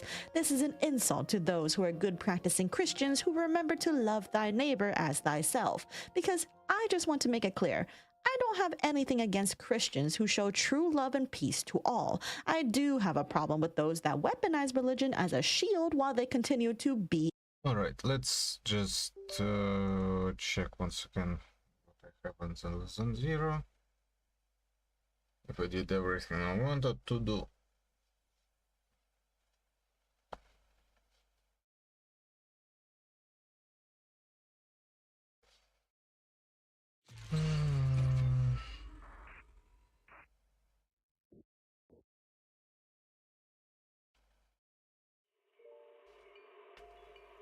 An openly hateful person. There's a huge difference. Now, when someone challenges her, she's really Christian, she says, "I don't see any love from these protesters who are being funded by criminal organizations and actively causing unrest in their towns. I don't enjoy seeing the loss of life on either side, as I've said multiple times, but I also know God did not call for people to be this unruly in their, quote, protests." And then when the person calling them out says, "And then they should be killed then?" Any kill ICE makes is one step closer to more public outrage. We are tired of it, and now more voices keep raising. Sorry, but I'm genuinely starting to believe your kind are using religion as a tool and are not in fact Christians. And Celestium responds, "If someone has a weapon confirmed or uses their vehicle as a weapon, they pose a threat to the public. Only in those instances should law enforcement draw their weapons to protect those in the crowd if possible. As I said, I don't like the loss of life on either side, but if you bring a weapon of any sort to the scene, expect to possibly lose your life. Both major instances had people using some form of weapon/vehicle. The governor and Antifa should stop sending people out on these organized crime protests, and we could all move on." So she's blaming Alex Pretty for having a holstered gun when he's allowed to do so in an open carry state such as Minnesota with a permit, which he had. Right. Also, not to mention all the other crazy conspiracy bullshit like protesters are paid actors from Antifa. Hey, just a heads up, if we're getting paid to protest, why don't you just go out and march on the streets and get paid for just walking around holding a sign? Easy money, right? Just do it. Prove it's real. Expose the system. Anyway, there's another alt-right parroting bigot who also believes your constitutional rights don't exist under Trump. Here we have Kershaw Verstaal. She has previously said white supremacist talking points and even has an open Nazi fan and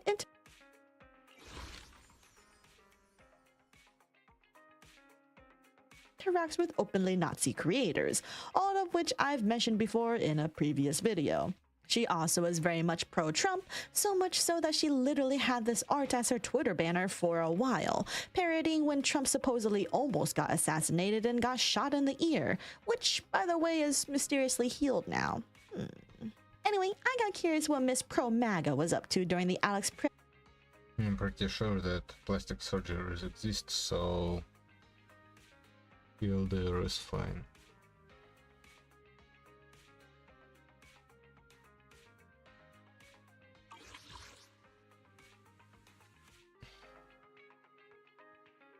So if I got this,